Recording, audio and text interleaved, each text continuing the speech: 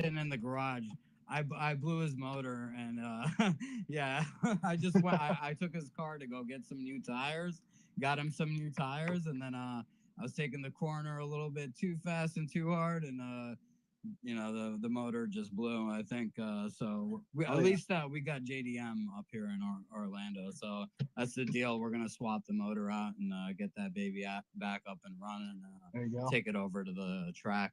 All right, So no more Drop an geeking STI out motor on in that guy. Subaru.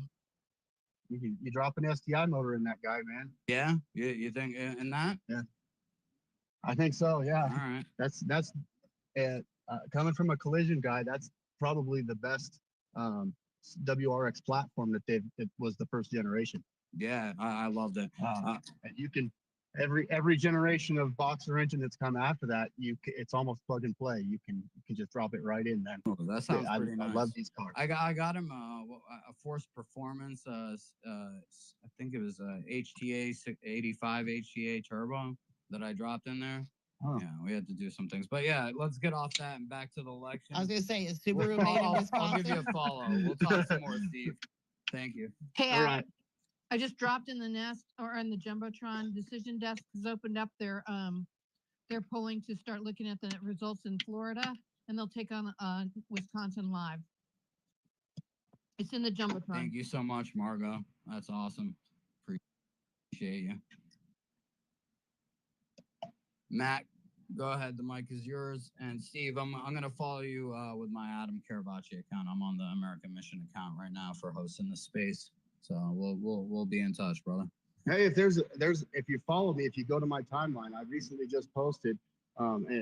If any of you guys has a way of bending Elon Musk's ear, the wife and I and my family have literally been talking since all this garbage ass vandalism has been going on. Tesla has one of their biggest collision centers in Las Vegas. And I wouldn't mind my wife and family and I were actually considering loading up, moving over shop and going to work for Tesla Collision. So if you want to bend Elon Musk's ear, you can tell him that he's got one of the most efficient collision technicians in the industry is willing to join the team at Tesla Collision and help with this shit. Well, put out a post and we'll get it circulating, man. Send it my way. It's already on there. It's on your account? Timeline. Yes, sir. All right, throw it in the purple pill, and that way everyone could share it out. Do you know where the purple pill is? That's the little button down there. Yeah, I see it. Yeah, in the bottom right corner. It's it could be purple depending if you're what kind of background you're using, dark mode or light mode. So it'll be in the bottom right corner. It says about 89 comments in there. Just throw that in there, and I'll definitely personally share it out. And anybody else that wants to help this gentleman out with getting Elon's ear. Matt, we're going to go ahead and jump on over to you. The mic is yours. And pleasure talking with you, Steve. Thank you for your input. Thanks, guys. And I appreciate you giving that call out to your where you lived in Florida to your friend. That got 3 more votes right there in itself. So bravo there, and good on you. God bless you. Yes, sir. Matt, go right ahead. Mic is yours. Has anyone who's doing the texting with early vote action or turning point, have y'all got anything back from people saying they already voted? I have several. Just asking because that's not a wasted text in your view, right? Because hey, No, they already voted. I thanked them. I said thank you from Western North Carolina. And we one texted back and said, "Do you have friends?" He goes, "Yeah, go get them." Tell them, go grab them by the ear. Southern, you should have said about Southern, friends in low I'm gonna places. step away just for a few minutes here. If you could run the room, please, I appreciate it. Southern, you should have said I got friends in low places. Okay. No, we're boycotting that, man. Apologies, but no, I'm not sorry about it. Does this mean that I earned another joint to smoke? Because if so, I'm rolling right now. Okay, that's on you, bro. But Southern, just because I said Southern run the room doesn't mean you could hijack it, Pepe. All right, go ahead, Southern. I'll be back in a few. Okay. Al, my daddy, what do you got to say, babe? resources or doing homework. Al Bad I Daddy. love it that everybody calls you Al Baghdadi. It's the best. It's by the way, correction, it's El Big Daddy. El Big Daddy. Oh, Al Big Daddy. Okay. I have to get No, my I've been- southern tongue to work differently for you. Yeah, I know. Yeah, I love my southern people. I love Tennessee. I wish I can go back. I wish I get a back. I wish I get my home back in Tennessee. By the way, long story short. Anyway, I'm in Virginia, and I've been texting people all day long, and I've been posting. I've been posting in Arabic, just to get the Arabic community in Wisconsin to go out and vote for Brad Schimel. And apparently, a lot of big accounts they refuse to actually share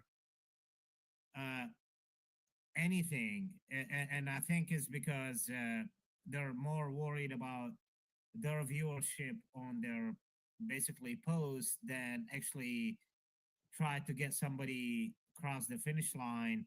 And this is very hypocritical. Like, I literally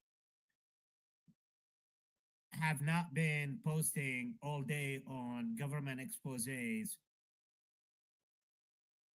I left that, and I've been trying to help Data Republican, Scott Pressler, Southern, and a bunch of other people try to get our folks across the finish line, because this is not about viewership. This is not about payout after like 2 weeks. It's all about get the message out to get our folks across the finish line. And it's pretty sad. It's pretty apparent that a lot of big accounts is basically clickbait. And that's my disappointment, to be honest with you. And I land there. I don't know which big accounts you're talking about. Gunther has I'm talking posted about it? Laura Loomer. Yeah, I'm talking about Eric Doherty. He's posted it. He's posted it several times. Yeah, and he's reposted my stuff. So is Gunther, Insurrection. Defiant Yeah, L. Gunther, Yeah. Gunther. No, I'm talking about like I did one in Arabic.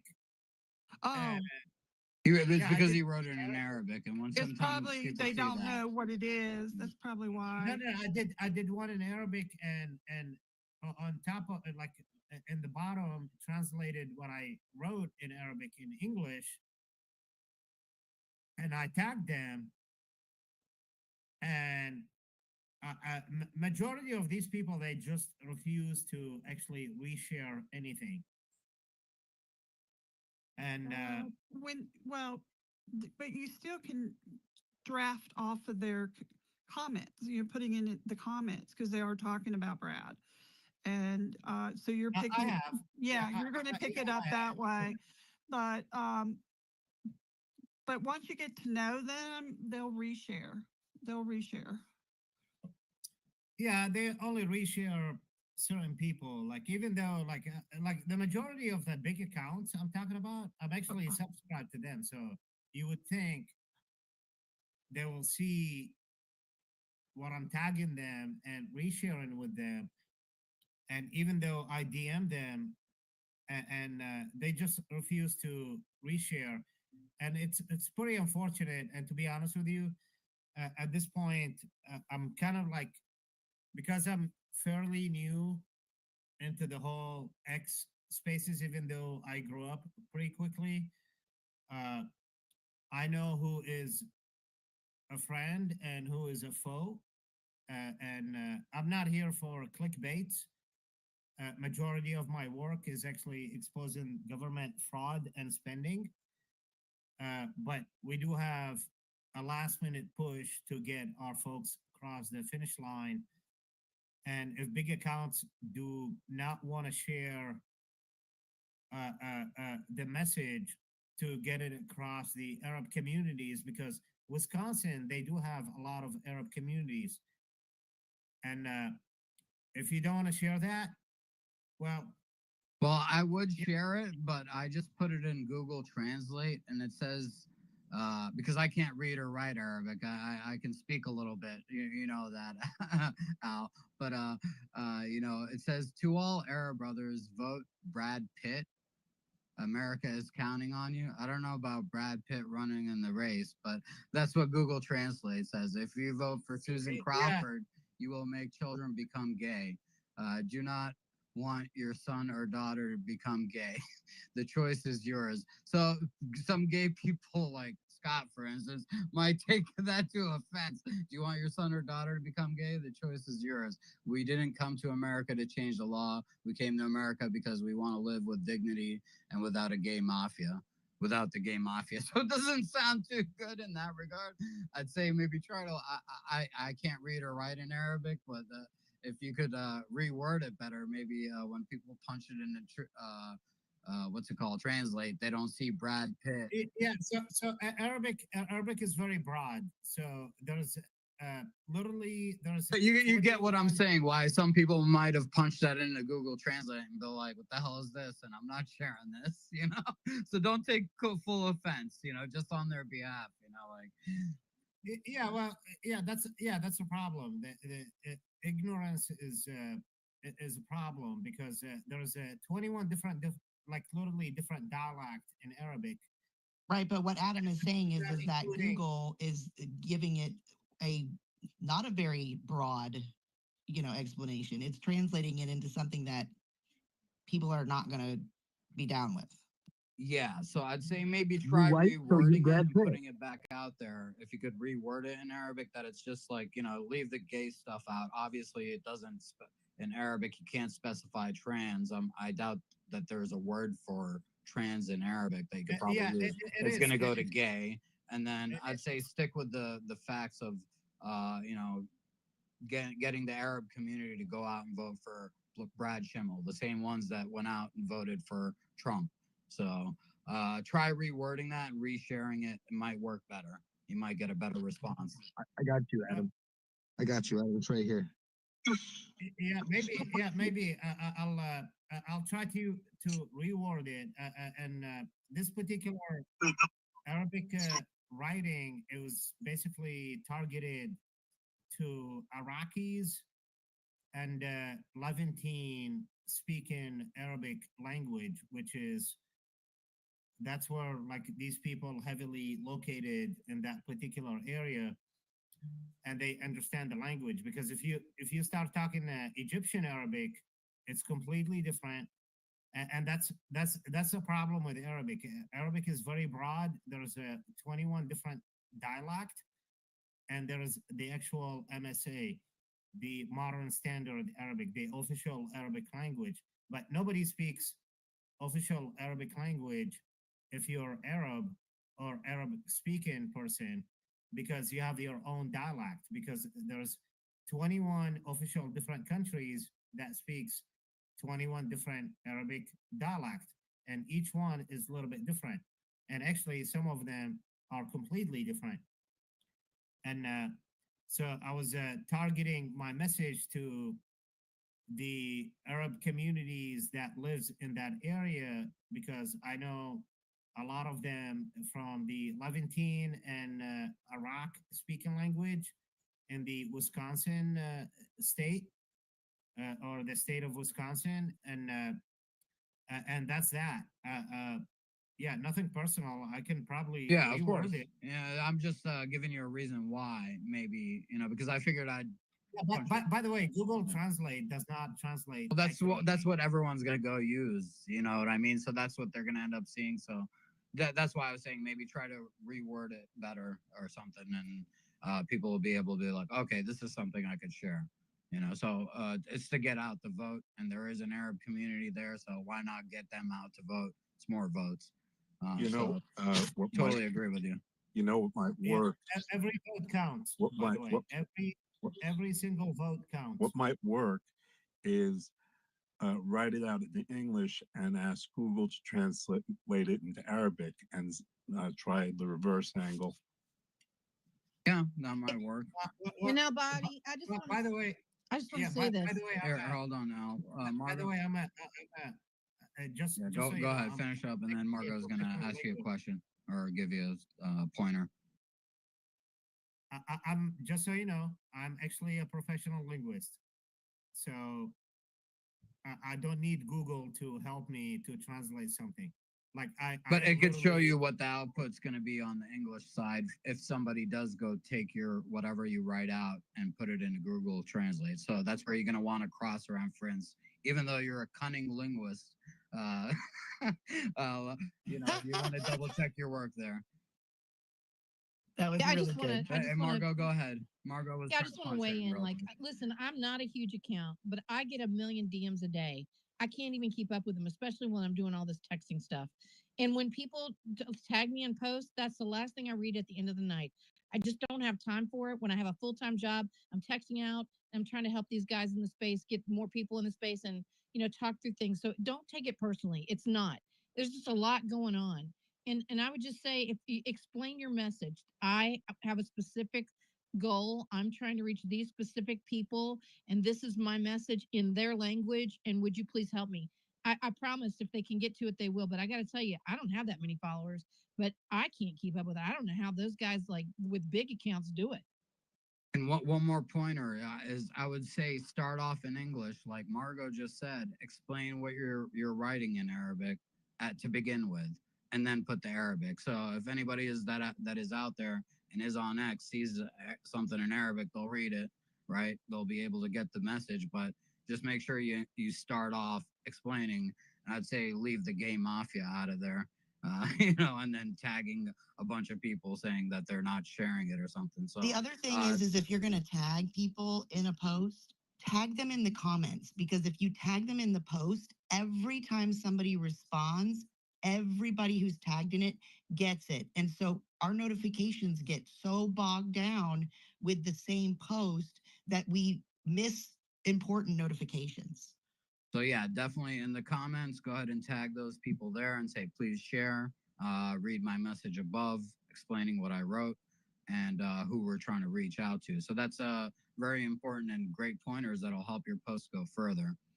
So yeah, thanks, Al. Appreciate your effort here. And he's still on stage. Good. I got that video ready for you. You got that camouflage on, bro. So like, I keep looking for your emoji. I'm like, where is he? Oh, okay, there he is. But yeah, definitely. I think these are some good ideas to get your posts moving a little bit better here and not get it bogged down. Also, what Margot said, I personally, if you DM me, sorry, the likeliness of me seeing it is unlikely because I'm bad with DMs. I have my notifications off on my phone. The only thing that's on when I'm not in spaces is my texts and calls. That's about it. All my notifications are off. Otherwise, I'd go crazy. Uh, Kelly, how you doing? I see your hands up. Go right ahead. My screen blacked out. Sorry about that. I just wanted to let everybody know I am now, because we're kind of including Civics momentarily, I am now streaming this space to QUX TV, X Live, Rumble, Pilled, Kick, YouTube, and dribble, Facebook. What? I'm just going all out. I know I'm going to see what happens. It should be safe. Are you gonna throw Schimel in the title? Schimel, FL1, FL6 races. Basically, Wisconsin Supreme Court, Florida District 1, Florida District 2. I don't know if you want to throw that in the description of the streams. Hey, just a quick note: Randy Fines has been called in the race in Florida 6 by Decision Desk. I'm not saying it's final, but they just called it. That's the one that we were worried about too. That's District 6. Yeah, I see it 52%, 52.9 to 46.3. Let's go. Is that the dude we wanted? Yes, Randy Yeah, Fine is the yeah. GOP candidate. Nice. He's got 3,549 in Putnam County over 2,300. So he's got well over 1,000 vote lead with about how much 41.2% of the votes being counted. In St. John's, that'll be Josh Wheel, the Democrat, 8,200. 3,800 versus 3,420. So that's a close race there with 53% in. And then we have Flagler. Randy Fine is up 20,531 to 15,905. So that's 56 versus 43%. We're up there. And then Daytona Beach area, which is Volusia County. Josh Wheel is up 21,354 to 19,130, which is 52% over 46%, with about 62% estimated counted.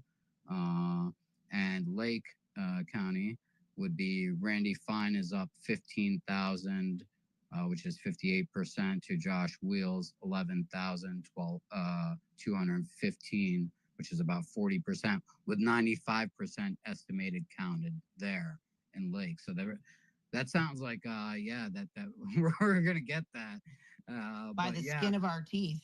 By the skin of our teeth. You know, he's beating him pretty high in the areas that he's winning pretty well, and then when you go into the areas where Josh Wheel is up, it's very slim in comparison.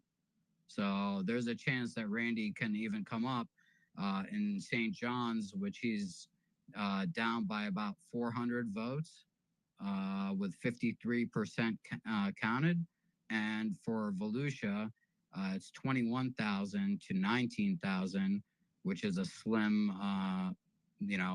up there with a slim percentage difference there, with about 62.9% in. So he's only down about 1,000. Let's see here, about less than 2,000 votes in Volusia. Who knows if that's going to go his way? There's a big chance with 62%. Who knows which way that could go? There could be early voting, and then there could be day of voting people that come in and change that around. So looks good for Florida so far, and that's the one that we were worried about, is District 6. Thank God MAGA turned out, America First turned out, and let's go. Let's go, baby. Hopefully everything else follows suit. Okay, here's a piece of nonsense. Cory Booker has officially broken the world record for the longest filibuster in United States history since the 1900s, for over 20 hours. He is now officially the biggest waste of time. Well, who beat him Can you before that? imagine Rand Paul? 20 hours? 20 hours. But who had the record before that? Was that Rand Paul? Because I know he's full of No, records the there. 1900s. Wow. So I don't know how long Rand Paul did, but it wasn't 20 hours. There's a couple of people that want to speak, so we're going to have to rotate some speakers. Anybody want to drop? So one thing you guys can drop me. Have you guys seen the expose on Cory Booker office renovation cost? I did. How much? It was $646,000 for office renovation for Cory Booker in Camden, in New Jersey. You can literally build houses in Tennessee or North Carolina for that amount of money. And by the way, that office is not standalone. It's inside of a federal building. I did an expose. Oh my God. Yeah, I put the receipts, and every time he's been putting a post, I'm live and whatnot. I've been basically tagging him and posting in the comment the exposés I did on him. And actually the past few days before the election, the special election started, I did exposés on 5 different senators, including Van Hollen, Mark Kelly, and a few others. You guys can check my timeline. Yeah, I've been exposing these people with actual government spending receipts. I don't do hypotheticals. I don't do theories. What I see on the government spending, I put out there because that's actually solid receipts and it needs to be investigated. I'll end there. You can drop me. Thank you so much. Well, no, we're good. We got enough space. You could stay up here with us and update us once you get a proper post out there with starting with English, so people know what's going on. And I'll personally share it out on my account. Adam, do you want me I to don't take care. over the You'll- host you'll spot so always- that I can free up a spot? Okay. I mean, I don't have to. I just wanted to know if you wanted me to. Yeah, sure. Sure, that sounds Or you fine. could, you can co-host me. I don't care. I just FYI, Scott at 725 was talking with Benny Johnson live. So talking about Wisconsin and the cost if we lose. So he's still making noise, which is good. Good. We're gonna make a lot of noise. That's but that's what we could do, and that's how we reach out to people most definitely. Go ahead, Kim.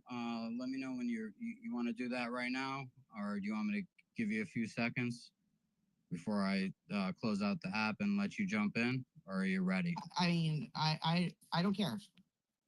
Well, get ready I'm to ready. switch to the American Mission account, and All right. I'll just switch to my account and co-host with you. Okay. You'll always be dopinder than me. Okay, Al. 3, 2, 1. I'm gonna close it out right now, Kim. Jump on in.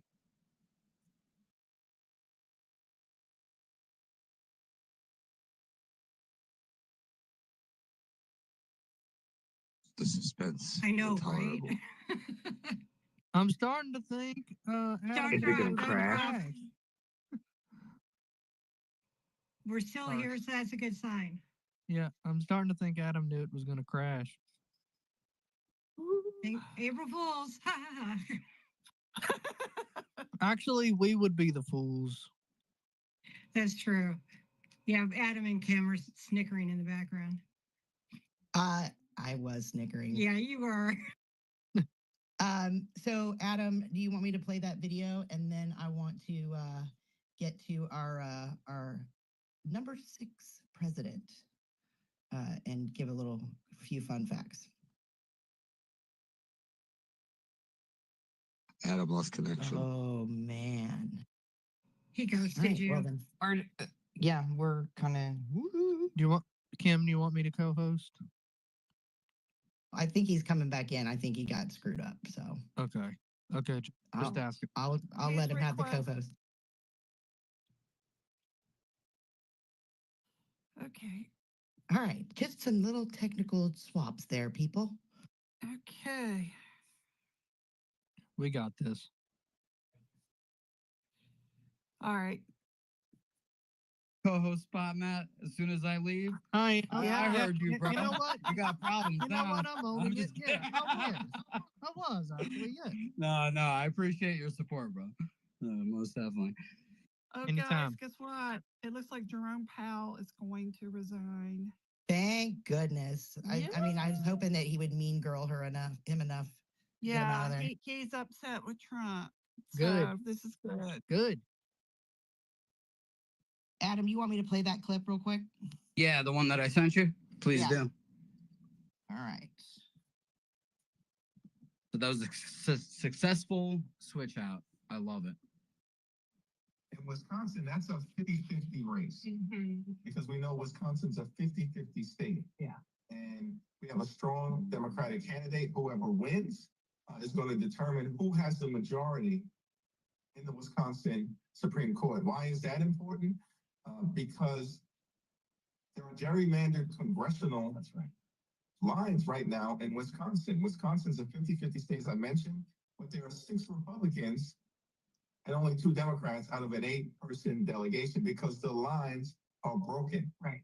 And as soon as possible, we need to be able to revisit that and have fair lines. The only way for that to be even a significant possibility is if you have an enlightened Supreme Court. And so, I think that's an incredibly important race. In Wisconsin, that's a 50-50 race because we know Wisconsin's. Ugh. I could have gone without hearing that one. Wasn't a good one. Well, I mean, it's Hakeem Jeffries talking about, how important it is to rejig the lines. What's that? Well, brother? that's what's on the line right here, right? Yeah. Yeah, exactly. Good evening, everyone. It's election night. Let's go. Yeah, we're gonna finish it, guys. We are in the spaces. We are letting it rock. We're the only one all day, other than this morning, the Punch Bowl clan was GOTVing for 5 hours. And then the big paid influencers that we rely on for the GOTV MAGA just happened to focus on other clickbait You mean the items. distractions? Yeah. Yes, the distractions instead of using their clout to get out the vote during the day. Very interesting. I'm taking notes. Well, Let's Scott just say Pressler said he's taking notes as well. So yeah, no. There was a big missing person in this game. I'm not naming names, but I am taking names. That's all I gotta say. Okay, I'm gonna leave that there. But Oh no. We need a hint. We need a hint. No, Rob. she gave No. you more than enough of a hint. Come on. Yeah, thank you, Adam. I don't need to, Drama. Yeah, I got you. So let's carry on. Yeah. So anyway, stay focused, peeps. Stay frosty. And what? Since you weren't talking about me, were you? Who's that? No, we're not Pepe talking Le to you. Pew Pew? We're No. not talking to you either. If you're gonna jump line there, you could sit in the listener box and listen to us. It was quite remarkable to me that the quote unquote, MAGA, imperative voting, gotta get out there and register. And, it's all like, on the line. They were nowhere to be found today. Mm. So anyway, that's my 2 cents, and I'm going to leave it there. But positive notes. Rose, I did post the results of as of 7:31 for what's it, Florida. District 6. Yeah, so you guys can see that. No, in the thank God, because actually that was a concerning election, and I'm glad that MAGA came through in Florida. Without the help of Luna, who is busy disrupting the week of important legislation on the House floor, which now they are gone for the rest of the week. Nice. A lot of weird shit going on. But anyway, I'm going to stay focused on the good news. Okay. What has happened? Just think about the energy, the amount of text calls in the last 2 days that have gone out through Scott Pressler's app, through what's the college one? Sorry. Turning Point. Yeah, Turning Point Action. The amount of energy and we got attention of the big influencers, people that count, they can, cross stratospheres on the app, i.e. Elon and everybody else. Thank God, because the RNC, the GOP did nothing. They never do anything. No, exactly right. But we, the people, did. Think about that. That Scott had to keep adding lists and adding lists and adding lists. And prayers up, everybody. Come on, MAGA, MAGA, MAGA. Prayers up for Wisconsin. It's going to be close, guys. You know how the mail-in ballots work up there. And I'm praying to God, this is my concern. Are the lawyers up there? Yes, they are. They're on the ground. Thank you, Scott Adam, said that everyone's out there. The whole he's got a team. Thank of you, lawyers thank with you, him. thank So you. don't worry, that's in place. Hopefully. Yeah, I just, you know what? Think about what we just did. Be proud, people. Think about what we just did for a judge race.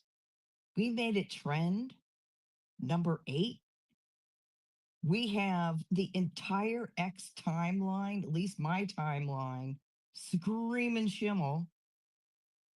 I made sure to, poke in there the other races because you can't forget the Florida races because it's all one big battleground. But we all should be proud for the work, for, we think we're powerless, but we're not. And I have to give creds, for some of the texting influencers, right? But the absence of the spaces influencers was very concerning. But that's here nor there. Glad to be part of the crowd. Check out my latest post on Vote Shield today. It's on my timeline. Very important to know that. That's why I know, Rose. Pay attention. As far as things like that, you could always count on American Mission. You could always count on the Punch Bowl. You could always count on the Reckoning and Matt Spaces. Yes. All of us. Who the fighters are here, and the spaces that you could count on for being mission oriented and yes. Objection based spaces. I don't. When I come to when I do my spaces, like most of the time I'll have like a social, like if I do have a social space, it's gonna be kick around the can, have fun kind of space occasionally, but mostly I do like mission oriented or objective based spaces and try to stay online with the topic. If people come along like that want to derail the topic, I'll check them and throw them out of the room if they continue. Essentially, I don't play those games. It's we're objective based, and if we're not on mission, then you're distracting from the mission, and I'm sorry, you could go to another space. That's exactly right. I stay on mission. I keep posting what I have. People see it. I got some traction today with my Vote Shield post, which is very exciting. And I point out what I need to point out so that we all stay on point. And, I'm not a spaces host. I really am lousy at it, to be honest. Like, I can't control. It's really funny. Like, I tried it a couple times. I have no idea what the hell I'm doing, like managing all the buttons and the bringing people up. Like, I get completely just, I can't do it. Like, I have it's okay. no That's idea. what we're here for, and you contribute a lot. No, Rose. CivQ, I'm gonna give you one more chance. Raise your hand if you're gonna come up. We'll let you talk. We're not jerks here. So I'll give you a chance to jump up. Please, just be cordial. Hey, speak for yourself, shut up, man. Pepe. If he's mean to me, No. he'll be mean back. Go ahead, no Rose. Finish up, and then we'll jump around and. No, that's all. That's all I have. I mean, I guess we'll talk behind the scenes, but it would be nice, people managing the buttons, and I can kind of lead through some of my threads that really have never been reviewed. It would be nice. Huh. Yes, we can do that for Co-host, sure. we'll throw you in the co-host slot, and then no, I can't co-host. Like if you don't have to do anything, you're just in the slot. Okay, I got it. Yeah, just let me go through stuff and then take questions. So anyway, thank you guys. I love you all. It's Love been you a too. great team. Well, before we So go, what's up, Civ? Hold on, let me handle this guy. Go ahead, CivQ. What's up? What's going on? Yeah, no, that would be my position. Like I'm not about to hop on and fucking start trying to host some shit, co-host some shit. But like that would be my position. If you want to ask me questions, yeah, I'll ask you. Yeah, here's a question. I'm gonna ask you to leave. Goodbye. All right. Go ahead, guys. I thought you said you weren't entertained gonna that do for a me. Hold second, on. just to be cordial and give someone a chance, but they don't understand how hands work in spaces. Usually, you raise your hand and then someone will call on you. But I gave you a chance to speak and show, what you're about. So take care, dude. Well, Adam, before we get to the hands, I did want to talk a little bit about civics, right? So last week we learned the first 5 presidents and a little tidbit about them. Like I don't know if anybody knows, but George Washington was an excellent dancer. Did not know that. So we had George Washington, John Adams, Thomas Jefferson, James Madison, and James Monroe. This week, we are starting with our sixth president, which was John Quincy Adams. He was John Adams, our second president's son. This is the first heir apparent, I guess. And probably one of the first State Department representatives in the European sphere. Yeah. He spent years and years. And, you know, I'm just going to do a plug here. And honestly, if you have never watched John Adams, the miniseries, it is an education upon education of the founding fathers. It's so well done. And it's not boring. It's actually incredible what these people went through and the convergence of differing ideas. And never forget, John Adams and Thomas Jefferson were lifelong friends, even though they battled for the presidency. And they died on the same day with writing letters to each other at the very end. Four out of the Keep first, that in mind. Four out of the first 5 presidents died on July 4th. Yeah. Is that wild? Wow. No, How Rose, many? they were writing each other on the day they died. How many presidents? 4 out of the first 5. 4 out of the Yep. first 5 died on July 4th. Yep. Wow. We got Scott here, and listeners. If Scott wants to come Let's up, go, Scott. thank you for all your hard work, Scott. We love you, and I sent you an invite, so you're welcome to join us if you want to give us any updates. But it looks like District 6 is looking pretty good for Randy Fine. Oh, they highlighted his name that he's won in as far as Washington Post. Yeah, Byron Donalds and Trump both came out. All right, let's go, Scott. Congratulations. We're kicking butt here, man, and we love it. All right, so John Quincy Adams, this seems to be a thing. He was really big into the skinny dipping in the Potomac River.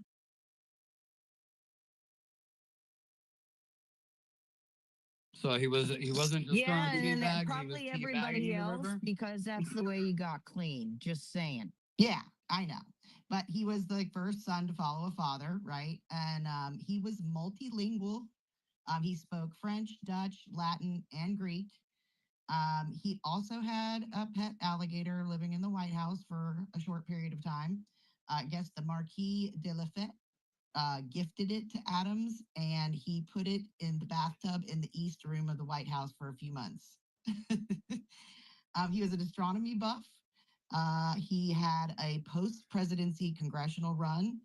He left the White House in 1829, but he didn't retire. He ran and won a seat in the U.S. House of Representatives and served for 17 years.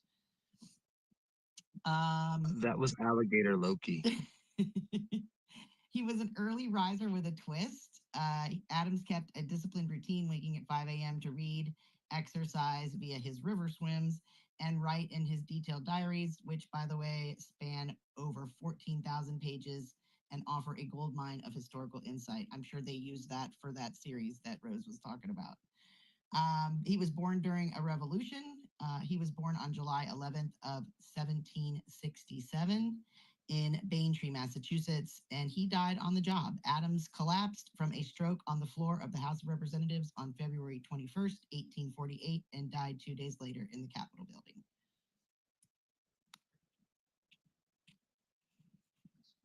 That's number 6, people. Something else that you should know about John Quincy Adams. This is a guy who was who tried to end slavery. One of the I don't know if he was the first one to do it, but he was a pretty big pusher of it. So much so that they even they got annoyed with him. He even offered himself up to be impeached, and he's also the guy who is quoted as saying when he was asked why he was doing all his single issue seemed to be ending slavery. His answer is a famous quote. He said, "Duty is ours, results are God's." Just thought I'd throw that in there. Nice. I also want to state that his father, John Adams, really guided him he was very reluctant. He had other aspirations, but what ended up being is such a great patriot to this nation, and the service that he gave, and much like George Washington, he was a reluctant servant, but he was the man at the time to hold the new burgeoning country together. All right, guys. So I did pin that to the top with the map and the results for District 6. So if you want to share that out and celebrate, you're more than welcome to. Yeah, let's go, Florida. That was the one that we were worried about too, right? So thank God that's coming through. Florida's coming in through strong, and I love seeing people do that. Let's hope for the other District 1 should be good, but Wisconsin is going to be the focus once we start seeing results roll in there. So yes, keep making those phone calls, keep sending those text messages. People want that last minute reminder. Hopefully they still have, like, I think maybe at this point about what is it, 7, it's almost 8 o'clock, so that what do they have, an hour and 15 minutes to get out there. And I think one of the voting areas you have about 2 hours and 15 minutes. I forgot which voting area that was, but I know it was affected by the ice storm. So they gave them an hour extension on that. So make sure you keep texting, keep calling, and reaching out to people through the early vote action app. 100%. Yeah, I made about 80 phone calls today, 100 phone calls, and I found that phone calls really help. Texting is great, but I wasn't afraid to make phone calls and just have a personal conversation with people. And it was really rewarding. And most people, they either say, yeah, we're aware, we're out there, and or yep, I voted today, or we're going to go this evening, or whatever. It doesn't matter. But people like to talk to people, and I kind of caveat it as kind of a personal conversation and tell them who I am and say, listen, it's it's an important election. Uh, get out there. It's just take the time. It'll take 10 minutes. Go, and you'll be grateful later. Bravo, No Rose. Bravo. Hey, Adam, text me or email. I got something for you. All right. Sounds good. All right, let's get to some hands. We've got Heather and then Fed Up and then Matt. And then I'll go to number 7, Andrew Jackson. Nice. So we're doing civics while we're doing civics and texting people and calling people. You gotta love it. This is such a great space. We're winning, we're learning, and we're earning. Let's go. It's a civic section. I just wanted to say that Scott posted that he put another 62,000 voters in the early vote action app. So if anybody is at a lull on their texting, you can start texting right now. There's a whole batch of people in there that we gotta reach out to, and it's important too because sometimes people forget. I've done that before in past elections. Like you may leave work at 5 o'clock or whatever, and you're on your way home and you completely forget. So like your text message to them right now might be their reminder as they're like, they'll see it in the car or something on the way home from work. And it'll just be their reminder that they have to go vote. So keep sending those text messages. Thanks. Excellent point. And it's definitely something I was urging people because, like, you get busy with your day at work, your mind's, overwhelmed, you might forget. And then that text message comes in like, oh my God, I got to get out there and vote and save the country, So 100%. Thank you so much for re-emphasizing that, Heather. Yeah, we gotta beat the mail-in ballot cash. Okay, guys. They love to add those mail-in ballots afterwards. So the in-person votes are everything right now for the Republican Party. We have to get people to the polls. All right, let's go to Thank you, hands, and we got Rose. some requests here.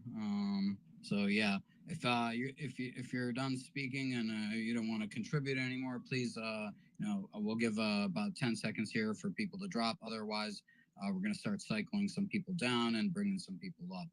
I don't know. Thank you. Let's go to Fed Up, and then we'll go to Matt. Yeah, I was just going to share a connection with Adams to our current president.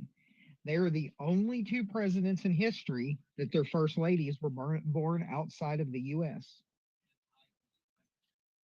Really? That's really great fun fact. I love it.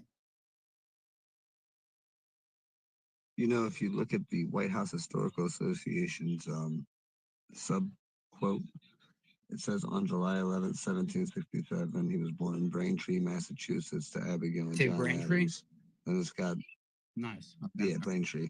And it's got the ellipses and says he died 2 days later on February 23rd, 1848. I just found that funny. I forgot where I think I might have gone there to like I don't know if it was his house or it was Ben Franklin's house in Pennsylvania that I went to on a school trip. We definitely went to Pennsylvania and saw the Liberty Bell, and we checked out some cool sites like some historical houses. Really cool stuff, really awesome stuff. Definitely check out Pennsylvania for its historical value, as well as Massachusetts, even though they are not that great of states at the moment, but yeah, definitely worth checking out. Well, we have awesome. James Madison's wife, our fourth president. She we can thank her for bringing ice cream to the Americas. I really like her. Sure, Joe Biden loves her. Don't And Nancy equate, Pelosi. don't equate my ice cream with Joe Biden. It's over. He equated it with he did it that he took over your ice cream. Sorry. Yeah, no, he's done. He doesn't get to own ice cream. I'm sorry. Hey, they just increased the spread on Fine's win. He's up to 54.1% now. He's gone up further. Yeah. Nice. Good to hear, Dan. Yeah, Wiles got Solidifying it. Wiles got 45.2 and Fine has 54.1. Nice. What's up, Matt? Yeah. So I was wondering, as far as the Florida 6, we're not too worried about that. Do we have anything on Florida 1 yet? Nothing at the moment. I haven't seen any results come in at all. I don't think we were concerned about that one though. And still no results on Wisconsin, correct? No. Okay. Would Scott have any updates, Heather, on Wisconsin? I asked in our chat. I didn't receive any. So I'm not sure at this time. Anything that that I hear, I will definitely share for sure. Thank you. I put in the purple bubble his conversation with Benny Johnson and also Randy Fine. So you have that in the purple pill. We also have some people in the queue. So if you don't have anything to talk about, you want to drop down, let us know. Also, if you have your hand up, kind of let us know too, because sometimes the hands are not working. So going once, going twice. I don't see. Okay, got Matt. We got Matt. Matt, that's it. Yeah. It's interesting. Well, what? So Kim, we want to go to Andrew Jackson while we're waiting. Yeah. So Andrew Jackson, he had a parrot with a potty mouth. Did you know that? Wait, say that again. Yeah, parrot. He had a parrot with a potty mouth, and I thought you said he is like Polly want a cracker kind of parrot, bird. Yes. He said at Jackson's funeral in 1845, his pet parrot, Paul, had to be removed because it wouldn't stop squawking profanities. The bird reportedly picked up its colorful vocabulary from Jackson himself, who was known for his salty language. Yes, he was. I want you to say profane pet parrot Paul 5 times fast. That's hilarious. That would not be good for the stream or the space, just for the record. Yeah, no, I would not make. I don't even think I could make it through that one time.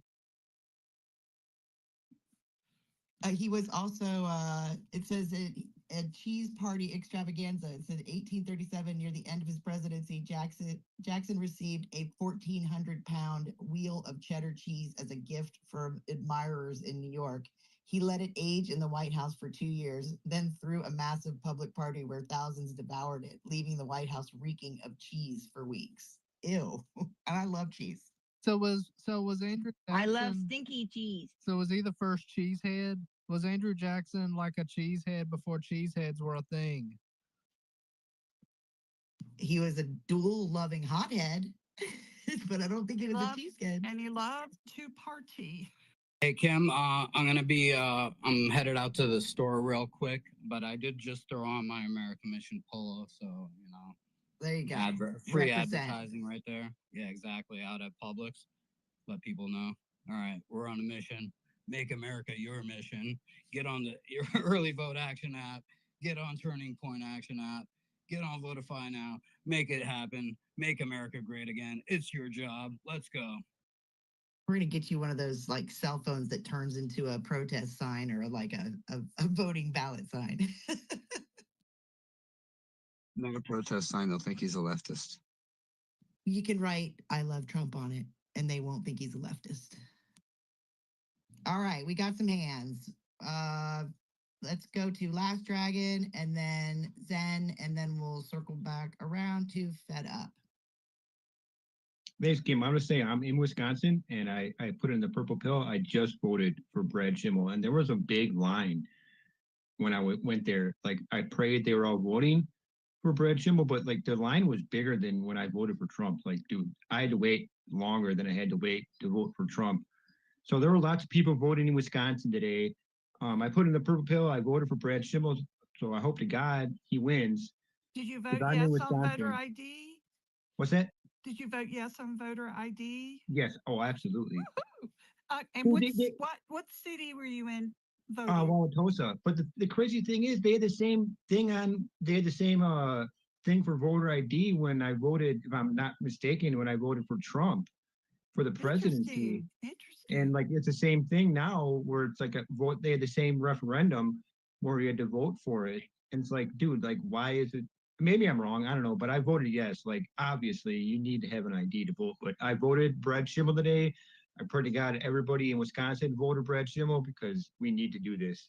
Yes, we do. Well, good habit, bad habit. Republicans tend to vote on this day. So that is a good sign. If it's a super long line, that was longer than Trump's. That's pretty freaking awesome. That is awesome. Thank you, sir, for letting us know. There's probably people voted early during the primary election more than they did right now, or they forgot to vote early. Hopefully that's the case. Go. 2-minute warning. What? All right, so we're gonna 2-minute warning. 2-minute warning for what? Till the next poll close, we find out what's going on in Washington. All right. Wisconsin. Well, no.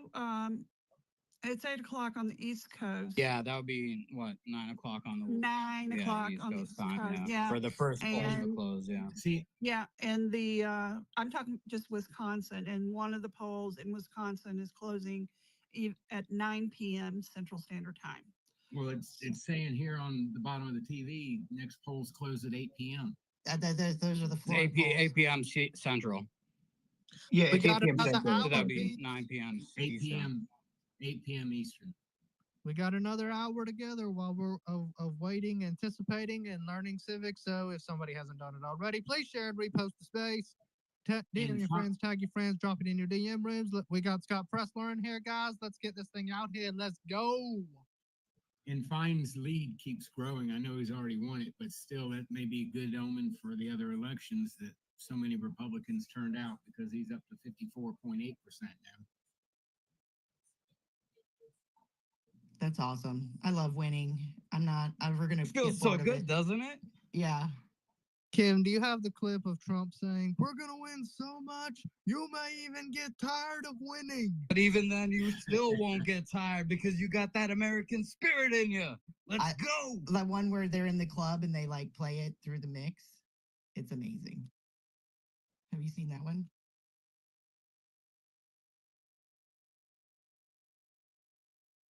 I just keep picturing the Well, hold on. JD I Club guess mix. we don't see hands, so I do see hands. Zen, go ahead. The mic is yours, and then we'll go to Fed Up. And I think we do have a request from InSearch. InSearch is an awesome account. We'll hear from him as well. And Matt. Oh, Matt as well. We got Zen, Fed Up, Matt. So go ahead, Zen. How you doing? Hey, how you guys doing? First, I wanted to say thanks to all you guys for holding the space. It's great. I just got in here about a half an hour ago, and I wanted to give a shout out to Scott Pressler. He's a rock star in what he's doing for our movement, and keep up the good work.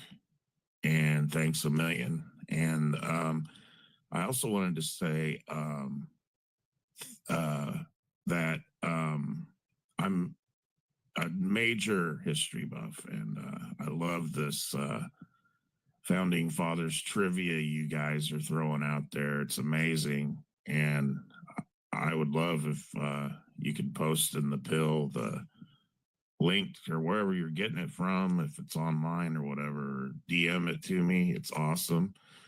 And if you can share out the space, this is a great space. And again, thank you for holding it. And I'll be listening till we get through. And then, fine. What's he running for in what state? District 6, Florida, for House of Representatives. And the thing is, Zen, we American Mission, Kim hosts the Civics spaces every week, Tuesday at 7 p.m. American Mission has spaces throughout the week, so definitely make sure you guys have the notifications on for the American flag on stage. All right, thank you. Definitely tune in if you're a history buff. You'd love these civic spaces. Kim brings us and Kim he asked some questions in regards to where you're getting some of this information. I'm posting it as we speak. You're what? You're posting it. Oh, you're posting it as we speak. Okay, beautiful. If you want to put it in the top, that way Zen could find it and everybody else. No problem. All right, let's go to Fed Up and then Matt. Oh, and then we've got I know that InSearch has his hand up as well.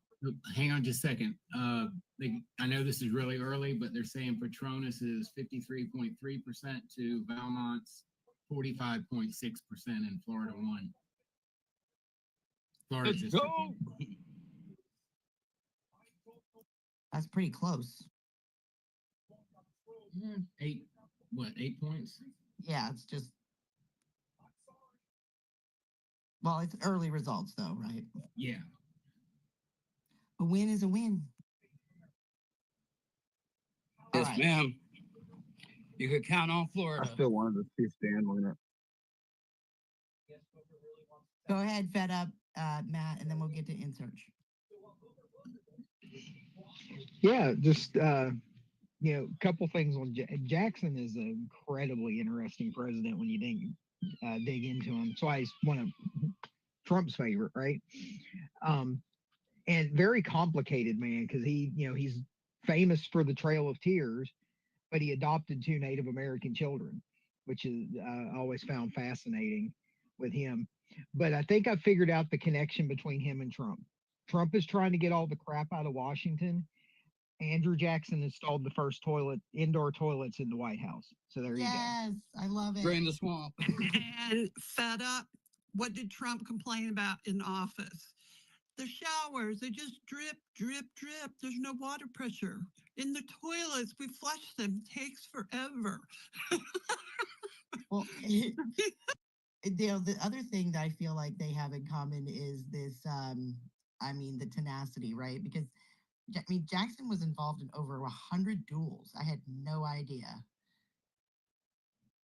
Ooh, I did make a meme, and Grok says "Make dueling great again," but yeah, I haven't posted it yet. I want the I don't make know, people firing might- squads great again.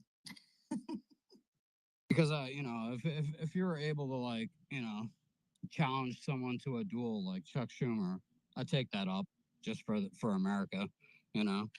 Could you challenge him see to a duel, like otherwise he'll Elon look Musk? like a coward if he doesn't Could you accept see it. like Elon Musk walking up to him and just smack him across the face with a pair of gloves? Yeah, take off the white glove and Oh God, I would pay good money for that one. I challenge you Everything, to a duel, sir. other thing with Jackson is he was a big one. He did not trust the banks. He fought against. They were trying to re-up the second bank system or something. He fought real heavy against expanding. Yeah, the can you banks, imagine too. where we'd be right now if he'd have won that? Probably way better off. He Might have never had the Fed. So he apparently he threw an open house party at the White House on like during his inauguration. It says the crowds of supporters trashed the place, breaking china, spilling liquor, and climbing on furniture. The good old days. Sounds like a real one. All right, go ahead, Matt Youngblood, and then we'll get to insert, and then Matthew. Oh yeah, you know it's bad when there's two Matts up here. But anyway. Yep. Yeah. Anyway, I was hoping someone would bring up the connection between Jackson and Trump because I always wondered how come people keep bringing up and fed up. This is really for you because you know more about this than I do, evidently. But what else is there? Because you know Trump's a populist. I wonder if Jackson was a populist and like if you and I were to if you were to draw to parallel or to juxtapose rather Jackson and Trump, you know, what would we find? It says that Jackson was a walking contradiction, a war hero, a populist, and a man of wild eccentricities. So there you go. I mean, Trump's a pretty wild man. I mean, he's walking a walking contradiction. He's a businessman. He's a on one hand, but then he's also somewhat of an entertainer. I mean, if you've watched even one of his rallies, you know the dude's hilarious. Don't know if Jackson was that hilarious for obvious reasons, but he seemed to be a partier, that's for sure. Trump Yeah, he was too, supposed because I to- mean he likes hanging around he likes rubbing elbows with all the best people, with celebrities, businessmen, you name them. So they definitely back. Well, the other connection they've got now is Andrew Jackson was maybe was before them, but he was the victim of the first official assassination attempt on a president. Oh wow! And he was missing. What if Andrew Jackson? Their couple of the big players just said congratulations to Patronus. So we'll see. That's Florida one, right? Southern. Yep. Yes, sir. Okay. All right. Well, everything's Let's go Florida. Everything's going our way so far. We're just waiting on Wisconsin. Wisconsin, yes, Wisconsin. Apparently, he had a tooth problem too. Like, so 3 out of the first 5 presidents basically had one tooth left when they got into office. So all these guys were having some serious hygiene issues, and I just can't even imagine how foul. Wait, are you for real? Are you for real? Yep. Yep. Fake news. Fake news. I call fake news on that. Oh, no. They had very bad teeth problems. Terrible. And I mean, I'm sure that it was, you know. Clark Gable, remember the movie? Awful teeth, awful problems. But Andrew Jackson is a bit ostentatious. Trump's got gold all over his office he brought from home. When he had Laura Ingraham was interviewing him, he said, "Yep, that's gold, is a cherub, and they belong to him." And his home in Mar-a-Lago, a lot of gold. So they would have a lot in common. Well, hear me out. If you buy into the Ingram's theory, what if Andrew Jackson's just a pseudonym for Trump when he went back in time one time? Did he what? I'm sorry? Yes, he is a time traveler. Well, we think Barron is. Book. Hey, let's not turn this into a conspiracy space. No, it's still light out. Life is a conspiracy All right, space, let's man. go to insert and then we'll go to Matthew. Indeed. Hi, thanks for giving me the mic. Good to see you again, Adam. Nice to be in your space. Just a tidbit about Andrew Jackson, and I wanted to mention something about John Quincy Adams, my hero. I had put my hand up when he was the topic, but we've moved on. Andrew Jackson, as Hey, you're someone welcome said, to talk about it. oh, thanks. Andrew Jackson, like someone said, ended the central bank, the Rothschild central bank. He did not renew their lease. Hamilton had persuaded Washington to establish a central bank, and they compromised. Many of the founding fathers were against a central bank like the Rothschilds had established in Europe. So they compromised and said, okay, give them 20 years and we'll see how it runs and renew it or not. And Jackson did not renew it. And for that, he was almost assassinated 3 or 4 times. Like Trump, Trump is against the central bank in that he's trying to dismantle it.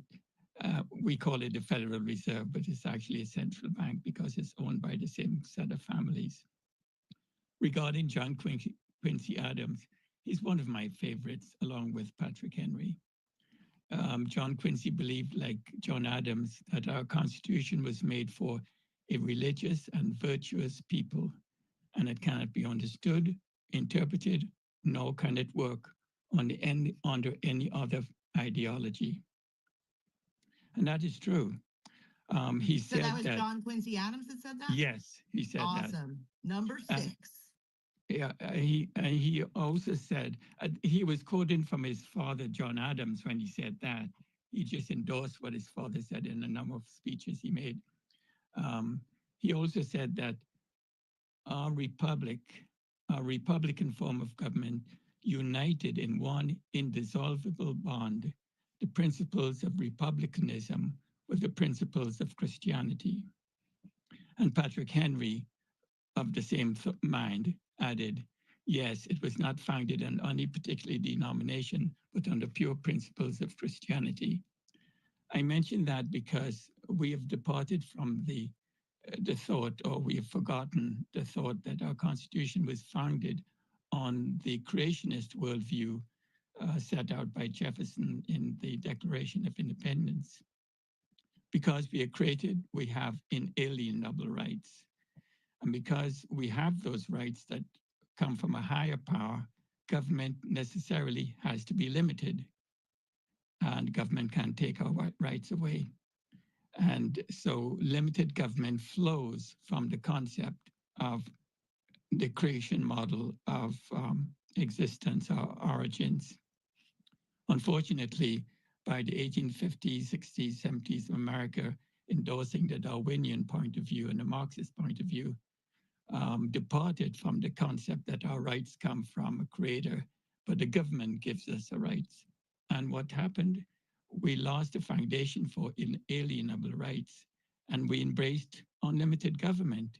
And that's what I hope Trump will reverse when he gets into stride. Thanks a lot.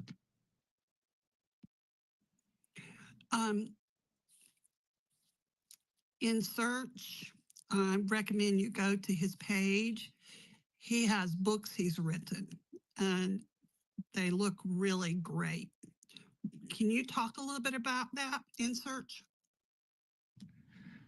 Yes, my website is In Search of History, and it showcases about 6 books I've written on American politics, religion, and world affairs. My favorite book is called From the Ghettos to the Thrones of Europe. My mother is Sephardic Jew, but a Messianic Jew, believes in Christ. And I trace the history of the exile of the Sephardic Jews from AD 70, when Titus destroyed the city and temple, through 1700 years of exile. It was a trail of tears for me, knowing what my mother's ancestors had endured for so many years, until Napoleon and the French Revolution, in which they were emancipated. And then that started Zionism. And that was the return to Palestine by the exiled Jews. Zionism, my parents' ancestors used to say, next year in Jerusalem. For 1700 years, they repeated that statement, next year in Jerusalem. And they had opportunity of going back to Well, Palestine I and don't know. Jerusalem. I'm sorry. Insert. I don't know what that has to do with civics here in America, but I'd like to move on from that conversation and not allow it to bring up other things that'll disrupt our focus here today. Please, thank you. That's fine. I was just answering the question that was put to me. But Yes. the other aspect of my website is called the advancement of learning. And, Sir Francis Bacon brought Europe out of the Dark Ages by reforming the theory of knowledge and the theory of science. He reintroduced empirical science. And then within 100 years, almost 90% of all the laws of chemistry and physics we know today were formed in that period. Well, we've departed from the empirical concept of science, that the facts matter, and not only in science, but in politics, in everything. Facts have to determine what we believe. And because we've departed from that, we have found ourselves into a new dark age where people look to authority and not to their own minds to think for themselves. And so one of my goals is to reproduce what Sir Francis Bacon did in 1605 by publishing The Advancement of Learning, by reconstructing the theory of knowledge today to show that we must be guided by our thoughts and not take, like we did during the pandemic, the authority of either the medical establishment or the government establishment as our guide to what is right and good for us. And that's, you see, we could cry and lament about the Biden administration and Obama and the deep state all we want, but unless we return to the founding principles of this nation, unless we return to the empirical science in medicine and in law and in government, we won't reestablish freedom. We will have a fleeting deliverance from bondage, but unless we are once more virtuous people, we will not be able to maintain whatever liberties Trump or Barron gives us. Yes, and what you're saying is so relevant right now because we're seeing the extreme left who have been totally co-opted. They don't think, they're in their emotions, they're being managed. We're not in that population, but they're impacting our lives. And that is something we need to know and understand. And we're seeing in medical, science, religion, politics, across everything that impacts our lives. So thank you so much correct. in search of that, because that's the part I wanted you to talk about. And I'd recommend y'all check him out and follow him because we need thinkers today. We need thinkers. And Adam, that's my fault. I didn't mean to derail. No, Thank you. I was actually, Adam, I was actually aiming at coming back in a loop to the principles I was trying to expound by what happened to the Jews at the French Revolution. But you didn't hear me through, but that's fine. I'm sorry. I just wanted to avoid. You know how people get in spaces and it becomes something that bothers them or whatever it is, and it brings up a derailment of Sure. the focus Yeah, of the I space. understand that. So I just didn't I want. understand that perfectly, and you were in your right because you didn't know where I was going. But the comparison I wanted to make was the French Revolution created an atheistic government. They reintroduced paganism into Europe, and the people that did it were brilliant. And it happened after our founding fathers, who were also brilliant, gave us a republic that's based on freedom. But the difference was this: the French had a Bill of Rights, it's called the Rights of Man, and it was derived from the idea that man is autonomous, government is a god, and they can give us our rights. Well, within 6 years, the French went through 6 forms of government. Now, in the American experiment, we founded our liberty and freedoms on the concept of the creator and enshrined it in a constitution that the government cannot alter at whim because the government is limited. And that's why our freedoms have endured much longer than the French freedom. Now, the French rights of, when you look at the French's rights of man, they almost duplicate the Bill of Rights, but they had no foundation because what government gives, the government can take away. And today the deep state has reconstituted the sort of evolutionary paganistic concept of an authoritarian government upon America. They've been doing it for 100 years. And that's what we're caught in now. That's the bondage we are caught into. And there's only one way out. Move from an evolutionary Marxist Darwinian concept of origin back to the creationist concept of origin, as our founding fathers so eloquently stated in the Declaration of Independence. Thank you. That's their whole point in search, is to get rid of religion and deem themselves as the state religion, and you kneel to the state, and they want to become the god. And they want us to become slaves. When they do that on a globalist scale, when they do that on a globalist scale, it's even that's what they want. Yeah, and that's why most of them are pedophiles.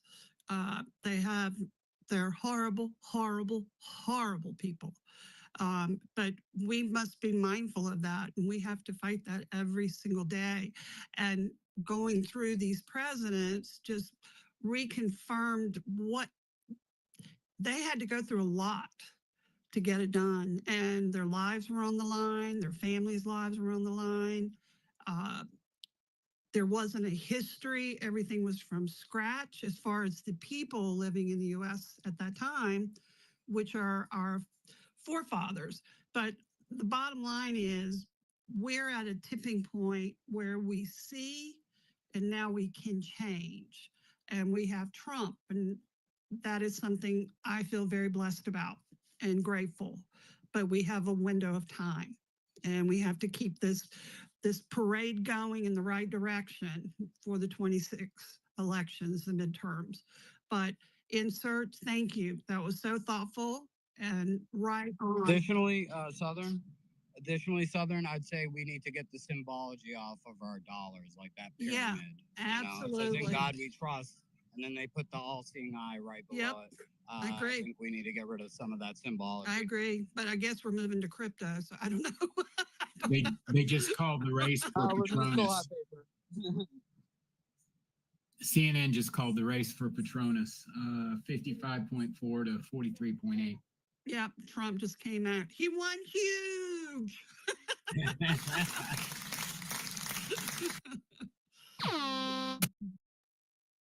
There it is. Which one is that? What does that look like to do that horn? That is the one at the very bottom, second from the left. All right, thanks. I don't like testing buttons in spaces, so I know the clap will make a clap sound. I was looking for that one. What are you doing to get that?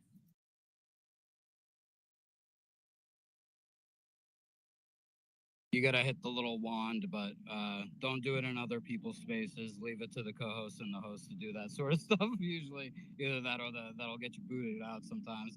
But Southern, who was next on hands?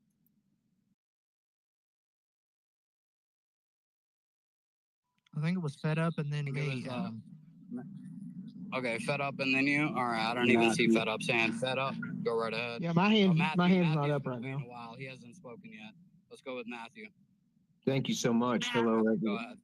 Thank you very much. Hello from Texas, everyone. It's a pleasure to listen to what you have to say. This is a great space, especially talking about our founding fathers, our constitutional rights.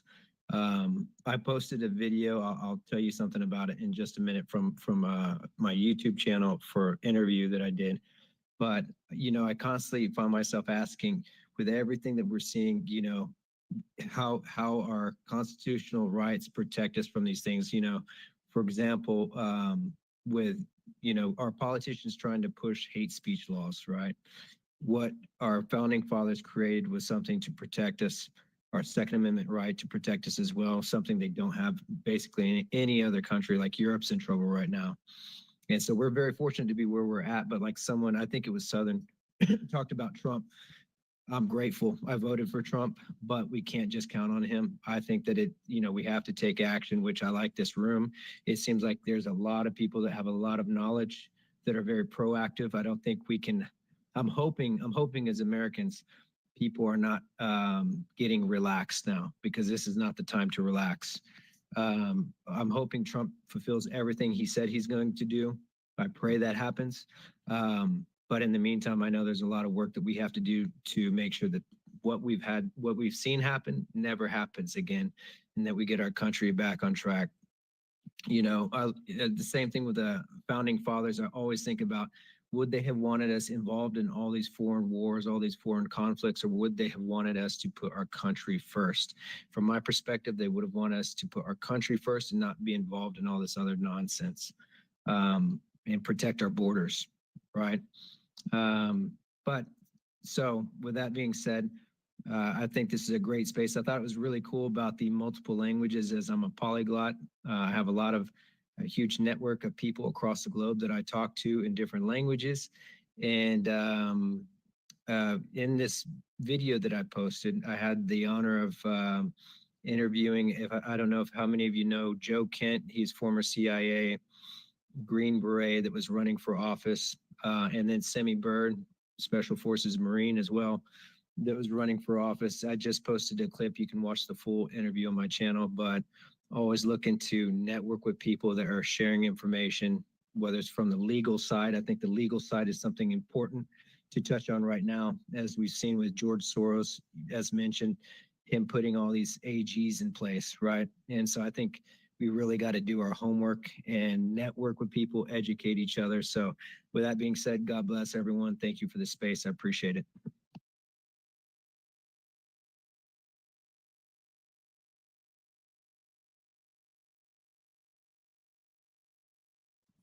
I believe Fed Up was next. Go right ahead, Fed Up. Mike is yours. I didn't have my hand up. Oh, you didn't? My bad. Oh, whoever I guess, just spoke, was Matt after thank you that? so much. That was awesome. Appreciate you. Okay. You're welcome. Thank you. Guys. Milwaukee, Wisconsin election officials are reporting ballot shortages at a number of voting sites due to historic turnout. They're working hard to get additional ballots to location. If you're in line by 8 p.m. Central Time, stay in line. Don't move.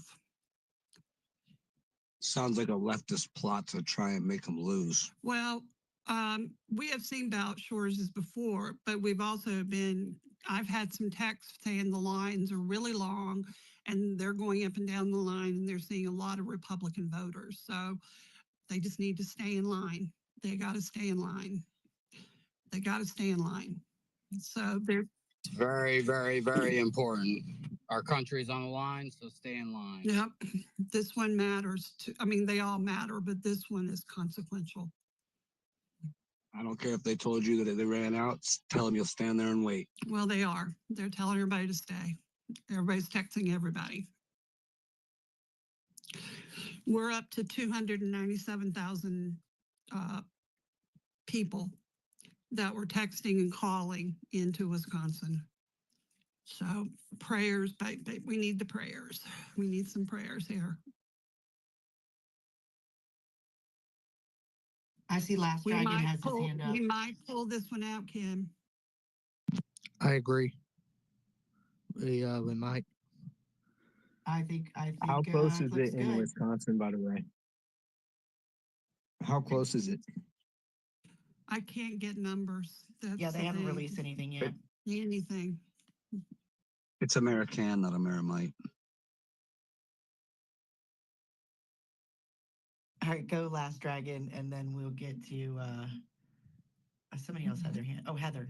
Thanks, Kim. Yeah, like I said, like Southern, like I haven't been keeping up with it, but like I'm glad a lot of the Republicans, like I said, the lines were huge. So yeah, this is a big thing in Wisconsin right now. There's lots of people going out to vote. Like there's no shortage of people voting right now in Wisconsin. So I hope you're right, Southern, that lots of them are Republican. I think lots of them probably are. Well, unfortunately, we tend to vote on that day, and that's Right. the problem. Yeah, I know. We have to fix that problem moving forward. And I'm sure there were less people who voted yesterday because of the ice storm. So everybody had to. I don't know. It's also a human nature thing. Get it done at the last minute mentality sometimes, but that's something that we need to work on moving forward, is to get people to get mail-in ballots and early voting, and then following their mail-in ballot, if that's the process they chose. But that's something we need to work on. I'm sorry, Kim, I'll drop. No, like I said, like Southern, like with like the whole, they don't have enough ballots. I'm in Wisconsin. We had a problem in, I forget, it was like a civic center. We had a voting, like one of the voting machines were open. I don't really trust all of our politicians in Wisconsin. I can't stand Tony Evers, can't stand him. Tammy Baldwin, can't stand her. They all need to leave office. But yeah, I think we're going to win Wisconsin. I think Brad Schimel's going to win. He's gotten a lot of Fox News and lots of other things that have been helping here at the last minute. And what's worked in his favor is this is the most expensive race. And by doing that, that's created news media over it, because we're starting to see, I started seeing a lot yesterday and today. So that helped as well, kind of propel toward, who is this Brad guy? So I think the Republicans are standing in line because this is their behavior. So fingers crossed, prayers, hope, and we'll see.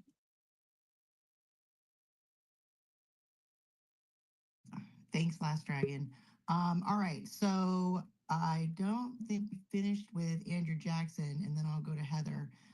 So he was an adoption advocate. Jackson and Rachel never had biological children, but he adopted several, including a Native American boy named Lincoya, whom he found orphaned during the Creek War in 1813.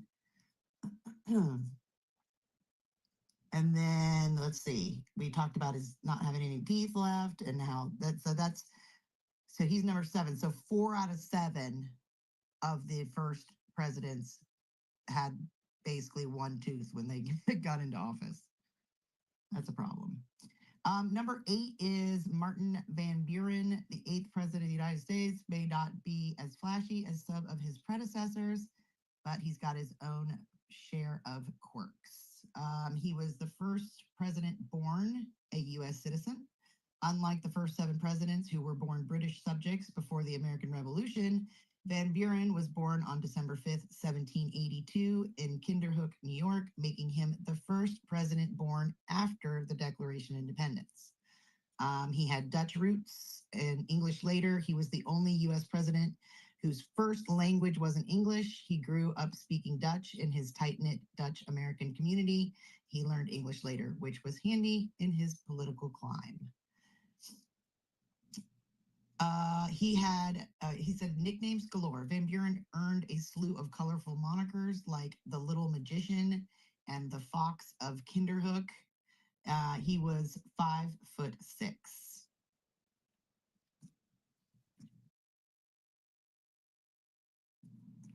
doesn't seem to be a very popular president.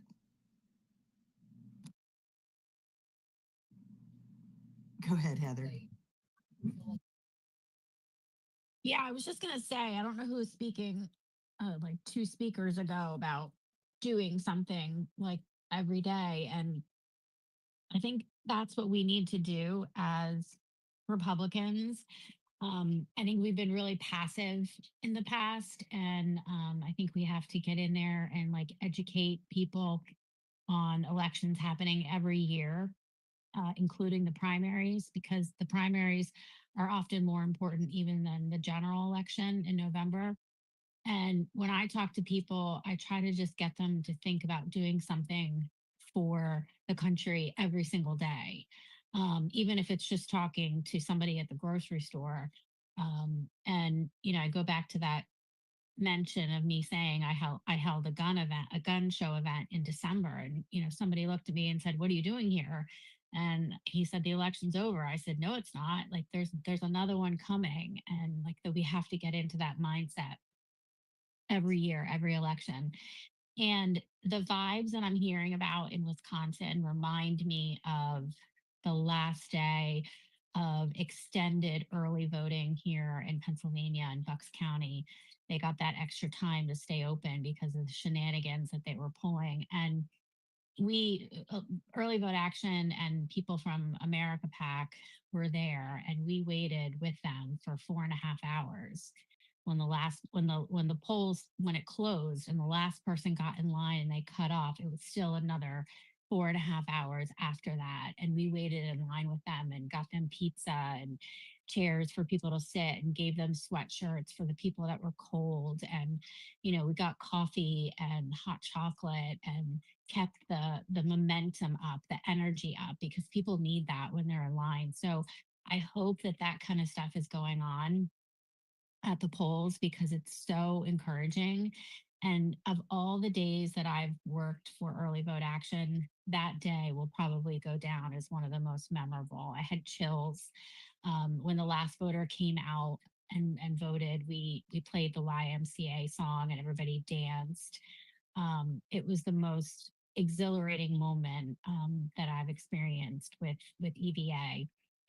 So I hope that kind of energy is going on right now in Wisconsin. I think the national attention, Elon Musk and our president, mentioning it and making a big push for it has certainly given it the national attention that this election deserves, because there's so much on the line.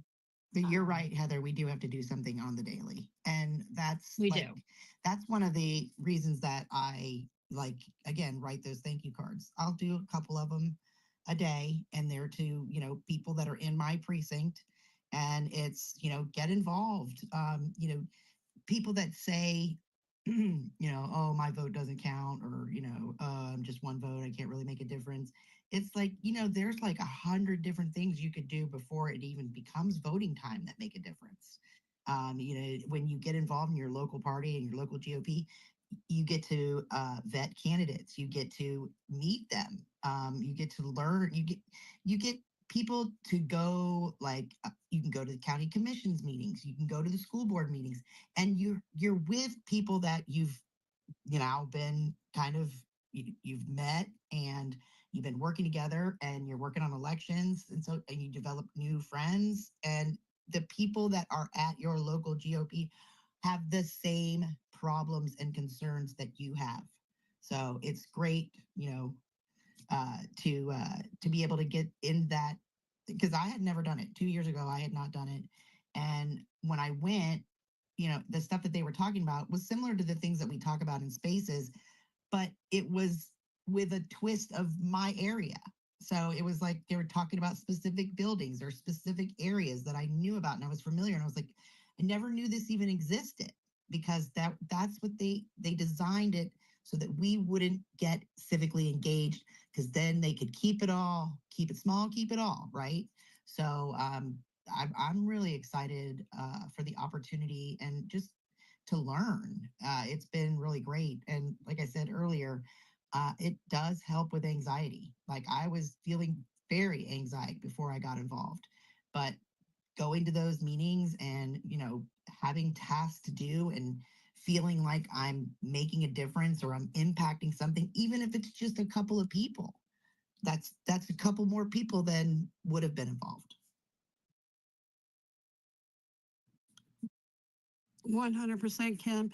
And Kim also does meetings with her mom. So she shares that that's something they can do together. So that's something you can do with a family member or a good friend. Yeah, we go and sometimes we go and have dinner, an early dinner first, and then we go to the meeting. And it's great because it was like, I was already busy and I was like, I'm not seeing my mom as much as I'd like to see her. I was like, this is a good opportunity. And she loves it too. She loves being involved. She ran for state committee woman. And we've only been in it for about a year and a half. So she really is excited. She's learned a ton. And again, her whole generation, they were told not to talk about politics. And so your critical thinking and just the knowledge that they have kept from us. And, not like we were oppressed or anything like that, but just, think about what the media has kept. Like our local stations should be talking about these things. Like the fact that in Wisconsin or in Florida, even in Florida, like District 6, I forget who was telling us earlier, but he didn't even know that election was going on. He moved away from there, but he called his family members, right? And got them to vote. They got up off the couch and went down to the polls. So I think that, it's an easy thing for us to fix.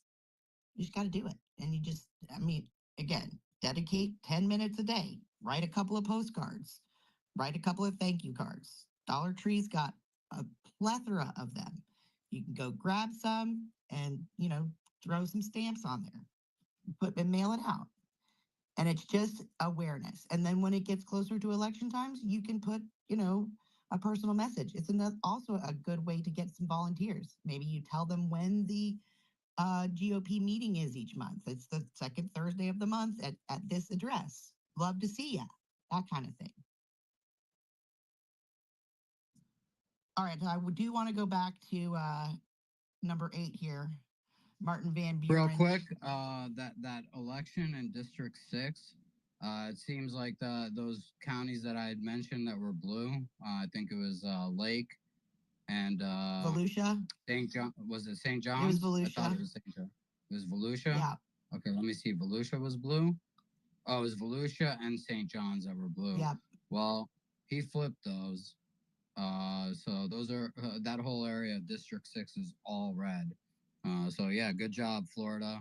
Love you. Because people are not putting up with it. They want common sense. And all this nonsense has been enough. It's gotten us into some real trouble. So during Van Buren's presidency, it was kicked off with the Panic of 1837, a brutal economic depression. But what he decided to do to cheer up the nation was to host lavish White House parties. But his critics said that him sipping on champagne while the country suffered was not a good look. He had no first lady, just a son. So his daughter-in-law stepped in as the White House hostess, and she added a youthful vibe to the administration. He was born to a modest family. He was a tavern keeper's son. His father also doubled the tavern as a polling place. So he grew up schmoozing with local politicians, which sparked his knack for networking.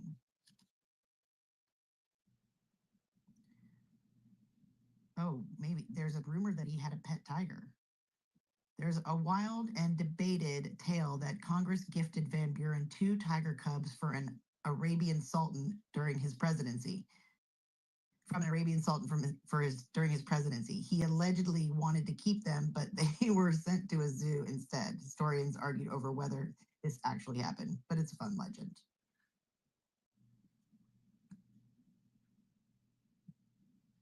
All right, Matt, go ahead. And then we'll get to opinions. Yeah, I wanted to say this earlier. When Southern when Southern and Inserts were talking, so I wanted to come off mic but didn't.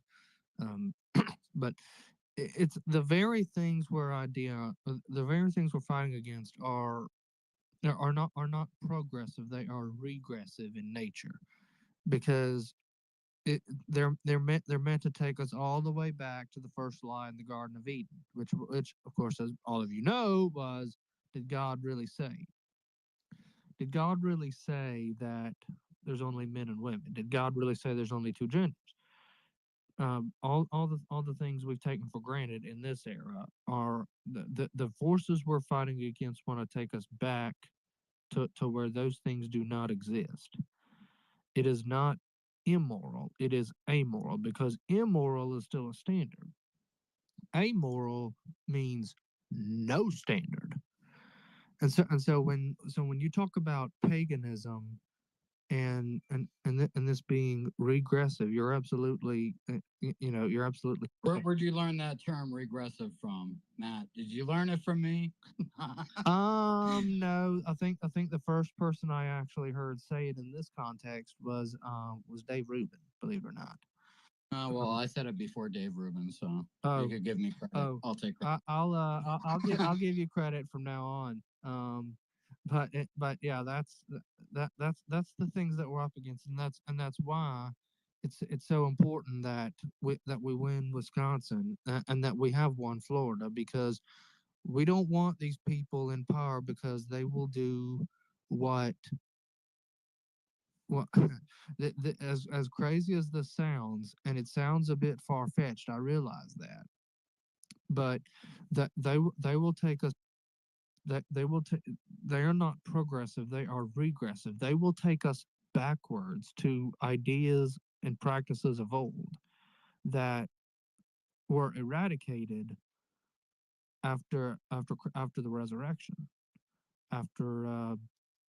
Again, I know that sounds like a bit of a stretch, but it's not. I'll land there for now. You're right. All right. Before we get to opinions, I did want to read about a little bit about our ninth president, who was William Henry Harrison. And very interesting, this was the shortest presidency ever, right? So he was only in office for 32 days. He took office on March 4th, 1841, and he died on April 4th, 1841, after catching pneumonia. Legend says that he caught his fatal cold by delivering a 2-hour inaugural address, the longest in history, at 8,445 words in freezing wet weather without a coat or hat. While the speech didn't help, modern historians think he actually got sick a few weeks later, possibly from the White House's bad sanitation. Poor guy. Go ahead, opinion. Hey, thanks for having me. How are you doing, Southern? Adam, great to see you. American, thanks. I'm not some heavily religious person, Bible thumper by any reason, but I do believe in God. And as we all kind of think divine intervention was why President Trump has survived, the way he did twice, and how we think 2020 was, now that we look back, meant to be lost, because if he would have won 2020, we wouldn't have this now in 2024 with the better opportunity. I think there might have been some divine intervention in a different way with Lancaster, Pennsylvania, because without that defeat, I don't think Scott Pressler, if it's even possible, gets even more energized than he already was, and really just went crazy on people as he had to get this vote and to get this movement stronger than it's ever been. I will be honest, I wasn't on that app, and now that I'm on it, I'll never go off it. And at every election, anytime he needs me to do something with that, I will do it. And I think there's thousands of people that after that loss in Lancaster said, you know what, wake up. You just can't rest on your laurels. You can't think we've won, because they never give up. The other side never stops. We have to never stop. The midterms are coming. They're here. They're basically here. It's scary. But right after this election, it's midterm time. I know it sounds crazy, but it's not. You have to start getting everything in line. And I mean, God bless Scott and everybody else who's out there on the ground. And, you know, I just pray that to keep them safe and healthy because they're working so hard. And, you know, whatever happens tonight, I think we learned a lesson, win or lose. I don't think we ever get caught with our pants down again, asleep at the switch, like too many of us were. And I posted before, I said, you know, all these huge, I saw Scott on with Benny Johnson, and I said, where was everybody screaming this? And it's the people in the GOP and the RNC. Where were they screaming this from the hilltops for the last month? All these major influencers, and I'm sure some of them were, and anybody that was, kudos, hats off to you. But too many of us, myself included, weren't fully, we were aware of this, but Lancaster woke us up and said, we could lose. And if we lose this one, we are in big trouble. But I think over the last week or so, everybody's really gotten in line and done everything they can. But we need this more, and we certainly need it a little earlier next time if we want to have a better chance. And I think we still, with the turnout, I think we have a chance. So let's just pray. Well, I think you want to start maybe like a week before early voting starts, right? Because you don't want to do it too early, because then there's a kind of a madness to not getting the atrophy, right? Right, So, fatigue you don't want to fatigue it and get everybody, just like tuned out. You're right. You do want to strike. It's kind of the sweet spot, but I think just to have ourselves ready to go and not be like, oh my God, what's this app and how do I do it? I think from now on we have it. We know how it works, and we'll be more prepared when it's go time to go. So that's it. I'll stop it there. And like I said, let's just pray and hope for the best. That brings up another question, though. How soon should you be vetting candidates? Because if the right one doesn't win the primary, it doesn't matter who wins the general. you should start as soon as you have the opportunity to. And I think that's for people above my pay grade, and that's the RNC and the GOP. And this Randy Fine, it looks like he's going to cruise in Florida, but that's Florida.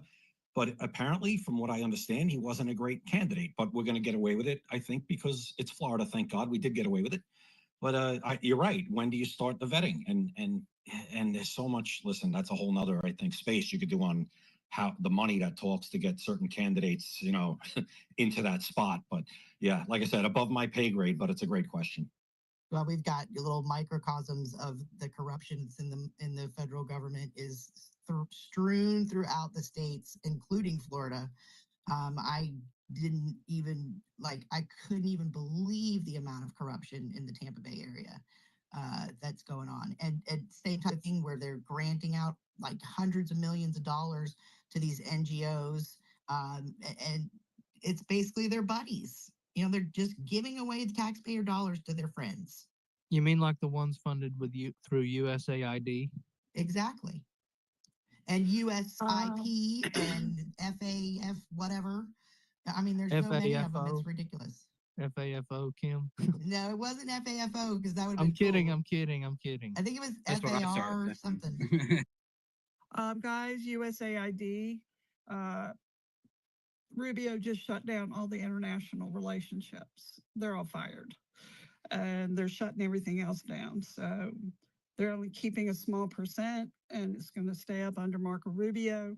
And they're going to go back through it and check through and make sure what they're keeping is legit and the rest is gone. Now, this is startling. 80% is being killed.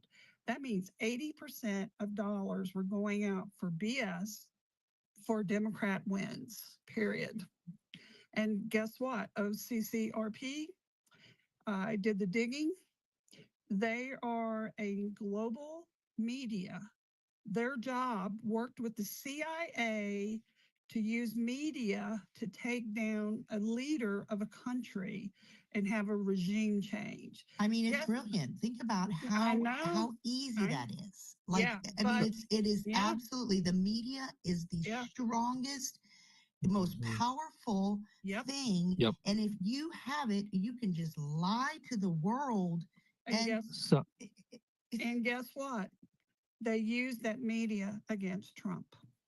the, oh, 100%. the same Yeah. But we media. didn't know that they were doing it until Trump. Yeah, but we were paying for it. That's why I want people to know it was our tax dollars.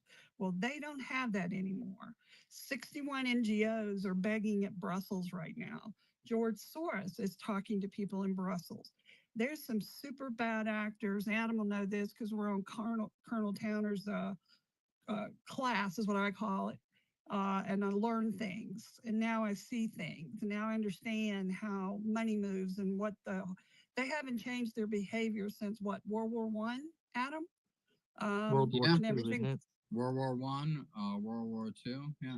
Yeah, and ongoing. Yeah. With the CIA, and the CIA has never worked And for the Council United of States of Foreign America. Relations, a lot of these people that are involved, Yeah. a lot of these bad actors are coming out of Yeah. the Council of Foreign Relations, from John Brennan to Obama to all the Bushes, Oh my George God, Bush it's bad, Senior, y'all. It's Hillary bad. Clinton, not Bill Clinton. Bill Clinton wasn't a member. No, Victoria no, he was Nuland just is looking for girlfriends. Victoria Nuland as well. That like honestly, the one connection that I've looked at that a lot of them connect to is the CFR. And Hillary Clinton said when they opened up an office in Washington D.C., she said, "Oh, I don't have to go far to find out what I need to do and what I need to push. You guys are here now." So that just lets you know she said it out loud where they get their directions from, and that's the CFR. And if somebody like Brennan was involved in it, that tells you a lot. Brennan's got his security clearance taken And away. it's still going on. It's still going on because when I was in that Andrei Teleshenko, yeah.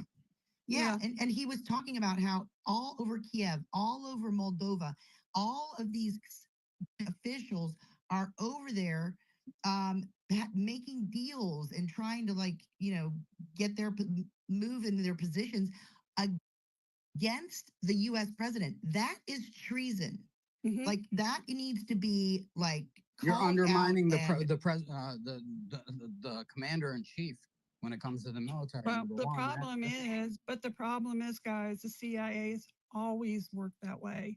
They Well, have never worked. that's why they need to go. They're unelected officials, Ratcliffe, John Ratcliffe sent every CIA person that's been hired to ask them to resign, and they're going through it now. So there's going to be some major chopping there. But yeah, the problem with the CIA is they're just like mavericks, basically. And that has They've to had stop. free reign and all the power of the federal government behind them for decades. And that is absolutely unacceptable. No, they need to go, all of them. And they are involved in all the crime, the drugs, their guns, human trafficking. The whole shabam. Southern, I got to get you on at some point. Okay.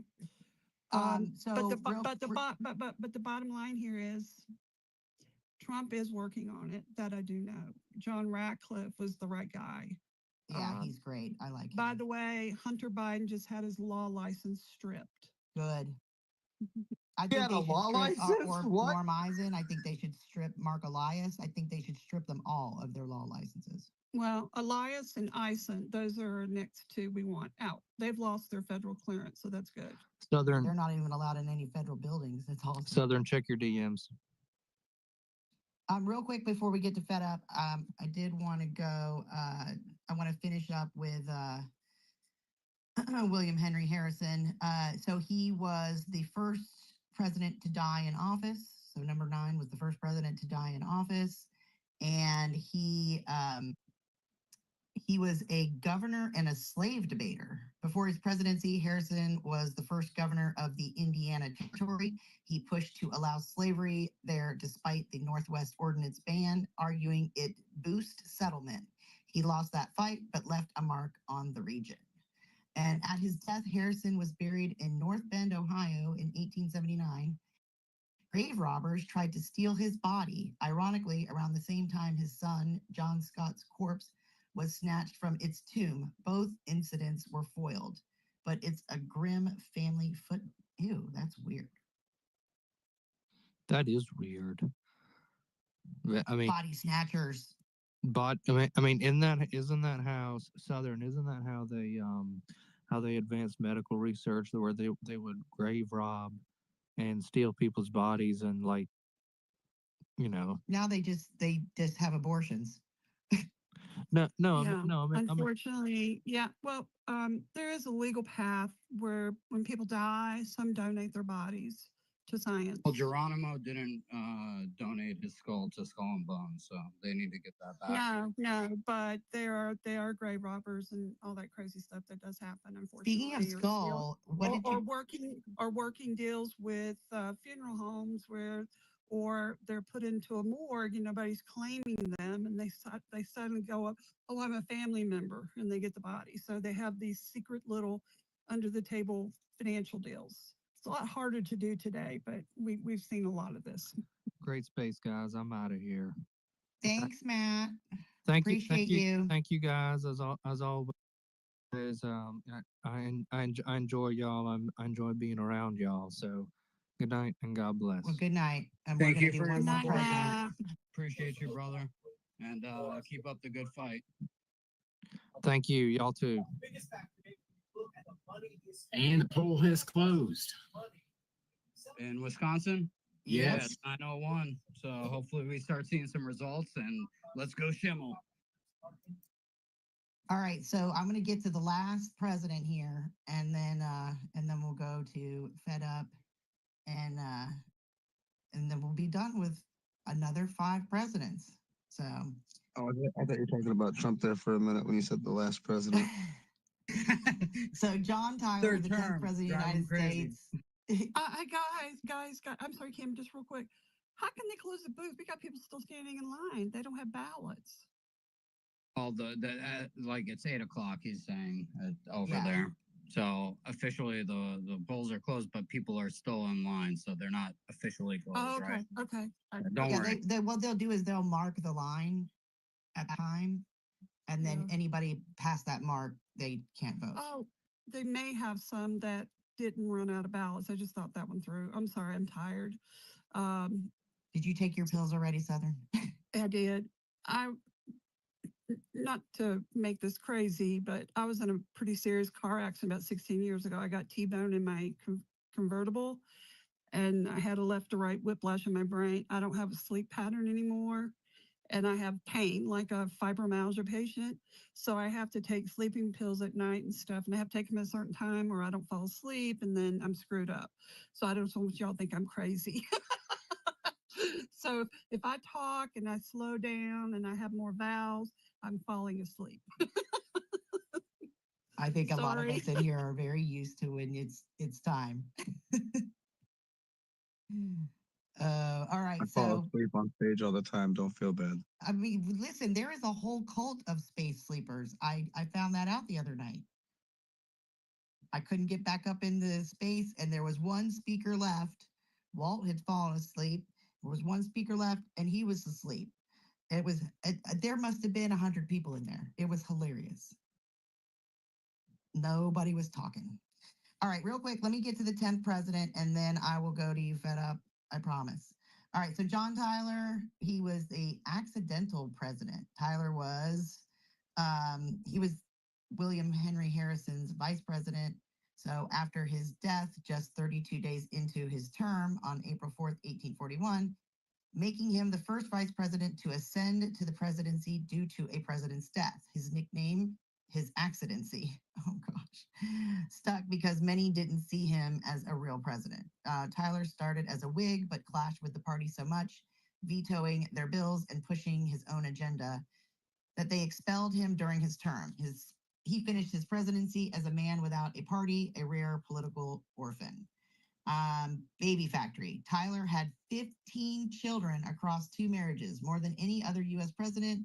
With his first wife, Letitia, he had 8 kids. After her death, he married Julia Gardnier, 30 years his junior, and had 7 more. One daughter, Pearl, was born when Tyler was 70. So he had a young bride scandal. His second wife, Julia, was 24 years old. She was a 24-year-old socialite when they wed in 1844. He was 54. They met after a cannon explosion killed her father on a ship Tyler was touring. Romance blossomed from tragedy, and their secret wedding shocked the public.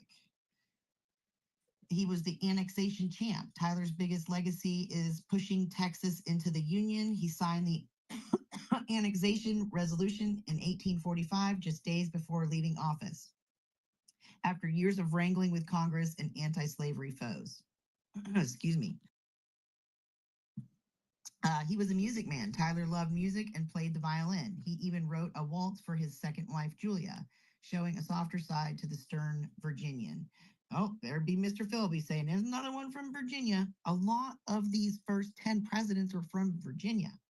It's crazy.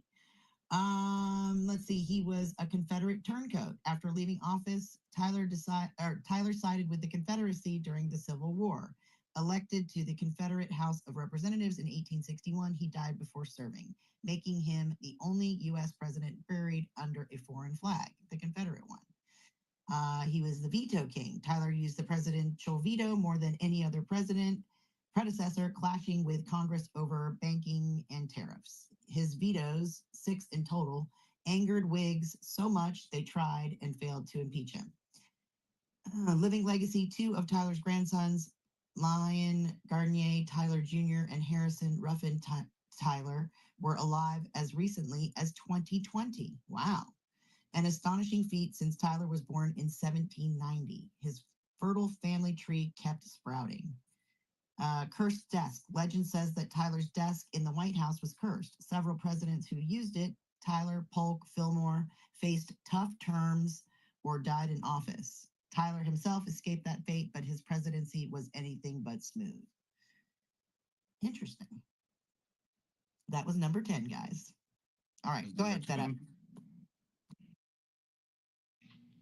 Yeah, just I had a tidbit for you on one of the previous ones, but then something about the elections that y'all had talked about. Martin Van Buren, actually, his probably most lasting contribution is his campaign brought okay to the English language. Really? Okay. Yes. It was not what it was, what it's become now, because it was old. It was for his nickname was Old Kinderfolk, because that's he was from Kinderfolk, whatever state he was from. He was born and buried in that died in the same city. But it became what it became after he won. It was a term used by his supporters. You we're talking about the thing with Pennsylvania, waking people up, and I used that actually. We just had our monthly Republican meeting, and I was telling people about that, and it's something our district chairwoman was at our meeting and was telling us that the Democrats here in North Carolina they've got a plan that they're going to target any county or any district seat, state seat, and basically anything state house up.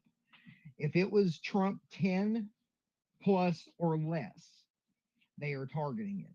So even if it was a plus 10, they are going after it. They think they have a chance of flipping it, especially in purple states like Pennsylvania, like here in North Carolina. So that is part of their strategy, is to go after these ones that they think we're going to, there might be a chance to flip it, where we might get a little lazy. Yeah, no, we're not taking it easy. We're going pedal to the metal. So give them a warning that we're targeting every county all over the United States, and we have a national force of America Firsters ready to support it. Yep, and that's the way it's got to be. And I wish something that happened in our first county meeting after Trump got elected, right? This was February, I think.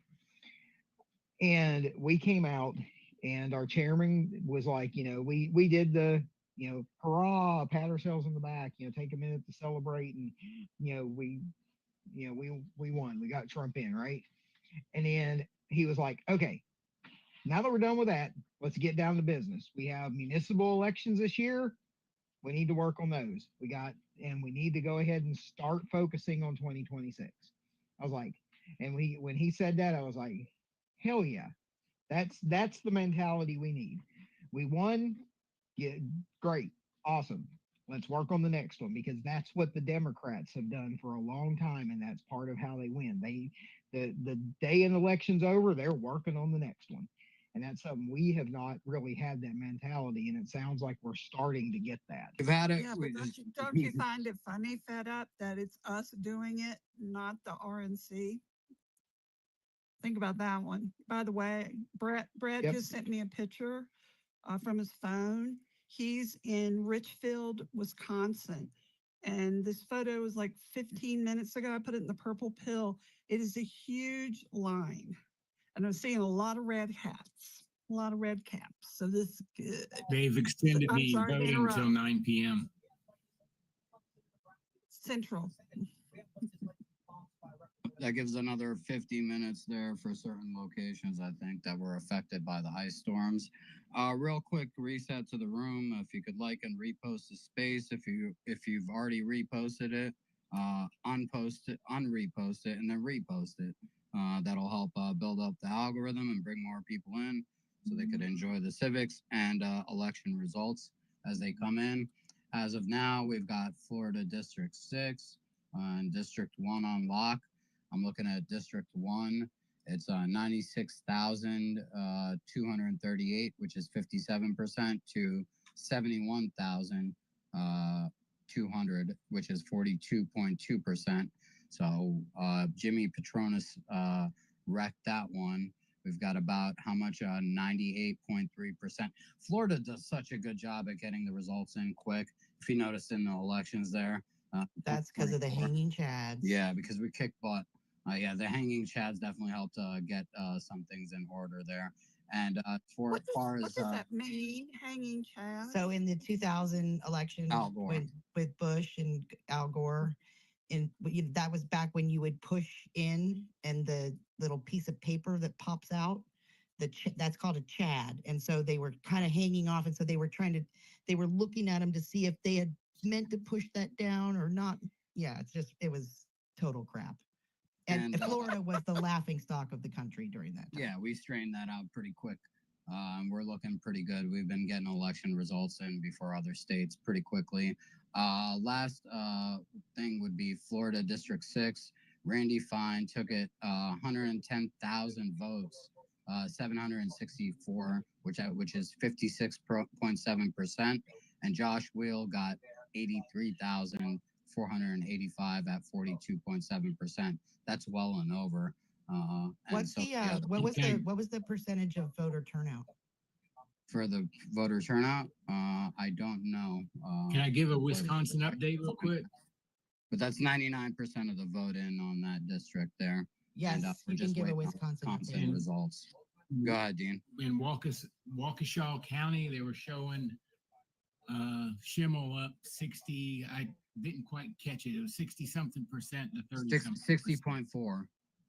Yeah, 64% right now with 3.9% of the votes. Right now, La Crosse is showing Susan up 56 to 43 with 7.1% of the votes. Too early to start really looking at those. But yeah, great to see that some reporting is coming in. Thank you for that update, Dean. You're welcome. So I went and I looked up what the Whig Party, what their policies or their core ideologies were back then. And the Whigs believed in a strong, active federal government to drive economic growth and national unity. They drew inspiration from Alexander Hamilton's vision of a modern industrialized nation. Key policies: National Bank advocated for a strong central bank like the Second Bank of the United States, which was killed by Jackson in 1836. To regulate currency and provide credit and stabilize the economy, they supported high tariffs to shield American industries from foreign competition, especially benefiting northern manufacturers. Internal improvements, they pushed for federal funding of infrastructure, roads, canals, railroads, to boost commerce and connect the growing nation. They believed in economic modernization, favored policies to encourage industrialization, urbanization, and a market economy over agrarian traditions. Their social base was Northern merchants, industrialists, urban professionals, and some wealthy Southern planters who liked economic development. They also appealed to a moral reformer or the temperance advocates. View on slavery, not unified. Northern Whigs leaned anti-slavery, while Southern Whigs like Tyler supported it. The party avoided taking a firm stance to hold its coalition together. Leadership. Figures like Henry Clay and Daniel Webster drove the agenda, emphasizing American system economics. The Democratic Party at the time, because there was the Whigs and the Democrats, their core ideology was shaped by Andrew Jackson. They championed limited government, states' rights, and individual liberty. They saw themselves as defenders of the common man against elite overreach, echoing Jeffersonian ideals. Opposition to the national bank. They viewed centralized banking as a tool of the wealthy elite, favoring state banks and hard money. Jackson's bank veto was their rallying cry.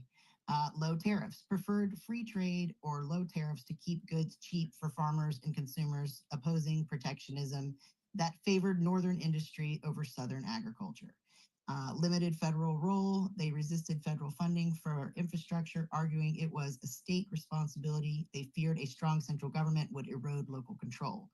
Agrarian focus celebrated the independent farmer and rural life, weary of industrialization and urban elites. Expansion westward, manifest destiny was a big draw.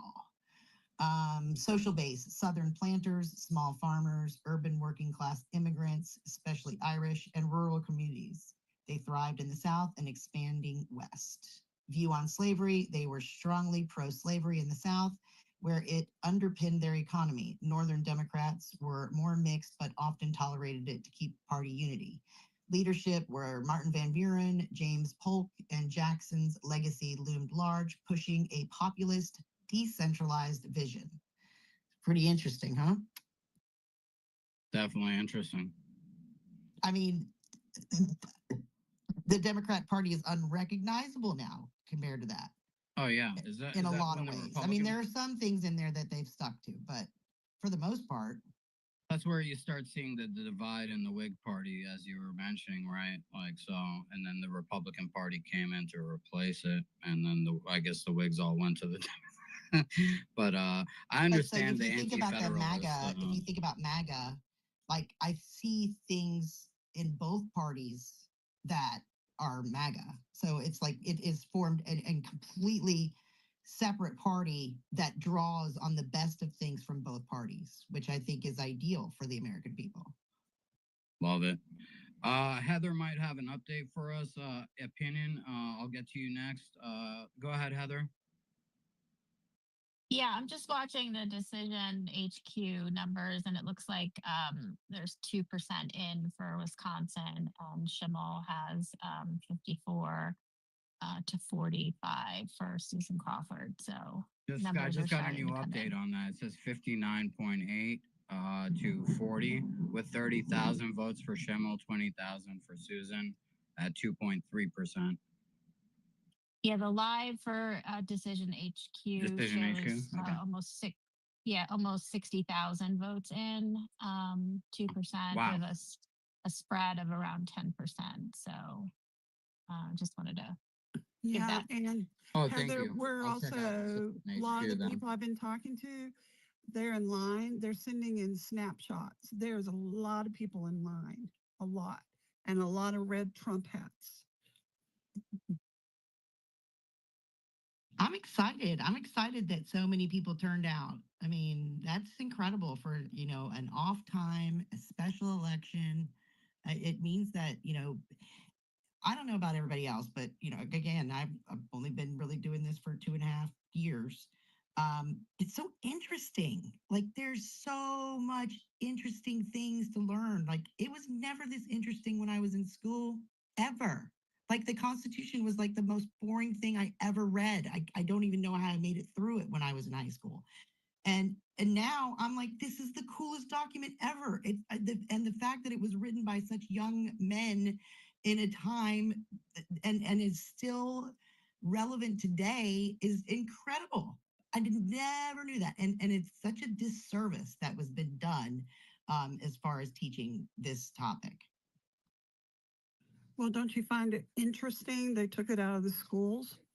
Yes. They took it out intentionally. Guess who ran the schools? Democrats. That's part right, of their Nick. devaluing of us. It's really what it is. They devalued us. They made us feel lesser by not educating us on our rich, deep history and just like punishing us for slavery.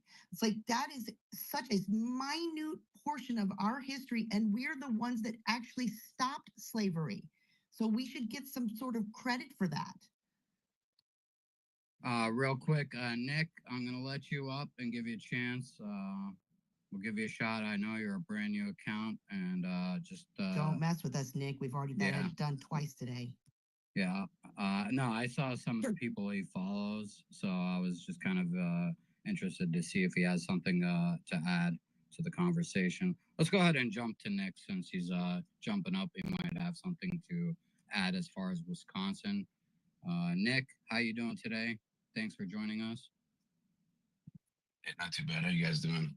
Doing all right. You got a fairly new account there, so I'm a little, hesitant. But I saw who you're following there, so I thought you might have some information on Wisconsin for us. No, I'm a Wisconsin voter. I was just, I guess, wondering what you guys thought about, the virtues of the Constitution. Sounds like you guys are probably to the right of me with everything going on right now. Just what your thoughts were there with, constitutionality of punishing free speech and things like that. Well, I think that the Constitution is great when you follow it. We just get away from it, and then it's like we're a mess. So, You like see with everybody on this deporting, stage? I'm to the right deporting of legal residents without due process, you'd say that that's probably against the Constitution. What's right? that? What'd you say? Deporting legal residents without due invaders? process, you'd say that that's Invaders? against the Constitution. No, they have no rights. Legal They're not residents, people with citizens. green cards. They're not citizens. People They that have went- no rights. No, they do have rights. No, they don't. No, well, we have a stage here where we're discussing the election, and unless you're here to discuss the election, you have a good day. Yeah. So listen, Nick. So that's bye bye. All right. Guess what? Let's continue Voter talking about ID. civics and the election, please. Let's go. Yep. Adam, voter ID just passed in Wisconsin. You have to have a Yay. voter ID to vote. Hey, listen, when you're here in this country as a legal resident, you still have to abide by rules. And when you go out and you support terrorism, it's a privilege for you to be in this country. And if you don't do right by the citizens here and you cause a ruckus, then you gotta go because you obviously don't like this country that much. No, his point was due process on deportations, and I'm sorry, but if you're an invader with a terrorist organization, you're gone, bro. You're gone. There's no. And if due you're here process for illegally, you're terrorists. gone. You don't get due process. Sorry. Somebody who is here Go to illegally military and did not tribunal follow for the them laws. instead. So, and no, you trust me, you don't want that for them.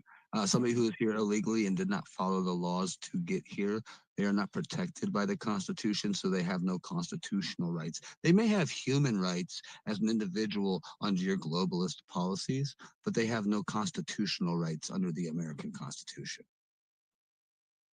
By the way, As guys. invaders. By the way, guys, on the voter ID, 65%. That means even the Democrats voted for it. Because it's common sense. I mean, I don't think it's a left-right Exactly. issue. It's are you an American or you're not an American? Again, voting is a privilege that is reserved for its citizens. Go ahead, Fed Up. Oh, wait, do we needed to get to, did we The talk to opinion. opinions? Yeah. Opinion has been waiting for a while. I'm He's had sorry, his hand up and opinion. down. But I guess he's busy. Go ahead, Opinion. No, I'm It's here. on you, man. Yeah, I'm here. God bless. No, it's okay. No, we're all a little thrown off from Nick. I think that's what happened. That's hilarious. So I like it when those kinds of people come up because we get to talk about something else and, get our point across. yeah, it's comic relief. No, I was just looking at the election from the decision desk, and when it flips back from Florida, looks like the odds now. Okay. So looks like the odds are now 22.5 for Schimel and down to 77.5, and they were up over 90 before, I think. So that's a good sign. So it looks like, maybe turnout is starting to make things shift. So We just let's had a keep- big bump in an update here, so it's up to what? How much percent in? 7% in, 54% to Schimel, 45 to Susan. So we're on the right track here. On CNN, they're showing 7% in with Schimel at 49 and the Democrat up at 50. Refresh it. It might update. And that's on CNN. Now I'm looking at TV. You can't really refresh the TV.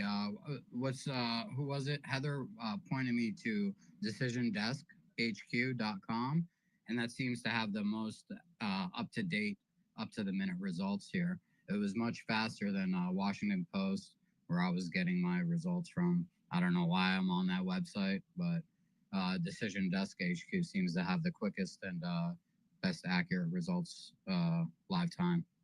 Thank you, Heather. I threw up the post up in the top for the first results in Wisconsin that one of our listeners shared down there. According to that county, Schimel has it by 63.9% to 36.1 for Crawford. Nice, and I'm sure they're counting early votes first, right? Isn't that what they usually go along that route? Okay, and then they start getting to end day. So even some of those blue areas might be flipping red. Who knows? We'll see. Anything else, opinion, before we move on to the next speaker or Southern? Well, no, I was in that John Tyler. I put a video on the Purple Pill about the grandsons from YouTube. It's pretty interesting. And what I'll do is I'll put the link to that Decision HQ in the Purple Pill also. Go ahead, you can move on. I'll drop down. Adam, did you get some dinner? Did I get some dinner? Yeah, I went out to the store and got some Oh, stuff. okay, good. Okay, good. Publix. Okay, good. You gotta love Publix. I love Publix. Ever get a chicken tender sub? Way out of Yes, I have. They used to stuff those things, but not as much anymore. I don't know. Well, I don't need all the calories, so I'm happy. I think Fed Up was next, and I'm checking out Truth's account before I bring them up. Go ahead, Fed Up. You're good. Yeah, well, I was gonna say it was funny him coming in and doing that narrative. That must be the spread around talking point, because we had a gentleman come in, American's Front Porch, the other day, and it was the same thing, pushing the due process, blah blah blah blah blah. And the funny thing was, when we pressed back on him, he's saying about due process, and we pressed back on him about the J6ers that sat in jail without being processed, right? But I mean, total in violation of their speedy trial rights and many other constitutional rights, right? And nothing. They could care. It's all they care about is the foreigners and the illegals. Invaders. Just Yep, call them that's- invaders. they 'Cause want- that's what they did over the last 4 Yeah. years. Criminal invaders. Yeah, I love that term. Criminal Illegal invaders. 'Cause that's what they invaders. are. Instead of illegal alien, we'll just call them illegal invaders. They wanted illegal immigrant. No, we want illegal alien. No, illegal invader suits them well. You know? Yep. Well, and I like using the term criminal for them too, because they keep pushing this narrative that what they're doing isn't illegal. It's like, no, they broke the law. They are criminals.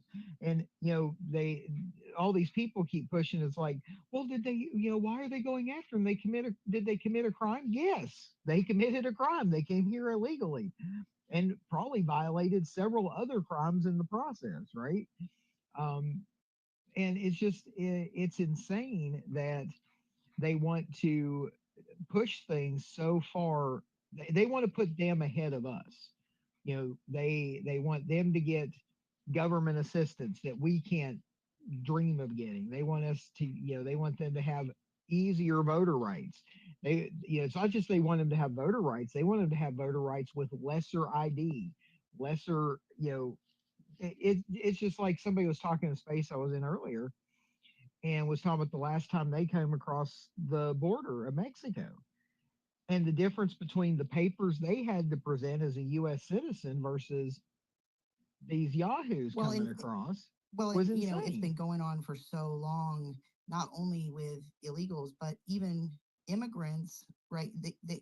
They have had so many like benefits and advantages over American business owners. Like it's been it's the American people have had a real um they've been dealt a raw hand here for quite some time, and it's been getting worse and worse and worse. And then with the illegals and the treatment, I mean, the fact that they get free health care, which all Americans have to pay for in some way or another. You know, being able to get Well, home loans up to $150,000 mhm. with what collateral? Yeah, what collateral kind of Yep. loan? Yeah, or what credit have they built up within a year? You know, Yep. And they're ridiculous. all And Well, Americans like have such a hard time getting a loan, right? FHA loans at that. I mean, it's just ridiculous. well. Do you well, and remember? the school Do you assistants. remember the meeting where Elon was at in Wisconsin, and they had the chart up? We have over 2 million people, and they're probably illegal aliens because what they do, they get them on Social Security, then they go get their driver's license. So now they can vote. And that's what's been happening. Well, Let me tell Southern, you about, as a legal migrant myself, that's been here since the age of 4, I got my Social Security, and while I was in process of, Mhm. that. So I've been paying taxes since age 16. But these people, they're illegal. They're not. They don't have legal status, and they're not in process. So, exactly. so And you know what, that else is doesn't work trying to, that way. Yeah, do you know what else they're doing? I can't say the name of the company, but it's a chicken processor, one of the biggest. Purdue. They get, I don't know, I'm not going to say. I But said it. anyway, they Tyson. go in there, they set them up so they can work. But what they're doing is they're not paying the taxes. They're not paying taxes. Neither is Purdue. Now, one thing with my Social Security card, it's like printed at the top of it says valid for work only with Yep. authorization. Well, there's some funky slush fund money going on, is all I'm going to tell you. And that's what I think what they're trying to find right now at the federal government. And I've been There's paying into this, that system for 24 years, and yeah. I'd give up everything I paid into it if we could make sure that we secure everyone else's Social Security. That's getting older here in their older Well, years. But I've said it here's, before. I'd forfeit. yeah, You know. yeah, but here's the reality, Adam. Social Security is not sustainable. Medicare is not sustainable where we're going. We're not having enough babies, and that's part of the problem. So, with the abuse into Medicare, Medicaid, and Social Security with the illegal immigrants, they just chopped 10 years off. So, what Elon was trying to get across when he was being interviewed by Brett Baer is no, we're protecting your Social Security from fraud, and you will actually get more money. And you can, I want you to remember this. I knew what he was saying. Well, because the reality is they always Social scream Security that. will That's not like their be, tactic, you know? but the bottom line is it's math. 2035, if we keep going the way we're going, we will have zero, we will not be able to pay for people on Medicare and Social Security. That is the reality. I mean, my whole life, There, I've been told my whole life, you're going to pay into it, you're not going to see a dime. And I've always thought, well, that sucks. But at least like I thought it was because there was, there wasn't as much population working that was going to be able to support the baby boomers. But we could have had a fighting shot at it, right? No, there's more millennials born Right. than baby I know, boomers. but Yeah. at the time, Gen X was around, millennials, I mean, we weren't there yet, right? Yeah. But I was like, okay, we can fix this. Like, we can work our way through this. Little did I know we were being robbed blind of trillions of dollars. I mean, let's remember, people, over the last 100 years, they have stolen damn near $100 trillion from us. Okay. And their solution to not having to fess up to it is to shorten our lifespan. What the 2020 was, culling of the herd, all the old people, all the people that might We're sick and we're living off the system. That's exactly what I thought it was. Is like understand people that are complaining. Oh, the Doge is we're gonna cut out my social security. No, they're saving your social security. Before the 2020 election, 2024 election, they clearly stated that social security was set to run out on 2035, 10 years 2033. 2035, right? So 10 years from now. So 2033 would be basically when would be the last date that they'd be able to pay 100% out. 2034 would be they'd be able to pay 80% out, and then it would be insolvent in 2035. So what Doge is doing right now is actually saving your friggin' Social Security and your Medicare. If you really care about it, you'd support Doge. Otherwise, you're antithetical to what you're saying. You're worried about your Social Security? Well, then support Doge, because they're getting rid of the waste and fraud that's taking away from your Social Security and Medicare funds. We're 15 saving million Get the heck out people. of the way. 15 million people older than the oldest person in this country. What it boils down to is that we're all fools that we did not take a portion of Social Security when Bush wanted to do it and privatize it and earn a higher interest rate on our money, because earning 2% on treasury bonds is not going to keep us ahead of inflation. No. I want to know if there's No, and gold in most Fort Knox. people, and I hate to say this, women tend to outlive men. So a lot of women are living alone on Medicare and Social Security, and they're trying to figure out how to pay their medical bills, their add-on cost, or food. This is a big problem because inflation, and they're having to sell their homes because they can't pay their property taxes. It's like this has to stop. And they're sick because they're DeSantis poisoned. is getting rid of property taxes. Yeah, He's working on I saw that. I saw that with DeSantis. He's been working on it for the past couple of weeks here, Yeah. talking about it. So he put an update out yesterday, I think, right? And this is what's going to hurt people in California. Do you know they've only gotten 4 permits where people can go in and clean off their lot? Oh, and start the remember process? Karen Bass saying, "Oh, you can come in now. You can come in now. Yeah, well, we'll let them clean them out now." When Well, let Donald me- Trump was sitting in front of her. But here's the problem. A lot of those homes were 30 years or older. There's a much older population there, and they've stayed in their homes. They will not be, they can't afford to build back. They will not be able to afford to build back. Isn't that convenient? Yeah, but that's also interesting for a 15-minute home center as well. Yeah. So we did I have an update with the Wisconsin Supreme Court race. It was at 17%, and Susan Crawford was up at like 56. Then we had a dump come in. It brought it to 22% reporting, and then Brad Schimel jumped up to like 49 to 54% or somewhere around there. I know that doesn't match up math.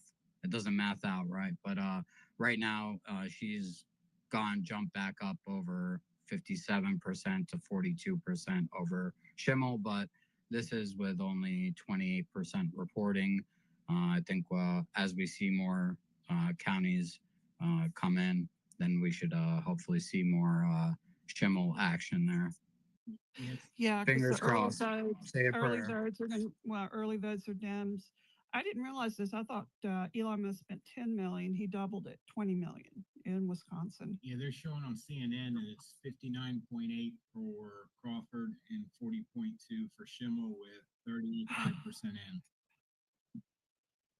When would they 35 call it? votes. What percentage they'll think they have to get? Usually to? around 54, somewhere around there, they start determining it, but they don't call it.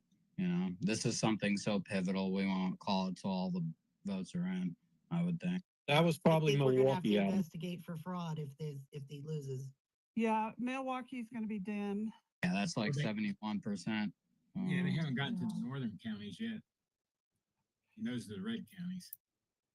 And none And of those those are the have ones without any results from what I'm seeing, except like Burnett, Barron, and those are even less than 1%, 17% in Burnett, 3%. Well, and you I said we mean, still have people in lines, yeah. right? Yeah.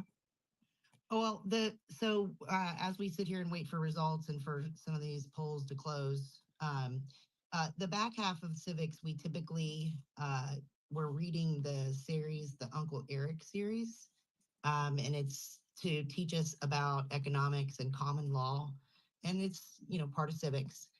So I am going to read a couple of chapters. The first chapter is chapter 10, and it's just about a page. And then chapter 11 is pretty short too. Before you But do it's that, time let's reset the space, Kim, and ask everyone. Yep, go for it. Okay, just to reset the space, everyone like and repost, bookmark the space, quote post the space, and yeah, bring in some more people. Great information, and we're keeping up to the minute. We got a couple of different sources as far as the election results. Thank you. All right, so the title of chapter 10 is A Way to Test a Model You Are Not Qualified to Test. So, dear Chris, even though you may not know much about a given model, you can sometimes test its accuracy by checking it against models you do understand. For instance, suppose you know a lot about chemistry, but little about medicine. You have a medical problem, athlete's foot. So you consult a medical expert. The expert tells you that you can cure athlete's foot by drinking 1/10 of an ounce of water. Knowing about chemistry, you know 1/10 of an ounce of water is such a tiny percentage of the water in the body that it is unlikely to have a noticeable effect on anything. So this would instantly tell you that the model this expert is using is no good. His model deals with medicine, not chemistry, but you know it is wrong because you know its use of chemistry is wrong. In other words, Chris, if you are not an expert in the field a model deals with, try to test that model against what you do know. If I know about football, but not baseball, and someone tells me the quarterback kicked the ball deep into right field, then I can be confident this person knows as little about baseball as I do.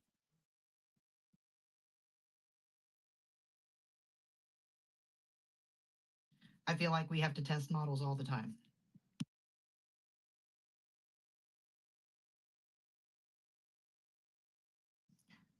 All right, chapter 11.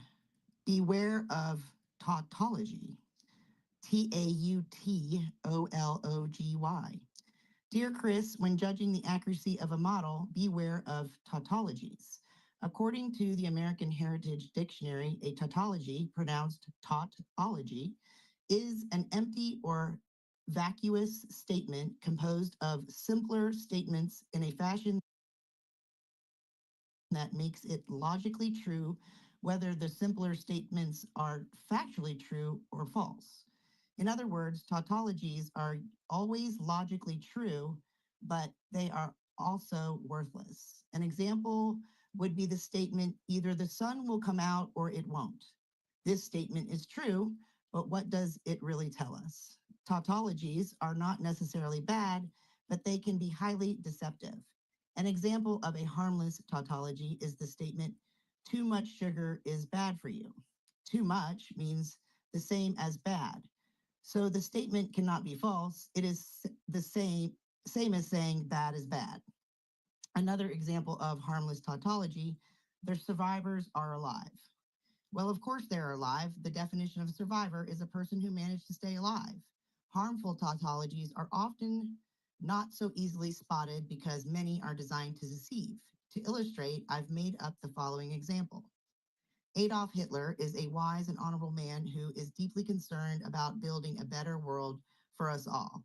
We find his plan in his books, Mein Kampf, which explains what is wrong with the world and how to fix it. We know Mein Kampf is profoundly true because this wise and honorable man wrote Hold it. on, what? Mein Kampf? Yeah, that one. And we That's know he Hitler's is wise. book, isn't it? It's an example. Okay, I'm just like, I was just thrown off by that. Sorry. Yeah, When it's you an called him example. like low main, No, I was he's like, giving what? you an example of a harmful tautology. So let me finish. We know, what is it, Mein Kampf? Mein Kampf, yeah. Yeah, all right. It's profoundly true because this wise and honorable man wrote it, and we know he is wise and honorable because only such a man could write the profound truths in this book.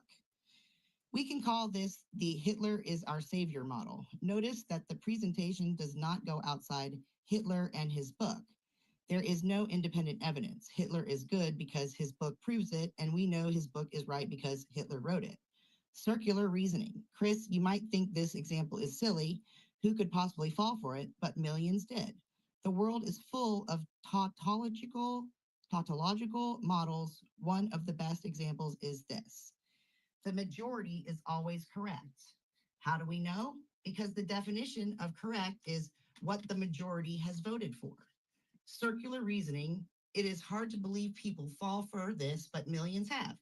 It is the basis of the US legal system today, which has mutated from the legal principles on which America was founded. Today, the premise of all laws in the US is majority rule.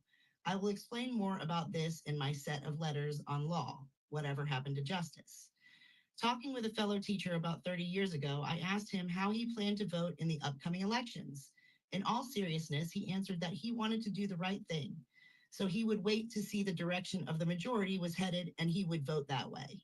Within the context of the US legal system, the teacher's logic made perfect sense. It is not always so. The American founders did not plan a tautological legal system, but that is what the system has mutated into, as you will see when you read Whatever Happened to Justice. So, Chris, before we adopt a model, always ask, is it tautological? One good way to check this is to ask, is this model built on circular reasoning or is it supported by evidence that is independent of the model? If there is no outside verification, the model might still be correct, but it is also likely to be worthless. Yes, too much sugar is bad for you, but what does this really tell us? I mean, our politics is filled with tautologies. There's an update from Real Wisconsin. quick update. Decision Desk is marking Susan Crawford as the winner, but there's like we still have a lot of reporting to come in.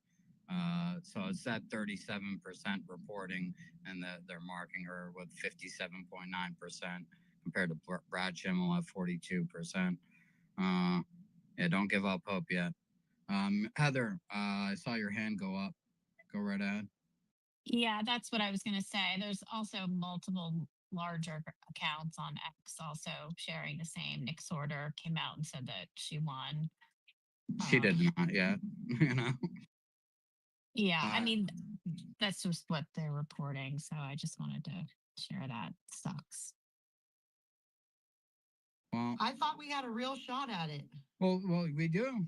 We do. There's still a lot of counties that haven't even opened reporting. We're at 37%. Like, this is anyone out there putting this out there at this point is just trying to get ahead of the news. And yeah, just because of a little check mark, I'd say hold off. You know, we still got people in line waiting to vote, I'm guessing. Any news on that, Yes. Heather? Yes, people are still standing in line. One of the Wisconsin people said that they'll be open till 9 Central. My question is, if they're still in line and they ran out of ballots, they're just to stay in line and fight through this, right, Heather? Like we did in Pennsylvania, or what do you think? Yeah, I mean, I don't know all the laws in Wisconsin, but in Pennsylvania for sure. Yeah, you just stay in line. I don't know what the specifics are, you know, in that state, but okay. I would imagine, you know, Scott has said if you're in line, stay in line, and he has given a link on one of his posts that if you had an issue that you could report it. So I don't know. I keep trying to. We have a Signal chat. I keep waiting for him to post there. I haven't seen anything yet, but yeah. I hope it's fake news. I'm hoping. Fingers crossed. It's a tautology. Yeah, because I just had 3 texts. They're staying in line. They're staying in the line. They said if they don't have ballots, then we're staying here until they have ballots, and they're not moving. Why do they have to wait till the last day? We know why. We know why. And you know why they're calling it? Because they want people to leave the line. Yep, and we're not believing it. No. Yeah, We'll everybody wait should be till every posting vote out, is stay in line, don't move. They did this in Florida with George Bush, with John Kerry. That's what they did. They did it all over the country. They were calling it all over the country on exit polling for John Kerry to keep people, to make people leave lines. And they didn't, and they got online, they stayed online, and George Bush won. It's the same tactic. I'm not saying it's going to be different. We're going to win, but you know, stay in line. This is all a tactic. Yeah. Yeah, I mean, I'm so glad we didn't have John Kerry. I'm not a Bush fan, but I'm so God bless America. We never had John Kerry. Right, I can't clear out some things in the nest. I don't know why. Kim, if you want to go ahead and start clearing some things out, go for it. Are you still there? Yeah, I'm here. Okay, cool. You're welcome to clear some things out. I gotta go run out. One of my windows for my car isn't closing all the way, and it started raining, so I gotta go out in the rain. I'll be It's back. raining again. Yeah. No. Yeah, I'll take care of it, Adam. Don't worry about it. Eric Doherty is basically on his post thanking Scott Pressler and TPA Action. He says it's now over. Brad Schimel put up a good fight. I mean, really, guys? Can we wait a minute? I don't understand this. They always call them early, and I mean, I remember even in the 2024 election, it seemed like they were calling states that were 0% reporting. If they had a Democrat that had even a slight, I mean, and then you had other districts that, I mean, how many weeks did it take before the election was finalized? Well, there are some states where you just know, but you're right. If there's a little bit of doubt, the Democrat always gets the benefit of the doubt. The Republican never gets the early call. Never. And they will keep the freaking polls open until, I mean, they kept, remember in California, there was what, 5 or 6 districts where the Republican was in the lead on election day. And then as they counted the mail-in ballots, the Democrat overtook them and then won. It's they're still counting votes. Win? What is They're still counting votes in California. I think they just finished yesterday. Right, exactly. I have a question. If they don't have ballots printed for the voters, there's got to be some legal thing that can happen to extend voting or manage this. But I guess if they have a certain percentage, then they say there's no way that would have swayed the vote. But I'm looking at I've got 3 different pictures, and I'm seeing a lot of Trump hats. Can you put some of the pictures in the nest? Well, I just said, I just put out a post. Yeah. If you're calling the Wisconsin race already, you're retarded. Hopefully that doesn't get me banned. I mean, I don't know that I would post that, but it shouldn't get you banned. Oh well, I don't care at this point. I'm tired of people being stupid. I'm the first to report it. Give me clicks, give me likes.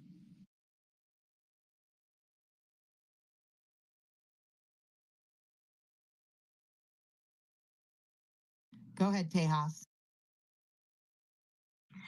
Yeah, hi. Thanks again for letting me come up. I was a election worker in what was it? 2022, I think. And the rules were every day we had to keep the polls open until the very minute that they say it closed at 7 o'clock. And if you have people standing outside in line at 7 o'clock, you cannot turn them away. you will stay there until every last person has voted. And that's the law in Texas. So I'm hoping that Wisconsin's the same, and I hope they stick it out and just they can get more ballots. They're full of shit. They were finding them all over the place in Pennsylvania the other year, 2020. Oh, let's pull these out of here. Did you know that up until recently, it was illegal for Republicans to be poll workers? Is that right? Yeah, it was. I don't remember where I heard that from, but it was definitely said a couple of times that there was like laws in place that Republicans couldn't be poll workers. Get the hell out. Yeah, that was all the way up until 2020. See, all the way up to They had 2020. secretly passed a law that no Republican or conservative could be poll watchers. So it was always the Democrats watching the polls. Oh, watchers or workers? Workers, watchers, and workers. Whatever the important one is that they're touching the ballots. The workers. That's Those are the the one. workers.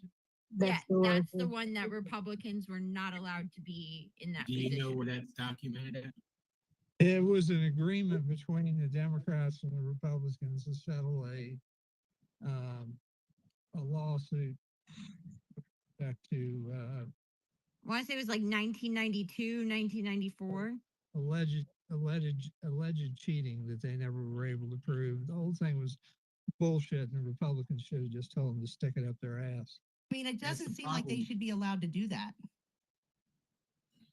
Oh, they shouldn't. It's denied people. Well, they did. It was a consent agreement. That's unconstitutional. This is what we've been That's what dealing I with, hate about- people.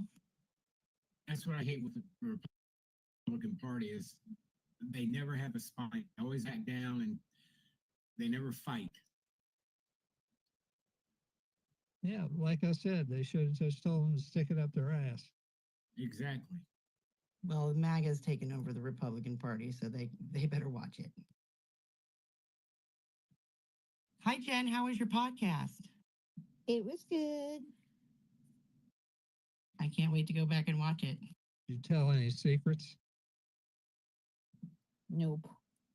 Other than that, like that Hitler never died. That he. I cannot lived out believe that. his last days in Argentina.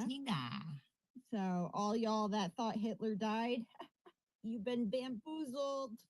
Ah, we knew that a long time ago. all the Nazi structures they were finding. If you watch like some of those, discovering history, like in the jungles or whatever in freaking Argentina, they saw ruins of all these buildings, and they had not. Okay, but everybody's like, oh yeah, well, we knew that. That's great. Okay, well, that's not what was written in my textbook. That's not what was accepted knowledge.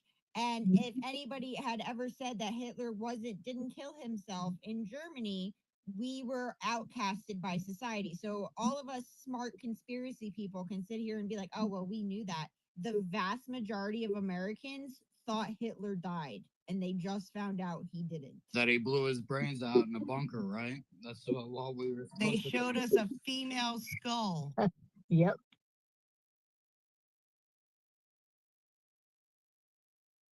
Sad, sad, sad. I mean, just another thing that we were lied to about. He was a pussy. He cut and ran.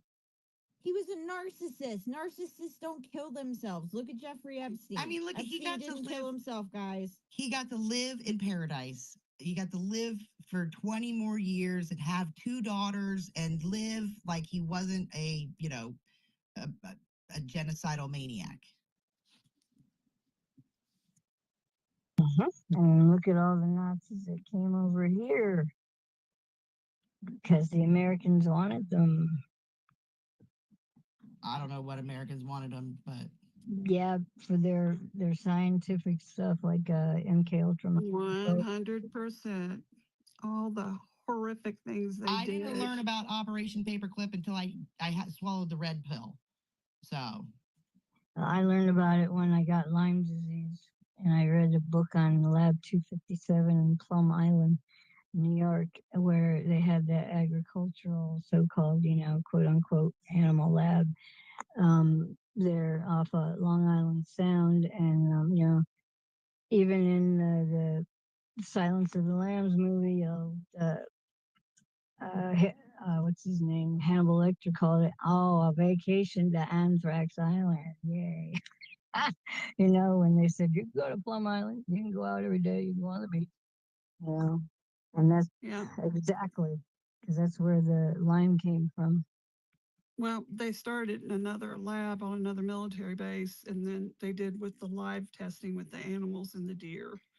So that's why you saw so many cases out of New York and Connecticut.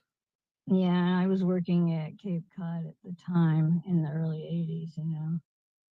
I didn't get diagnosed until 2003 when I was in Texas, and I lived all over the country. And I just kept saying, what the fuck is wrong with me? There's something wrong. Yeah, yeah. What? Our government did it.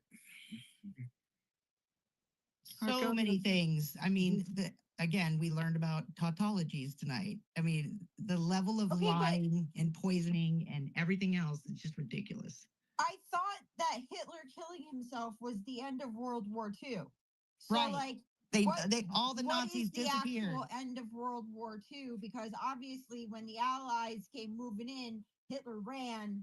He didn't shoot. I didn't eat that cyanide capsule and cap himself in the head, right? Did Eva Braun die? No, they all escaped. They all went and lived in freaking Argentina. Oh, Right? NASA and Carnival. Like, Hitler was probably chilling at Carnival. Like, hey, that guy looks like Hitler. Nah, that bee's dead. Like, nah, clearly not dead. Well, Wait a they minute. shipped a lot of money, gold, and expensive stuff to Argentina. They set that up very well financially. All the survivors in the bunker with Hitler, his personal secretary, Trottel Junge, they all witnessed his death. His personal chauffeur rolled the bodies up in carpet and took them out. I've watched Hunting Hitler. You were told? Because that's clearly not what happened. Well, I've seen the video of the guy proclaiming that he was alive in Argentina, and I watched the 2-year series Hunting Hitler. Did you see the paperwork, that classified documents that came out of the Argentinian government that clearly states Hitler was alive and well in Argentina? And also it could have been one of his body doubles, right, Jen? Like a lot of these, even like the president of Yugoslavia, Tito. I love how people get up here and they're like, no, this is what happened. Like, no, I know that's the official story, and you've been lied to. So Zen's a good researcher. Just give him a chance to say what he wanted to say. Go ahead, Yeah, Zen. I've studied World War II extensively, and anything I can find, his body was, the ashes were buried in a forest somewhere in Poland or Russia secretly. And as far, I'll have to read the documents, but so far I'm not convinced. And MK Ultra, they brought those Germans over here because they couldn't afford to let them fall into the Soviet Union's hands. Because if they killed them, they sent them in key positions in the UN. No, they wanted their research, all that research. And the research they did in the concentration camps is all locked away, and they can't use it because there's life-saving data in there. Like they put people in water to see how long they could survive in the cold waters of the North Sea when their pilots were shot down and shit. And they won't let them get that research because it involved. It didn't come over with the Nazi scientists that the U.S. brought over during Operation Paperclip to work in our American government. They didn't bring that data I just said that. I just said they did that because the Russians were scooping them all up too. Would you rather them be in the hands of the Russians who took over half of Europe? The data is under lock and key. Like, you're trying to tell me that we just brought the scientists and didn't bring any of their data, even though it was widely accepted that there was eugenics happening in America too, that we actually inspired the Nazis? Yeah, that's true. But yeah, the actual data was locked down at the Nuremberg trials. I mean, yeah, the doctors came over here and they could have said, yeah, I did this research and that research, but they didn't have the hard data with them. But I don't think any of those doctors. I wouldn't put it past our government to do exactly what those classified documents are telling us. I mean, at this point, what did they do good? So what, Well, they were hold on one watched. second. So I'm looking at the counties that are red counties that have shifted towards Schimel. They're at like 3.9 like percent, 11%, like really low percentages in those regions. I'm looking at the blue areas. They've got like 66, 91, around 60+% averaging in those counties, which is interesting. And like, you know, there's a lot of counties that have zero reporting in. So I think this is not even close to over. They're saying 50% in. Adam, what about Washington County? Washington County, let me see, where is that? On the north end, south end? I don't know. Richfield, Wisconsin. Richfield, I'm going around trying to find it. They have a long line. I have the Washington, okay, I think I found that. Yeah, there we go. Washington is showing Schimel at 66% to 33%. What other county did you ask about? Just that one. I'm trying to find the other. Oh, we just had pictures. another update. We're at 51%, and she dropped about a percentage here. So she's at 55 to 44.6. So Marathon County extended their voting for 1 more hour. Let's see. That's good news. And that's reporting 0% at the moment. Okay, and there's a long line, a lot of Trump hats. A lot of Let's men. go. A lot of men. They can keep extending it by an hour until 2:00 a.m. since they wanted to play games and enough ballots. They got lawyers on the ground there too, right, Pepe? That's what Scott. It's better after Michigan. Well, this just shows and sets like this just shows why if there's early voting in your state, take advantage of it. You know, like yeah, you could go in person and vote early, but you know, this is. And there's Thiensville is part of Ozaukee County Municipality, and Pewaukee, Pewaukee. They're all line and they're red. I'm just going through all this. I'm surprised they allow them to wear it. I sent Scott a mic just in case he can come up and explain to us like why people would call it so early. I'm still trying to figure out what that was an OIF that got his information from arguing with Jen when everybody who has done the research and who has released the confidential information knows that it was Hitler's body double that committed suicide in that bunker. That was started, you know, where he then went the Antarctic wall and that. I mean, like, listen, I know the official story, right? I excelled at history. I'm very good at history. I understand it well.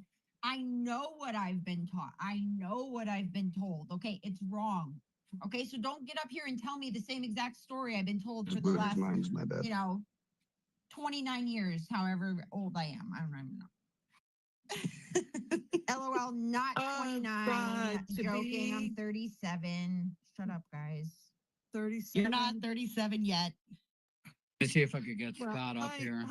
No, I But he's am busy. 37. I'm about to be 38. Oh, damn, I've known you for that long now. Yeah. Oh my gosh.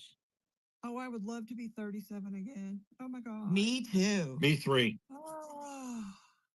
How old are you, Ken? I'll be 50 in October. Wow, you look amazing. I'm not. I'll be gonna 45 lie. in December. Jennifer looks very young for her age. Come on, Southern, you got to tell me I look amazing too. Come on. You're so handsome, Adam, but I haven't seen a picture of you. I mean, I've seen videos of Jennifer and Kim when they were in DC, the inauguration and all that. But I was going to say, Chris, for anybody that's Chris is a very handsome, dapper Southerner almost with his hat. I loved it. Remind me of Charleston, South Carolina. Chris, yeah, and for anybody that's going to try and slip Chris, into my walk down DMs, in Charleston, they'll think you're from there. But my PFP is not me, so don't be slipping in my DMs because Southern said Oh, that I you're was not pretty. a big bright American flag? I'm shocked. Oh wait, that's right. I'm not under my PFP. Thank God. Y'all, you don't even know how many Afghanis I get asking me to marry them. Oh my God. I have one guy goes, I will give you $20,000 a month, a black Amex card. And then if you need additional money, I'm happy to do it. I just need to see you once a month. I'm like, ah, creepy. There's some And you creepazoids. guys, Ugh. What? Southern, was he from you Dubai? guys think that life harder Oh for women. You got no, men mine offering are you all. I 20 got men, my men. They're not my men. The men that come after me, they're all like pretend they're like generals in the military, which cracks me up. They think they can impress, and I'm like, yeah, you're not even in the military. But most of them are American. I get a couple Italians, but it's mostly American men, and I just go, ooh, stolen valor. And I just go married, and block them. These men need a lot. Oh, I love when they send you pictures of flowers like they're sending you flowers. Wait, do you guys actually talk to these people? No. Oh, okay. I'm just making sure. Yeah, we block and delete them. Okay, good. Yeah, I do read them though. Hello, my name is General. Oh, I Truth think they'll is spread light, love. He dropped down, I'm gonna pick up. and I'm a general. Yeah, there's some real creepy men. Let me just say that. I have a question for everybody. I know you guys are taking you guys are like having fun, but I have a serious question for the hosts and co-hosts, if that's okay. Go for it. Sure. Okay. For host, you're totally dialed in on this Wisconsin stuff.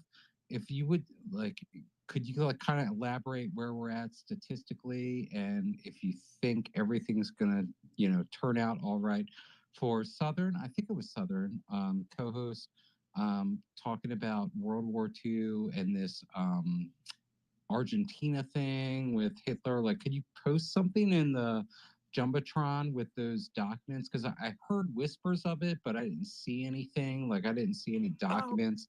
And I'll just say, as a comment, I'm not the sorry. Hitler conversation. Jen Google's has an them. incredible tool. That's Jen. But but we know that Hitler ended up in Argentina. There was a whole thing set up to get him there. They tried to start the Third Reich again out of Argentina. There's actual documents, and they wouldn't have done it if they didn't have Hitler. There's no way. So yeah, I'm just saying, like, just if we can drop something in the Jumbotron, that would be awesome. I don't have documents this second. This was a random conversation. Oh, gotcha. Okay, I this was just understand. kind of a random moment. But anyway, yeah. adding to that, I just wanted to make a comment on both the two things that I asked about, the Wisconsin and the Argentina thing. Number one, I guess say, I think we were lied to about a lot with World War II. Like, it is the little bit of research I do, it's 10%, research and 90% mouth. Oh my gosh, we were lied to a ton about what was really going on. And then as far We were as made to believe that Wisconsin- they all evaporated and then it was over. We went in and we liberated them and then poof, they were just all gone. Hey, Oh, I Truth, your think it goes Hitler farther than document that, is up but- in the nest. Anyway, and then Hey, Truth, the you should put it Wis- on the top there. So you should be able to find it from Gateway Pundit. CIA bombshell. Hitler survived and hid in Colombia and Argentina. Elijah Schaefer's top 5 video. Yep.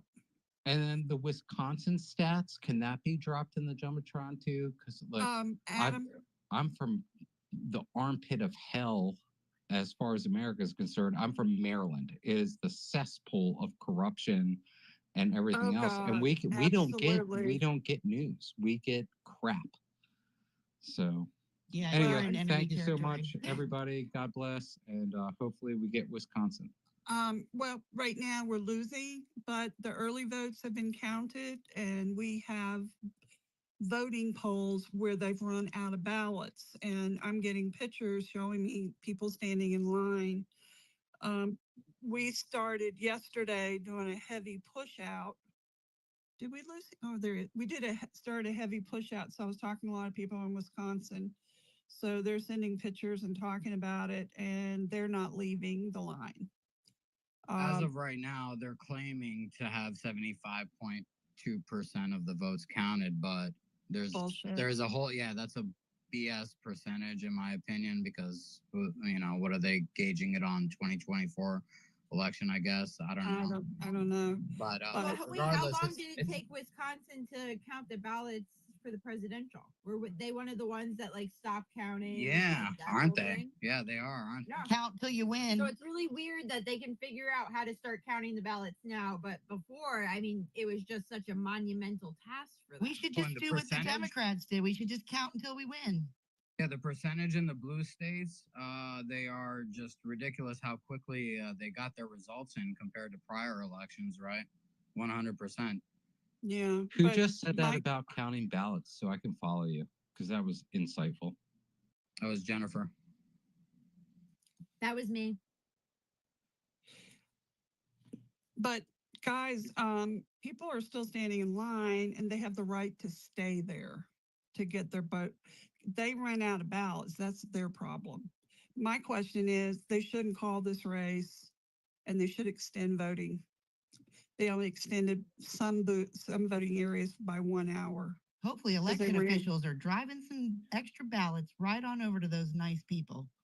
Yeah, through Chicago, then back up to Canada and back around to get there. There's some hands up. All right. Well, Kayla. We'll set them all. Craig, did you have your hand up? I just was saying the people in line have a legal right to vote no matter how late it gets. As long as they were there They're before in the cutoff line time. before the polls close, they deserve to vote. Yeah. Well, they ran out of I just got a text from Brett. He's with Turning Point. He's telling everybody to stay in line. Stay Well, in that's line. the thing. If you're Good. standing in line right now and you happen to be hearing our voices, right? If you got there, stay in line. Do not let them leave. Like, stay there. Fight, fight, peacefully, fight. but stay there. That's what we're doing. We're pushing through on everybody to stay in line and tell everybody else to stay in line. And because we started yesterday with 3 people and we started working through, we're over 300,000 now. All right, let's so- let Kayla go. Yeah, hey guys, I was just listening while I was taking a shower and I was literally swearing out loud, and not to divert because this is an important topic, but just back to the Hitler thing. I must have missed that. Like, I've always been like interested in conspiracy theories. Maybe I was just like, that's too ridiculous. And so I didn't give it any airtime in my brain. And then it comes out, right? Like, so first of all, I'm kind of reacting in like raw real time, but now I'm going to tell everybody, because like, think about how they're using, oh, Trump's a Nazi, Elon is a Nazi, might as well be Hitler himself. Well, America, probably your party, 80 years ago, they apparently helped this dude out. So you should question the party that you give your vote to blindly and stupidly, right? And so if there are classified documents in Argentina, and if there was any aiding and abetting, I was reading an article like as fast as I could to learn more. I saw a Fox News article that said that the US may have aided in his and other Nazis actually traveling and getting to Argentina. So do you think there's declassified or classified documents in the United States on this? Probably. Operation Paperclip would be one of the main ones, right? Because like the fact that the German Nazi scientists, right, the ones that had been doing the eugenics and all these weird medical experiments that we heard about that they were doing to the Jews before they sent them to the gas chambers, right? Well, you know what? Like, we brought all of those people into our country, or we allowed them to travel to Argentina. Meanwhile, the news is out there telling you that Hitler's dead. He shot himself. He took a cyanide pill. Oh, well, no more Hitler. Let's move on. Let's go to the League of Nations. Let's create a worldwide government system, right? Like, this all flows together, and it all started from when they were able to get away with the lie that Hitler was dead, because our country was so excited, right? The Allies were moving in. He was scared. He took the cyanide pill, and then America was victorious. Okay, well, what was the actual end of World War II if Hitler never died? I mean, think about all the lies. Think about the did grand World scale. War II ever end? The grand scale of the lies, right? Like you've got. Let's throw one other thing in here, just so you can think about it. Roosevelt gets reelected president for the 4th time. And he's sick. He's not healthy. Supposedly he's sick. He And then died. and Harry Truman takes over. So maybe we're looking at a different conspiracy. The fact that we're the ones who are actually living in Nazi Germany while telling us that we are free people under the Constitution. And Interesting. none of Didn't they that have a is show true. about that, Jen? I mean, I'll say it. What was like, that? what the Yeah, it was fuck? called Was it Tower or something? Something in High Tower. The Man in the High Yeah. Tower. Yeah. Yeah. So they just released that, what, like 5? That was probably like like 10 10 It was years a ago. documentary. It wasn't a freaking. Yeah, it wasn't exactly. a TV Right? show. So they basically have, we are like, all the only thing they didn't do was paint the town with swastikas. Other than that, we pretty much, it's all freaking. They're doing it right now all over Teslas. Their little brown Yeah, but shirts to are running Kayla's around. point, they're the ones who are calling us Nazis.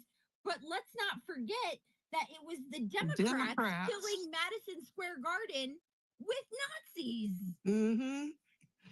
And then pop the CIA in with that. You have a I mean, mess. they lied to us about there too. they lied to Yeah, us that's about probably- Hitler. They lied to us about Hitler. They killed our president. I mean, what haven't they done at this point? I want new history books. Lyme's disease. Lyme's I got a disease. Guess what? hypothetical. Bioweapon, not I got- naturally occurred. I got a Yeah. hypothetical question here. Okay, What's this is that? hypothetical. Imagine if the Soviet Union and Stalin did not verify that Hitler was dead. What would have happened? They would have started World War III to find that bastard, and they don't say nothing about not finding him. So that's what you got to think about. Well, I get why they Same, did it. hold on. Are, real are quick, you real still quick. up here trying to convince me that Hitler died in a bunker? Oh, let me just He say. was sick. He was about to freaking die. He was all The same drugged people up. I'm He had sorry, heart sir. failure. You probably trust the Or the government same people too. behind Lenin.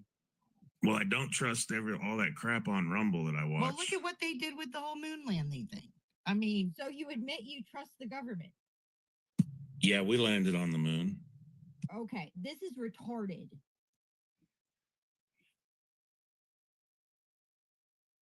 Definitely didn't land on the moon. But Nobody. sorry, wants to- Chris, we didn't land on the moon. Nobody wants us to have landed on the moon more than me. Okay. I want to go see moon rocks. Okay. So, Chris, don't get me started with you and the moon rocks. But And- I found Wait, you I were found that smoking moon document. rocks? and I do smoke moon rocks. They're nice. you've got Buzz Aldrin saying it was bullshit. You've got evidence that they did the whole thing in a studio that they constructed with Stanley Kubrick. Yeah, that's Stanley Kubrick. Mm-hmm. OBJ was there. This is I apologize for crushing your childhood like that, Chris. I didn't mean to do that. this is fucked up. I mean, what have they told the truth about? That's the real Was question. that? Chris, I have a question. just real quick, Chris. When I watched the moon landing, it was black and white TV, if that tells you something. Yeah.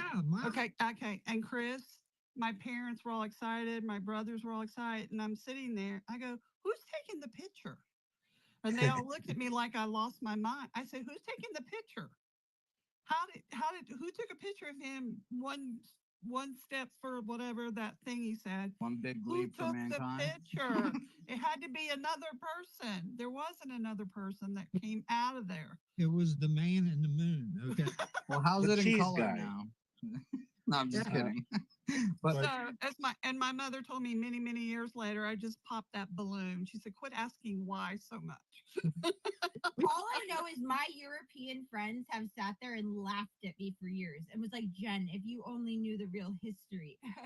Okay, now I know what the hell they're talking about, guys. Okay, because there's some secret pact that us Americans, we don't know. And I don't know if they're not allowed to tell us under like penalty of death or something, because like they've kept this a secret the whole time, but they will literally laugh at us and be like, you don't know the real history of your country.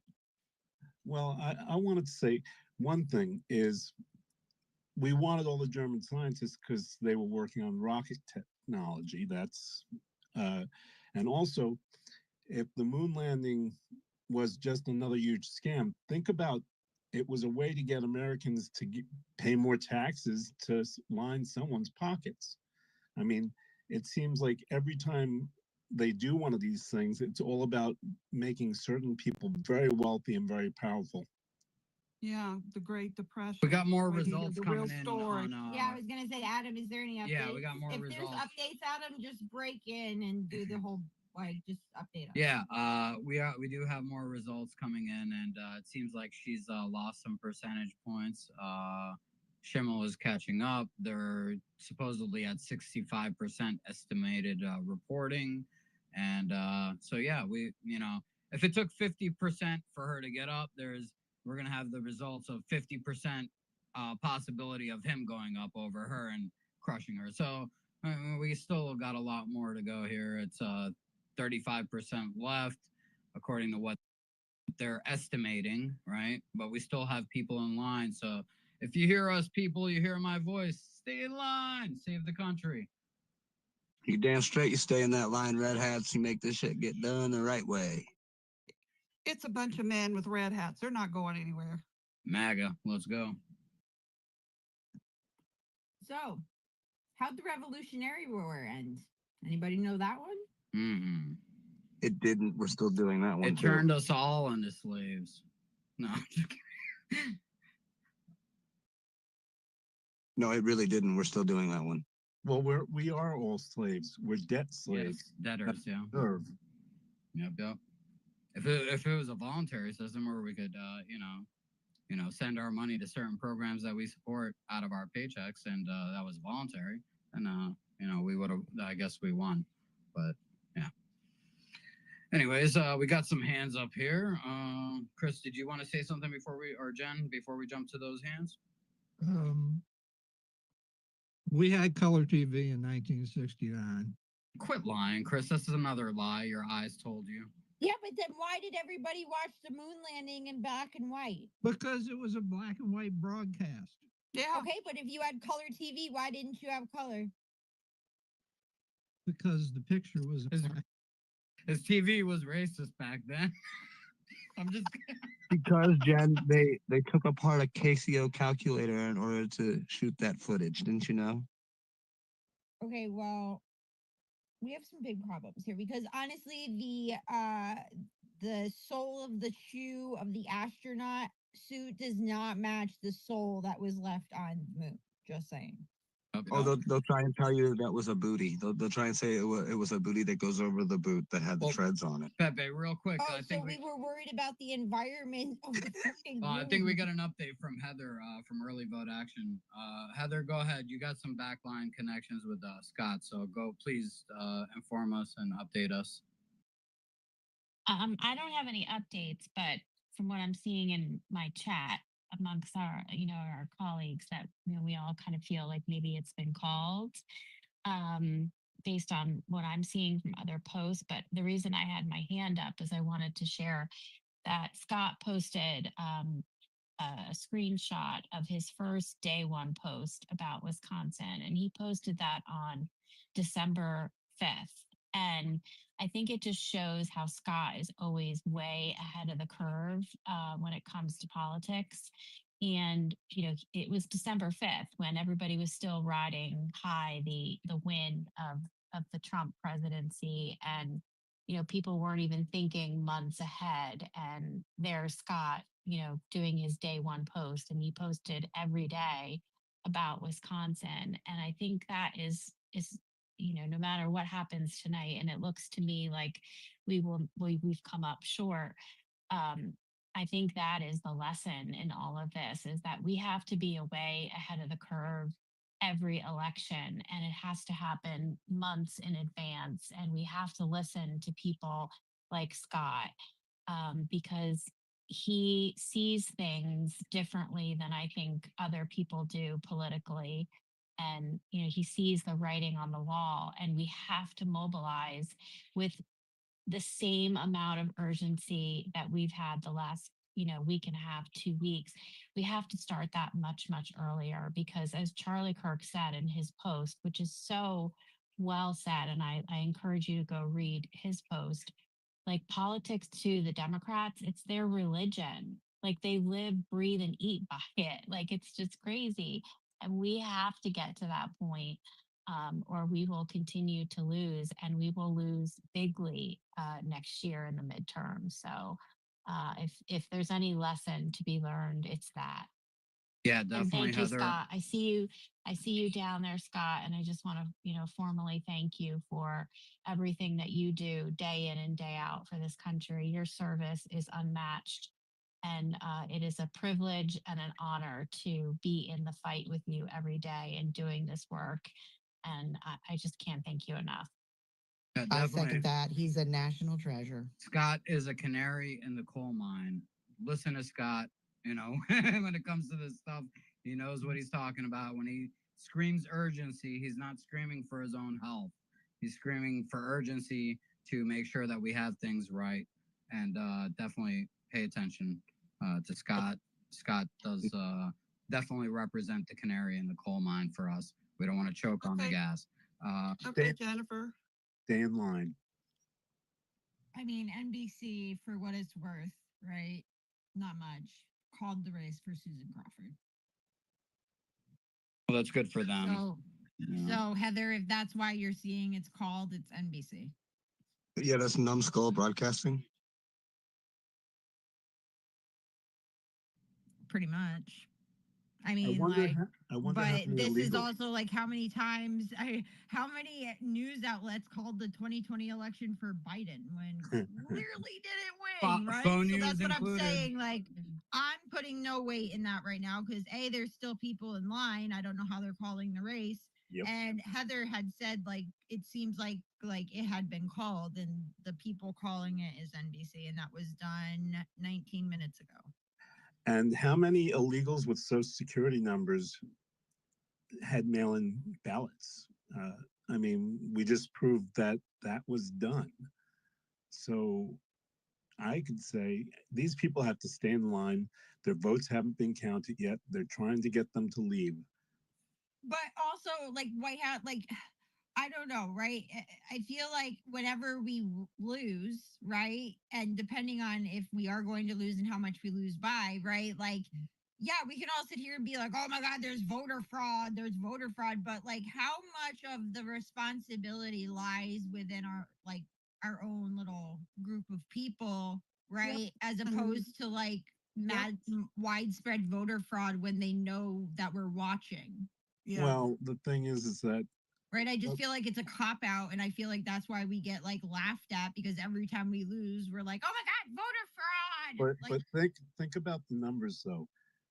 I haven't heard a single person say that No, yet. We've been saying the Democrats. Adam, The Democrats said that that the Democrats are down to 26% approval. 21%. 21%. So how do you do math like that? Adam, can you bring Mary up? I can't for some we reason. got a full I can't. stage. There might be voter fraud, right? But Mary's standing in line. I mean, I saw Heather. Adam, I'll Heather, drop do down. you Adam, see drop me what down. I'm trying to. All right. Heather, go ahead, Heather. No, that was opinion saying he's dropping down. No. Schimel just conceded. There you go. Why would he concede?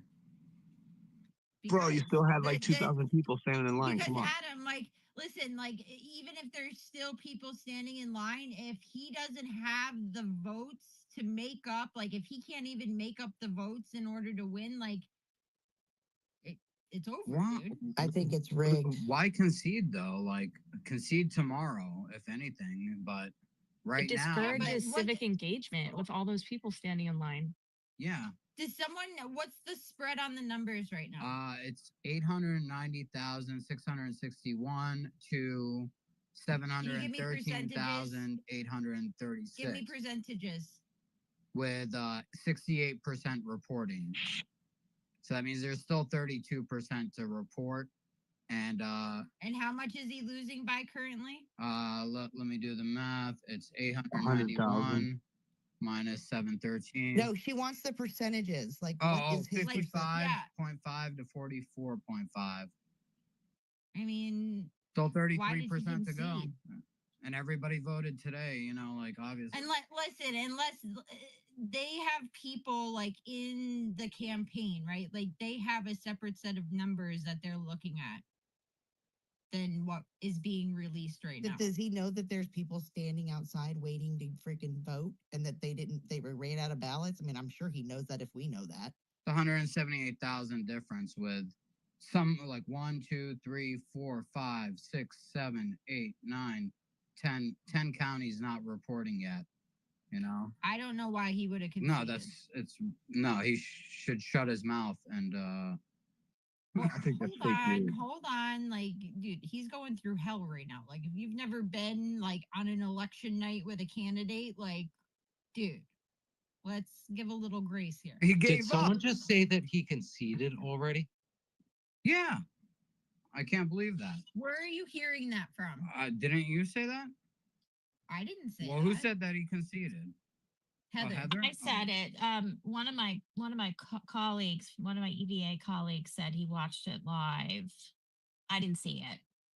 Okay, well, I think it's fake Adam, news. see if you can find the video. Just put in. I've been looking. I'm gonna see what I'm been trying to find it. yeah, there's some. Be careful. There are people. You don't want to say he conceded if he like. Yeah, That sounds like a so we take demor- that back, guys. Yeah, You can hear that from demoralization us. campaign. It sounds like a demoralization campaign to get the people that are standing in line to leave the line. Yeah. Don't do it. Stay in line. Hold on. Heather heard it from one of her people at like. Just I don't trust everyone anybody right chill now. for a You second. know? Everyone needs to stop. Okay, listen, I am more skeptical than everybody else, but sometimes skepticism isn't good when you're dealing with a situation like this, guys. Come on. I'm personally waiting for the facts and the final results. You know, that's where I'm at. I say we count until we win, like the Democrats. Mary has her hand up. Everyone at Team Schimel, do not concede. Hi, Mary. How are you? Not really that great. I'm like really frustrated with what's going on in the world today, especially in our own country. And you know, I don't see a path out of this. I really don't. No matter how many people are working hard and everything else. Like I think Jennifer, you said that, and I wish I had wrote my thoughts down, but I didn't. But it's like the Democrats, it's their religion. And that's the problem. Us conservatives, I don't like the Republican Party at all. Look what happened with our speaker today. You know, they caved on another thing. And I'm just really frustrated and I just don't see a way out of this. Like we lost Wisconsin. So if we lose Wisconsin, where do we go from here now? Well, Mary, what I can tell you, right? I'm just as frustrated as you are, right? But I also I can't sit here and be frustrated, right? So what I will say is we've been in a way worse position before, right? Remember, not that long ago, we had Joe Biden as president, right? We had nobody in there fighting for us. We were all at a deficit. So at least at a minimum, right, we have good people at HHS. And you know what? We might not be able to win all of the battles that we want to win, right? So we have to concentrate on the major things that need to be changed right now. Something right? weird's and going put on. our power and our voices behind those things. And I think listen, Something weird's going on, Jen. I just put out a post I said at Team Schimel, do not concede. People are still in line. I posted it, and it's not on my wall, and it's just disappeared. Like I didn't It'll even be under post your replies. It'll be under your replies. it. It's Okay, not on because your I wall. put at. Oh, okay, that makes sense. I'm like, what the Yep. hell's going on? Getting paranoid now. No. But Jennifer makes a good point. We can be upset right now, but what we learned from this is we have to be sooner in this, and we But need to Southern, listen we closely. don't. But Southern, and I don't mean to interrupt you, but we don't learn. That's the problem. We're in this cycle continuously. Yeah, but all Mary, the I would time. disagree with you a little bit there because Donald Trump would not have won every swing state. Donald Trump would not have won the Electoral College and the popular vote, which hasn't been done by a Republican in how long? Right? So, like, as much as I agree with you, like on certain issues, it feels like people haven't learned. I feel like the country has taken a step forward from where we were at least 4 years ago. And not the, on the- and but the not on the massive off- the massive turnout Hold on, let today. Mary finish Southern. Let Mary finish. Go ahead, Mary. But not on the off on the off elections. Like the Republicans and 100%. conservatives don't get out and vote in the off elections. Like 2026 is coming up, and now we're going to have 2028, and I just see this cycle happen all over again, like it did in 2016. Well, hopefully this will serve as a wake-up call, Mary, that we do need to concentrate on 2026 so we don't have moments like this. And I think that this should be used as an example of, what we should not do going into 2026. And I know Scott is down there, and he issued a very urgent warning. But this is what we are left to deal with. So either we can sit here and have a pity party about it, or we can figure out like how we move forward from here. I mean, I guess that's where I'm at. Yeah, I get it. I get it. It's just that I think a lot of people just get frustrated and they just see the same cycle over and over again. 100%. And I feel like it's sometimes on me not to like let the entire place get black pilled because like I'd love to get black pilled just like you, but like I feel like sometimes like we just gotta keep the momentum. But Scott, I'm so glad you joined us. Please jump in here. Yes, thank you, Scott. Hey guys, He's listening to the room meltdown. I think we should probably be Sorry, Scott, I realistic. didn't realize you were up here. I was listening to Schimel. Adam, be quiet. Hello? Go ahead. I Scott. think we should probably be realistic right now and think forward that look, we're probably going to lose the house. And I hate to say that, but it is very likely that we're going to have a terrible midterm election. And so I think what we need to do beginning tomorrow is we need to put intense pressure on our members of Congress and say, look, you guys have a year and a half to pass as much legislation as humanly possible. And furthermore, if we were smart too, there needs to be a conversation that President Trump needs to privately meet with, or he needs to reach out to members of SCOTUS. And if we're going to have members resign and step down so we can replace them under President Trump, then I think that needs to be our most important move right now. Pass as much legislation as possible within the next year and a half, thinking that we're going to lose, and also protect President Trump's legacy in SCOTUS. And I don't say that I don't say that lightly, and I don't say that with pleasure or joy. But even in the Republican state of Florida, these elections are still coming close. And in states that aren't close, we're not doing well in special elections. So unless something happens differently, that Republicans are going to look at other ways to vote than just, wait for one singular day, I don't see us doing well in 2026, unfortunately. And Scott, do you feel like, I mean, obviously there was probably voter fraud somewhere in this election, I would venture to say, right? But like, should we automatically be coming out and yelling that? Or is that just, how do you feel about that? No, you know what? respectfully, not every time Republicans lose an election is it because of voter fraud. I'm looking at this map right now, and let's just objectively go over this. Two kind of swing counties, actually counties that voted for President Trump. Those are Kenosha and Racine. If you look at the map right now for the Wisconsin Supreme Court race, Kenosha, 99% of the vote in, went to Crawford, and Racine, 99% of the vote in, 50.6 for Crawford. Dorr is kind of a bellwether, and that's the county that went 13 percentage points for Crawford.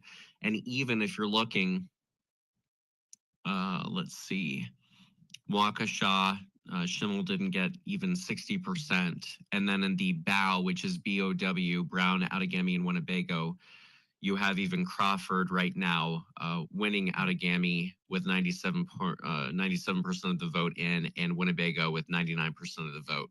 So clearly, even some of those telltale counties that a Republican should win in order to win the state, they voted for Crawford. Now, here's the interesting thing though. The voter ID requirement passed swimmingly in the state. So I read somebody else's comment that they said, okay, well, the state voted for voter ID and the judge that voted to rescind voter ID, which is kind of interesting. Now, the last race that we should be watching is the Brittany Kinzer for DPI race, and that is still counting, and they still haven't decided that yet.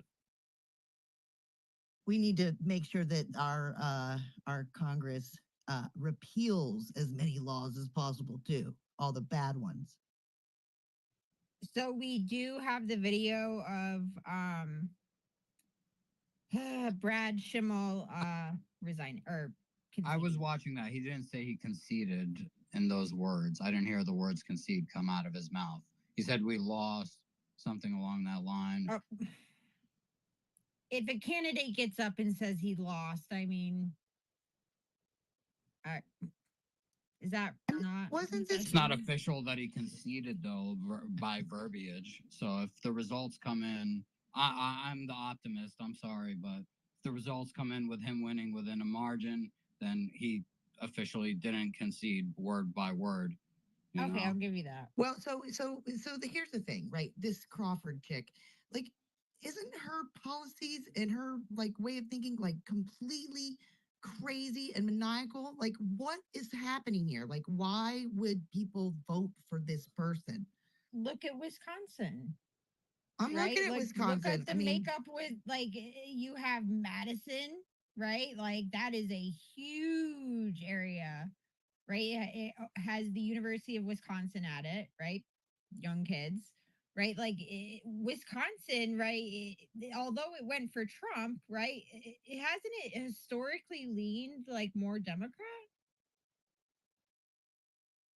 Or am I totally wrong on that? I mean, I think you're totally wrong about that because the Republican Party was formed in Wisconsin. Yeah, but what right year was on that? 1850. How about in the 2012 election? Who was Wisconsin Republican or Democrat? 2020 or 2012? 2012. I think Obama kind of fooled everybody back then. Okay, then we have what? 2016 Went for Trump. 2020 went 2020 Well, count. It went for Trump, but at least according to the Army data that was confiscated. Okay, so it is Republican. Never mind. And I mean, Ripon, Wisconsin, or Ripon, Wisconsin, however you pronounce it, that's the founding city of the Republican Party. Yeah, I get that, but that doesn't mean it's always been Republican just because the Republican Party was founded there or whatever. I mean, well, we know that the Dems were definitely looking at this election seriously, and I mean, I don't know. I know that we don't say that there's cheating or anything like that, but at this point, there's just been so much that's happened. It's hard not to be like, who in their right mind would vote for this person? Well, they knew how important it was, and like they had all of their resources to pull to Wisconsin to spend an Oh, exorbitant you mean amount all of of our money that they've stolen? Well, yeah. Yeah, well, we had a big, like a big update here. She dropped a percentage point. He gained a percentage point at 54.6 to 45.4 with 76% estimated reporting with people still in line. So, don't, I'd say don't, urge people to get out of line in any which way. I think, I think, Diligent, what's up? We see you got your hand up. Go ahead, Diligent, jump on in. what's up, you guys? Yeah, it sucks. It's a good learning lesson for us. I think that, saying that that this was rigged is kind of just cope. No one said that here. Oh, okay. I thought that's what was being implied. Which, there of course there is a certain amount of rigging. Like I'm not denying that fact, right? But we just have to figure that into our calculations when it comes to winning, right? Like that's all that matters are the results. So I think that I've heard a lot of cope happening, not in this space particularly, just in general tonight. And I think that there's something that needs to be addressed is the low propensity nature of the Republican Party. That's what defeated us in Wisconsin. We have a party that thinks they just need to come out and vote every 4 years. It seems like to me, and I say that as a actual new Republican. I registered as a Republican from an independent to vote for Donald Trump, right, and to vote my primaries in Oklahoma. That has to change. We have to. The Democrats have that ground game where they are driving out votes, holding the hand of their constituents, walking them to the voter line, right? And we had that going on. We actually had that same vibe. We had that same apparatus. We mimicked it well during the 2024 election, but I just didn't see that here. And maybe, collectively we failed. I feel like I failed. I feel like a lot of, you know what I mean? Like, we came late to the game and we didn't take it serious enough. I don't know. Yeah, Diligent, if anything, we rigged ourselves, is the deal. But for real, man, you're on point here with this stuff. I wish Justin was in here because he knows more about this. I think it's the consultant class and the I'll try to get him in here. Hold on. I think it's the consultant class of the GOP, and I was trying to have this discussion in another space, but it's like hubris with them, right? And they're stuck in like antiquated ways of messaging, and they don't really understand the political landscape today. And I feel like their arrogance doesn't allow them to tactically shift gears. And that's a problem because we cannot afford on this to happen in 2028, which is largely in part what this Wisconsin race was about. It wasn't about we're going to immediately lose House seats. No, this is about how many House seats we're going to lose in the midterms. That's what the Wisconsin race was about. So I feel like if we don't get our shit together in regards to the consultancy class and the political and politics in the Republican Party and in the GOP, we're going to have a really fucking short presidential term. It's going to be 2 years. It's the cycle, like I said. Jen, go ahead. By We'll the jump way, to you and then we'll go to Pepe. the other hands. By the way, Pepe, from 1988 until 2012, Wisconsin went Democrat. So just saying. Yeah, well, what can you do? You can't win them all. What's up, Pi? How's it going? We'll jump to you and then Fed up. And then we'll go to Dustin because I just brought him up. Oh, yeah. Okay, cool. I'll just say this real quick. I just heard from some friends of mine who were down there last week. And when they came back, I'm like, what the hell does it look like? And they were like, there's just no way they didn't get the early vote. So it just looks like we're not winning at early voting and we just can't count on election day. That's just one little anecdotal piece of what I heard. Go Dustin. Thanks, Pi. Go ahead, Dust. Right. So I take it we lost in Wisconsin. Is that what happened? Yes. So somebody give me the quick TLDR. 45, what was it? 45-55. And the guy already came out and said that he lost, but he didn't technically concede. So he lost. And to be honest, there is a tendency to overreact to these special elections right after a general election, so that it is not uncommon at all for the party that won the presidential election to struggle to generate enthusiasm in special elections, because right, most people are not as politically active as the people in this room, and there is a complacency that comes with having one like, hey, our guy's in power, right? Like, my job here is done. Special elections require, in particular, get out the vote efforts, that it's much easier to motivate the team that just lost because they're in panic mode. So, right, like think about what we see from like the Democrats right now. The fucking sky is falling. Hitler is in power. Elon Musk is going to take over all of our brains and make us into like right-wing fucking alpha males. Like they are completely in total meltdown, and it's fear is a really easy thing to motivate people to get out to vote. Sense of duty is much harder with enough votes to win an election. I will say, like I said, I would not necessarily concede that this will carry over to the midterm elections.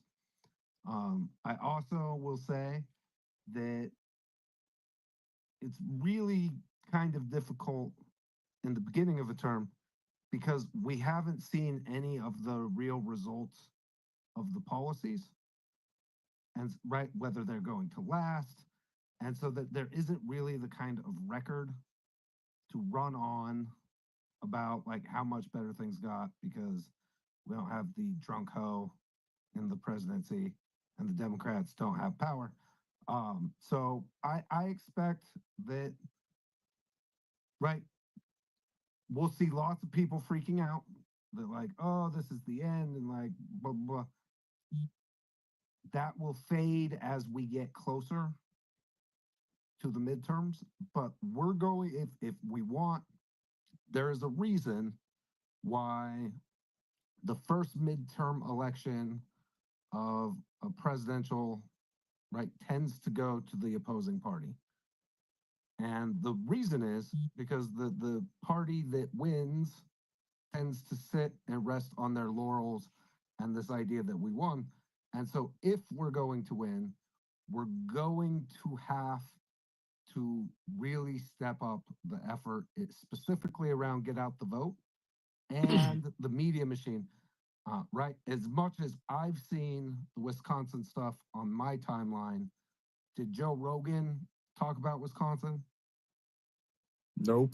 Right? Did Aiden Ross and the streamers, was there any No, none of them. penetration there? No. Okay, Ben, can you mute up for a second while Dustin finishes? That's right. Thanks. So right, the thing that we have to keep in mind is the things that helped us win in the general election, and make sure that outreach to those supportive areas like goes well, and that the message is tailored correctly.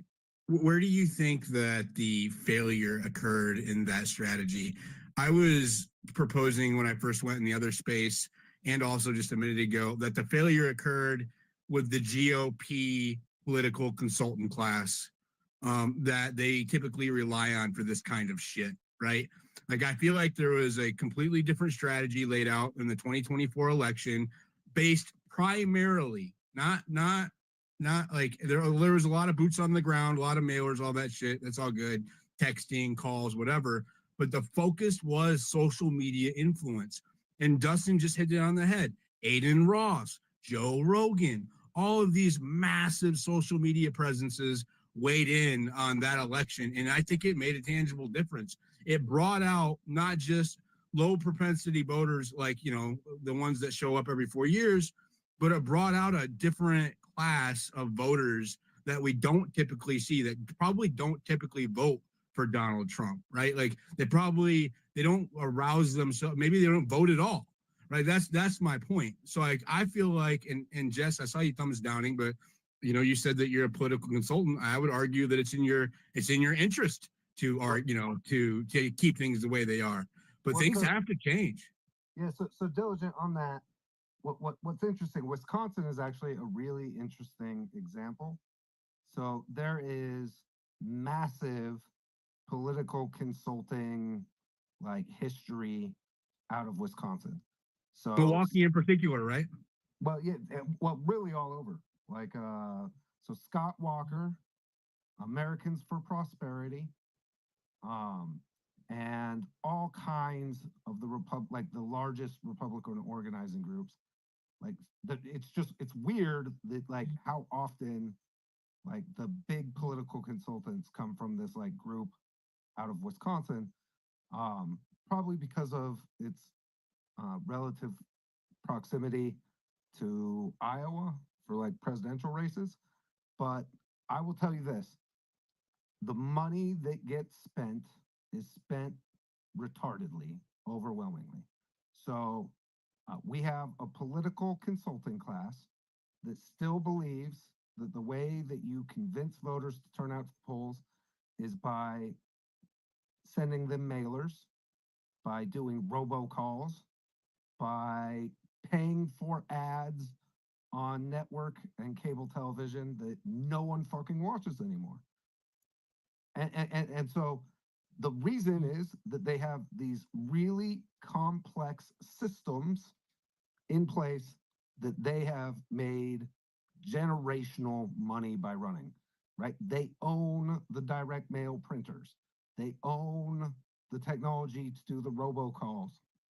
They own right, the standard deal when you make a media buy for a campaign is to receive 15% as the consultant for just arranging to get the ad placed on TV or radio. And that system has been broken for a long time. And what's really cool is we even have that academically.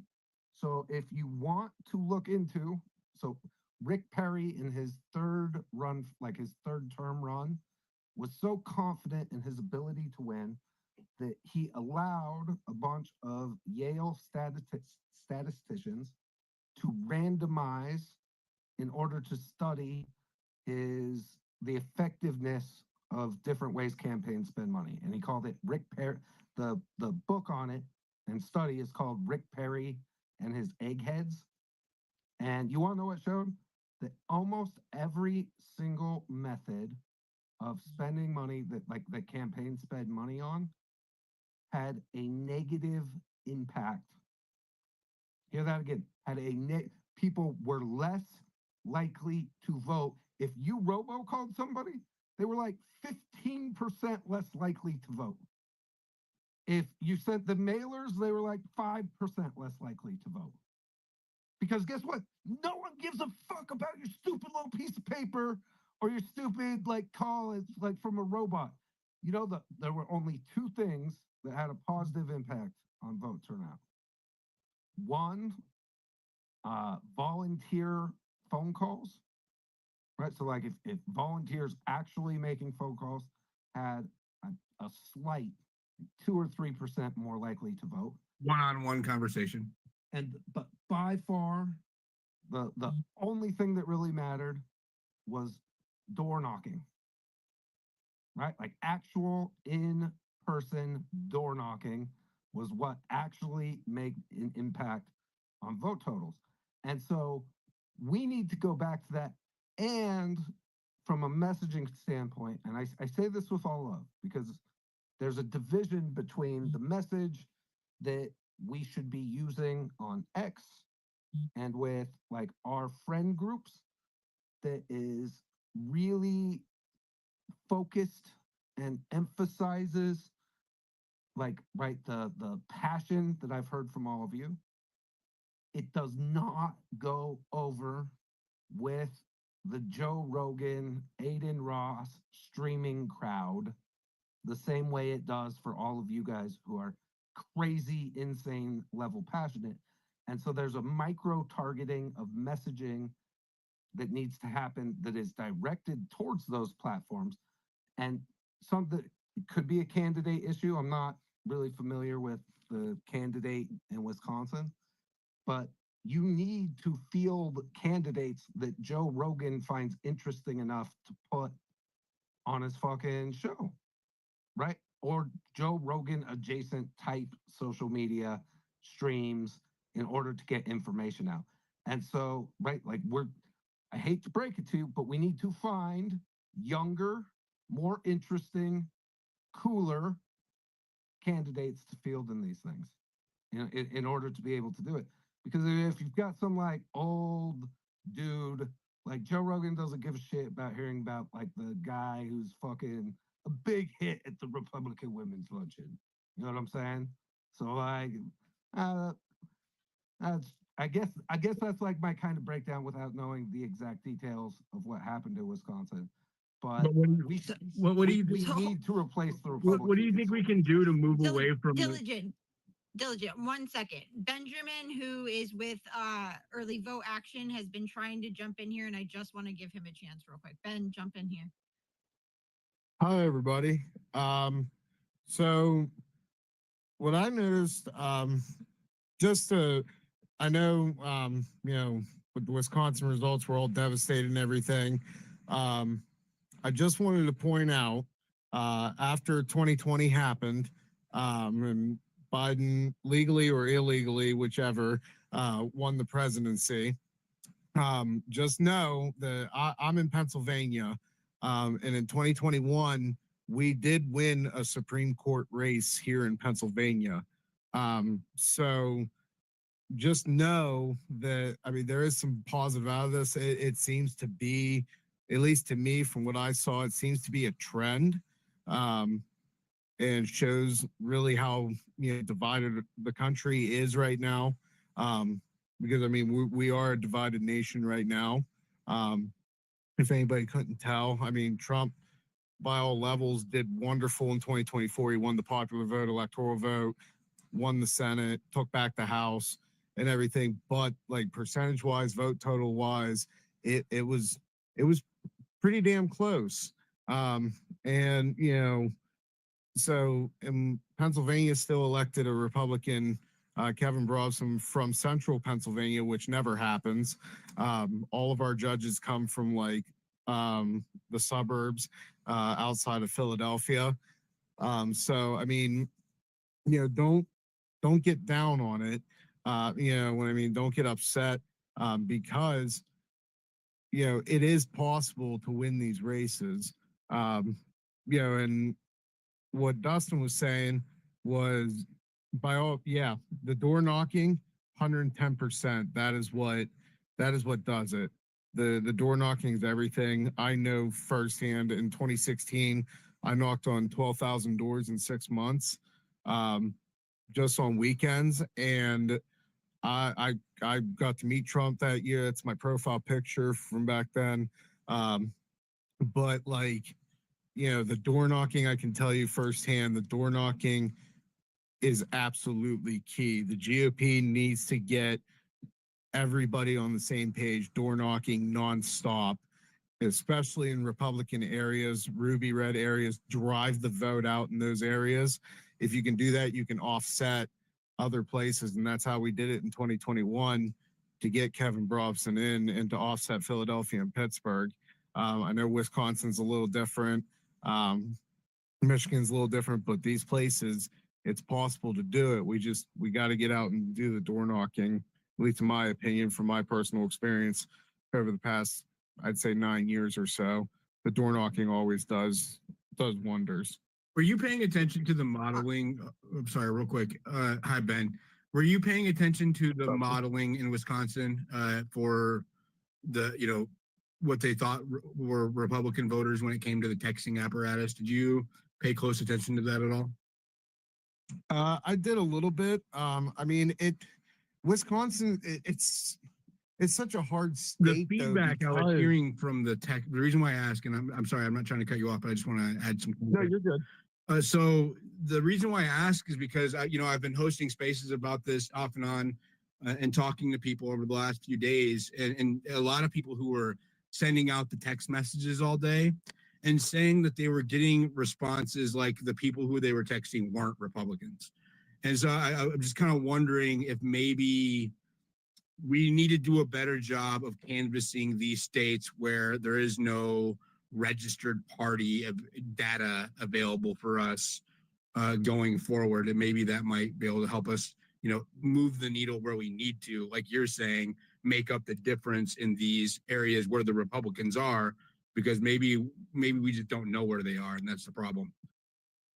Yeah, I did notice that over the past, especially over this past weekend and everything, that there were some Dems that were getting shot text messages, and they were saying some pretty horrific stuff back.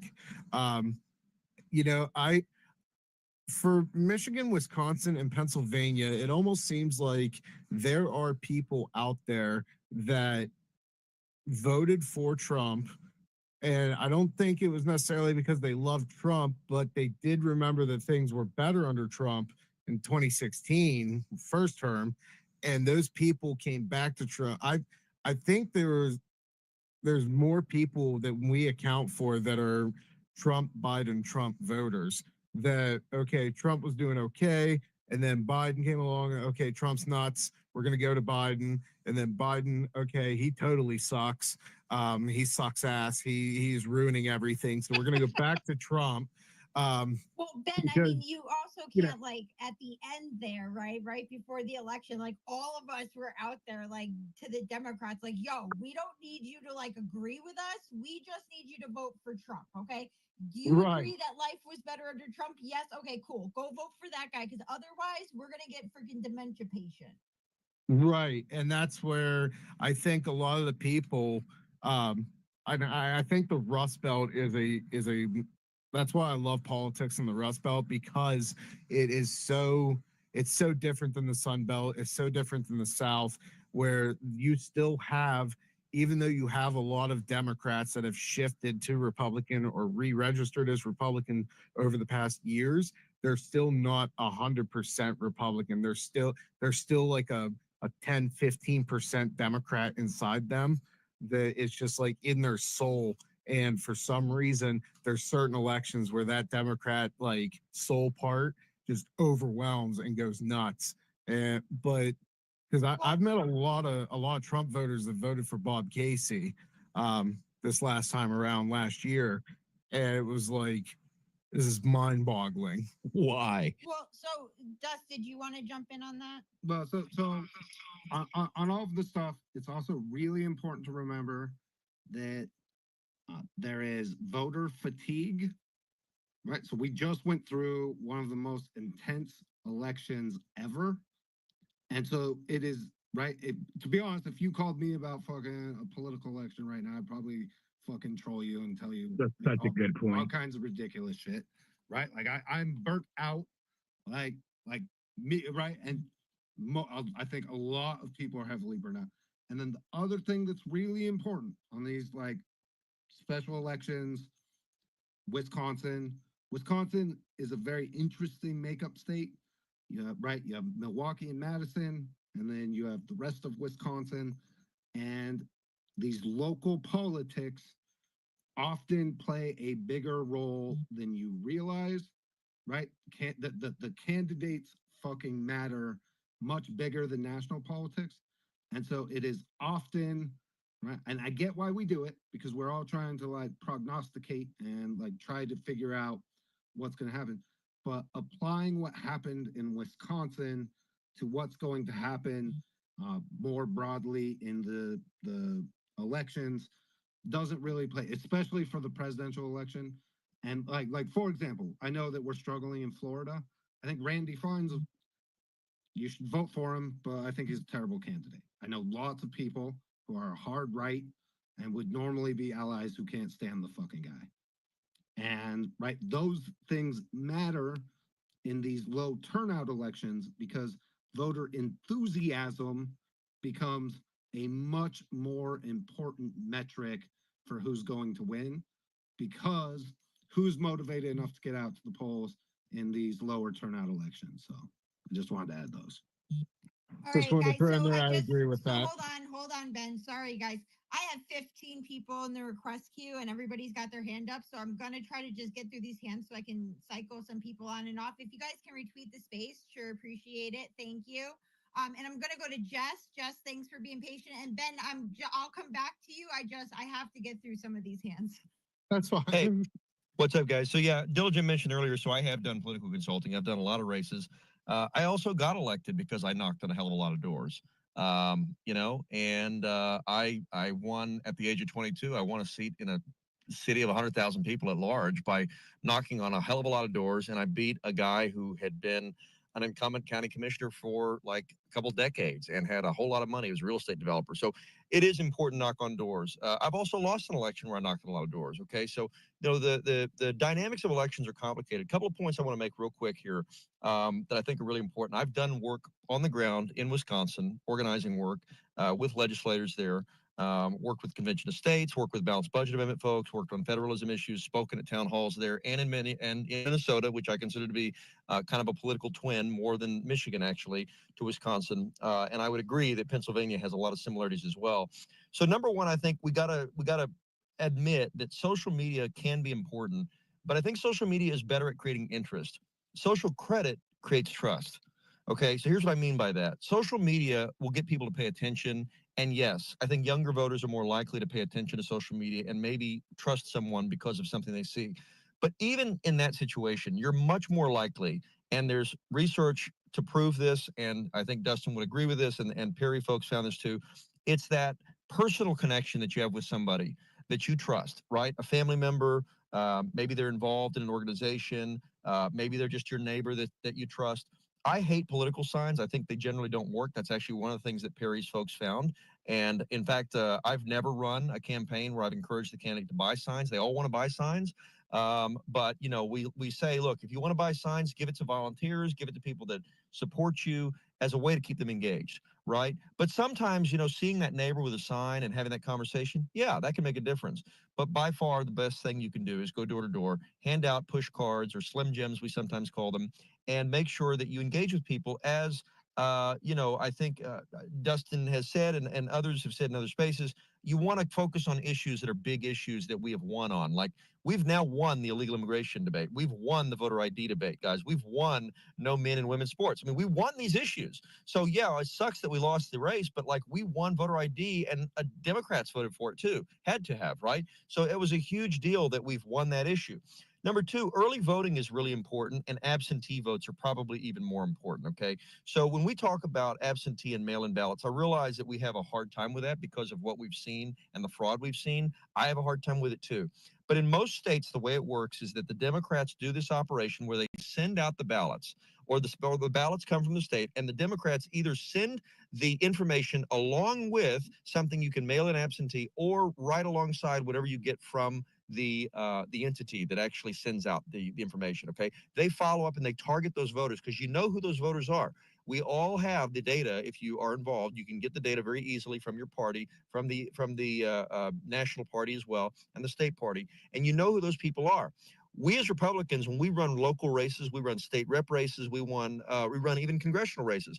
We need to take that seriously. We need to talk to those people and say, hey, you know, we really want you to support us. And by the way, there's also people who voted absentee in 2020, importantly, who maybe they didn't vote in 2024 and they're not dead, but they just, for whatever reason, they found it easier and they voted for Trump in 2020. Okay, there are voters like that out there. You got to find those voters, and we need to encourage people to use those tactics. And the reason why we don't do it more, I think it's been stated correctly, is that the consultant class doesn't make a lot of money on that.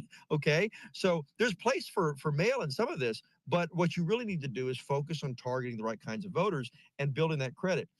Democrats are really really good at finding bogeymen, right? So I love Elon Musk. I love the fact that Elon got involved here. I love the money that he brought to the table. I think that unfortunately, and the polling does bear this out, the best pollster in the last few elections probably has been Atlas Intel. I think Atlas found that, the majority of Wisconsin voters had an unfavorable opinion of Elon. It wasn't a huge majority, but there was a slight majority. So I'm not saying that the anti-Elon messaging in Wisconsin was resoundingly effective for Democrats. But when you're talking about a race that could be decided by a point or two, you have to say, do we want to have somebody that really hoovers up the attention like that? And I thought that the point that was made, I think it was Dustin made this point, but it's so freaking crucially important. A lot of our candidates just suck. And Schimel, God bless him, okay, he was an attorney general under Scott Walker. And if you know the history of Wisconsin and you've been in Wisconsin, I was during the time doing a lot of work there. And anybody that's been around there, Scott Walker did a great job when he was governor on a lot of issues. But by the time he was done, he had totally exhausted and absolutely fatigue is the right word. The voters were tired of Scott Walker, right? Scott Walker had a moment. He could have run for president in 2012. And at that time, he was polling great. He didn't. He waited until 2016 to get crushed. And dropped out long before anything happened for him. But Scott Walker's people, most of them kind of tired out in politics. And yes, he trained a whole generation of people there. But we have to find new and exciting people who are entrepreneurs, people who are, stay-at-home parents, stay-at-home moms. We have to find people who are just retirees, who have been union people in their time, who are now Trump people who have a non-traditional story, but they can go out and they can message, they can speak succinctly.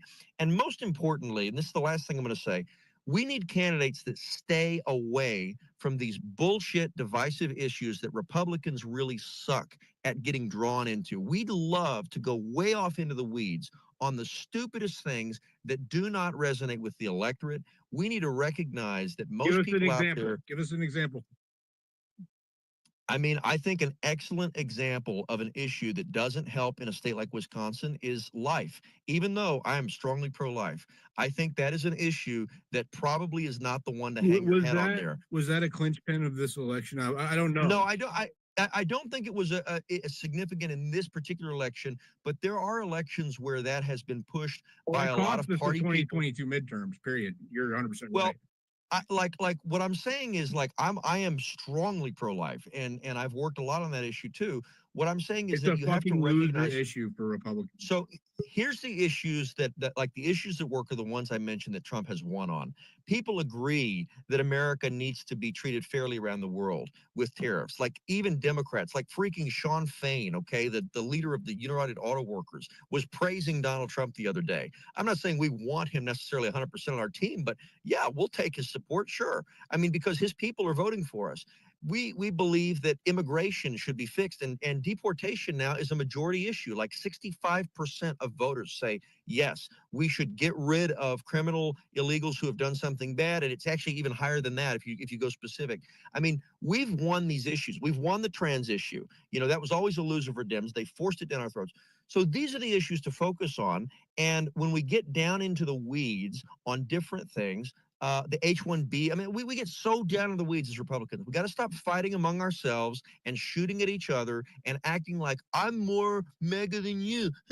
I'm better on the Israel-Palestine issue. I'm better on H-1Bs. Stop it. Stop it. We just got to win these elections. We've got a few months to change the country, and we've got a president who's changing the total agenda of our country, and we can actually have an enduring majority with J.D. Vance and others going forward. But if we keep getting so down into the weeds, we're going to lose election after election. We're going to lose more elections. And yeah, this is how we do it. See, so Dustin's completely that right. Right there, Jess, I'm sorry, but I'm going to pick on you a little bit, is exactly why Republicans continue to lose. What you just recommended Republicans do is fucking stand on issues that are already solved and to avoid anything controversial. It's literally the anti-Trump, which is, you know what I did here? I didn't hear you recommend that people go out with big vision and go after big problems. On the life issue in particular, I bet you the life, like if you go look and like we look at the exit polling on evangelicals and the Christian community, that they always turn out because they're extremely well organized. And the issue is standing on a bunch of issues that we've already won on, and playing the game to play the game is how we end up not getting fucking shit. It's why they go and their only focus is on getting reelected because we allow politics to be a game about winning instead of being about like actually doing shit. And I'll give you an example. If I was working with any member of Congress, and God, please, please, dear God, never let me have to work for a douchebag politician ever again. Amen. Right? But honestly, Amen. Amen. What I would tell them, run on abolishing the fucking income tax, run on dismantling the Federal Reserve, run on big ideas that can be done. Justin, I agree with you on that, dude. I spoke at a caucus in Ames, Iowa for Ron Paul in 2012, okay? I totally agree with you. However, it depends on the state, and it depends also on a primary versus a general election. In some of these states in a general election, certain issues are going to hurt you probably more than they help you. I'm not saying I agree totally on bold vision, but some of these issues end up having certain amount of backlash that it's better to just not focus on that. It doesn't mean you can't believe that and even talk about it, but we need to focus on the issues that we know people actually care about. And yeah, sometimes a bold vision absolutely resonates. I mean, abolishing the income tax, 100%, dude. I think most people are for that. Why wouldn't they be? You know, and Trump has actually leaned into that. I think that those are the I mean, Trump's freaking saying, let's annex Greenland. And the Democrats are like, oh, that's crazy. But if you ask people in rural Door County, Wisconsin, at the far northeastern tip there, you know, if you said, well, would you like to annex Greenland and take the mineral resources so China can't, you know, breathe down our necks? I bet most of them would say, yeah, let's do it. Let's put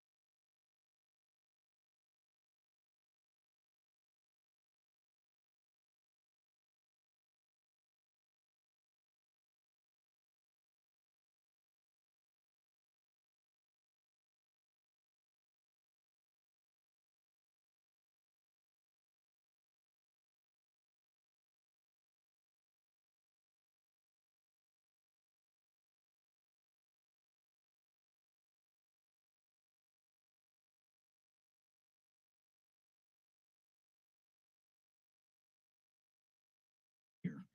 And you know what people are tired of? People fucking pandering to them and trying to figure out exactly what they want to hear and then fucking saying it and then not doing it. And like I think we've built up a tolerance, right, to like fucking bullshit. Like we don't want to hear somebody. So if you want to get involved in politics, and again, this is why I don't even want to fucking do it anymore. Because to be honest, like the douchebags who want to just play the game, fuck, right? It's the same everywhere. A confident man will always fucking beat out somebody who tells you the fucking hard, cold truth in a proposal situation, right? It's really fucking difficult to be like, you know what? This is a realistic plan when some fucking idiot is fucking like, oh, well, I've got a 10 million person email list and I'll fucking make fucking unicorn farts that fucking turn into pure gold for you, right?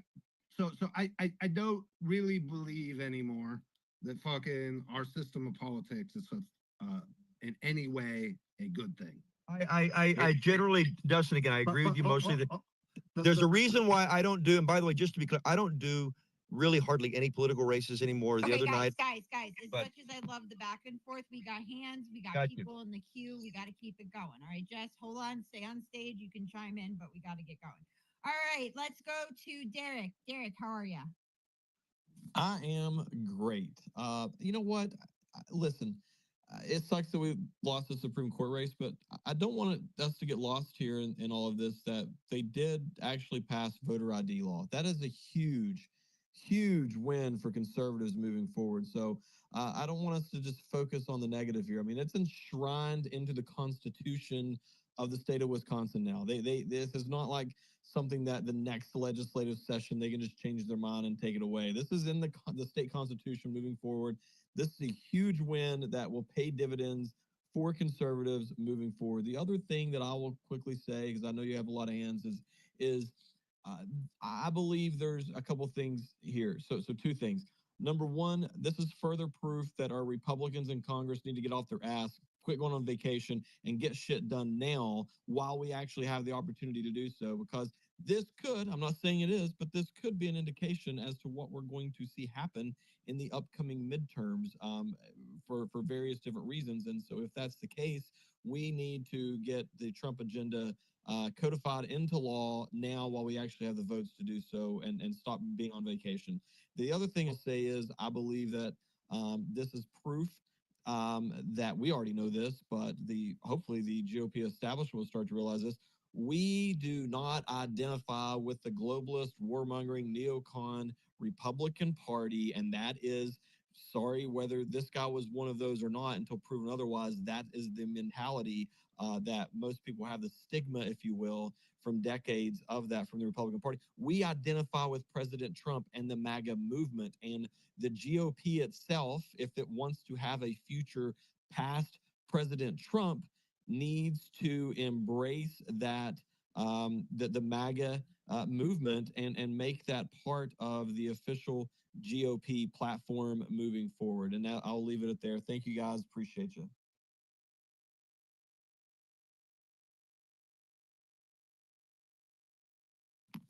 Awesome. Thanks, Derek. Derek, can we Appreciate you. expect now that you're pardoned, can we expect another run in 2026, brother?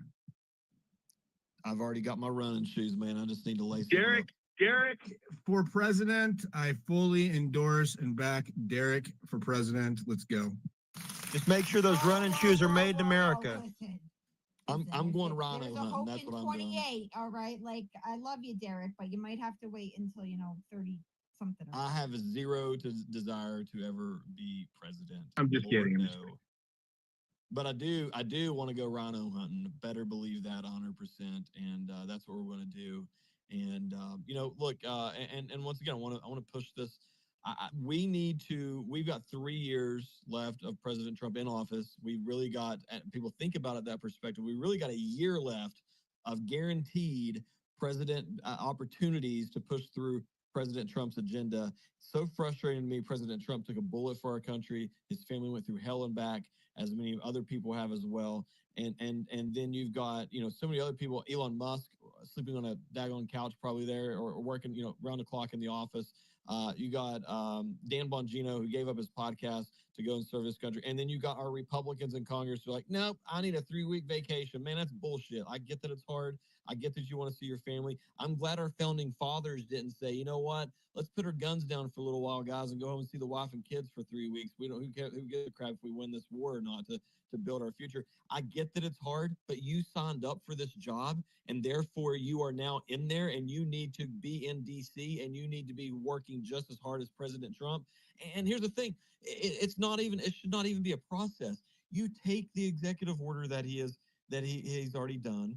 You literally put a bill number on the top of it. You go ahead and file the bill. Someone makes a motion to discharge it straight out of committee and bring it straight to the floor. Vote and pass it. Send it over to the Senate. They do the same thing. Make a motion to discharge, bring it straight to the floor, vote and pass it, and make it into law. This is not, but they are going to draw this out. I believe, this is just my opinion and my theory at this point, I believe that we are still witnessing the swamp creatures in DC who are playing the game of charades, pretending that they are on our side, telling us what we want to hear, and then they are their plan is to run out the clock. They are going to slow roll every single part of this process.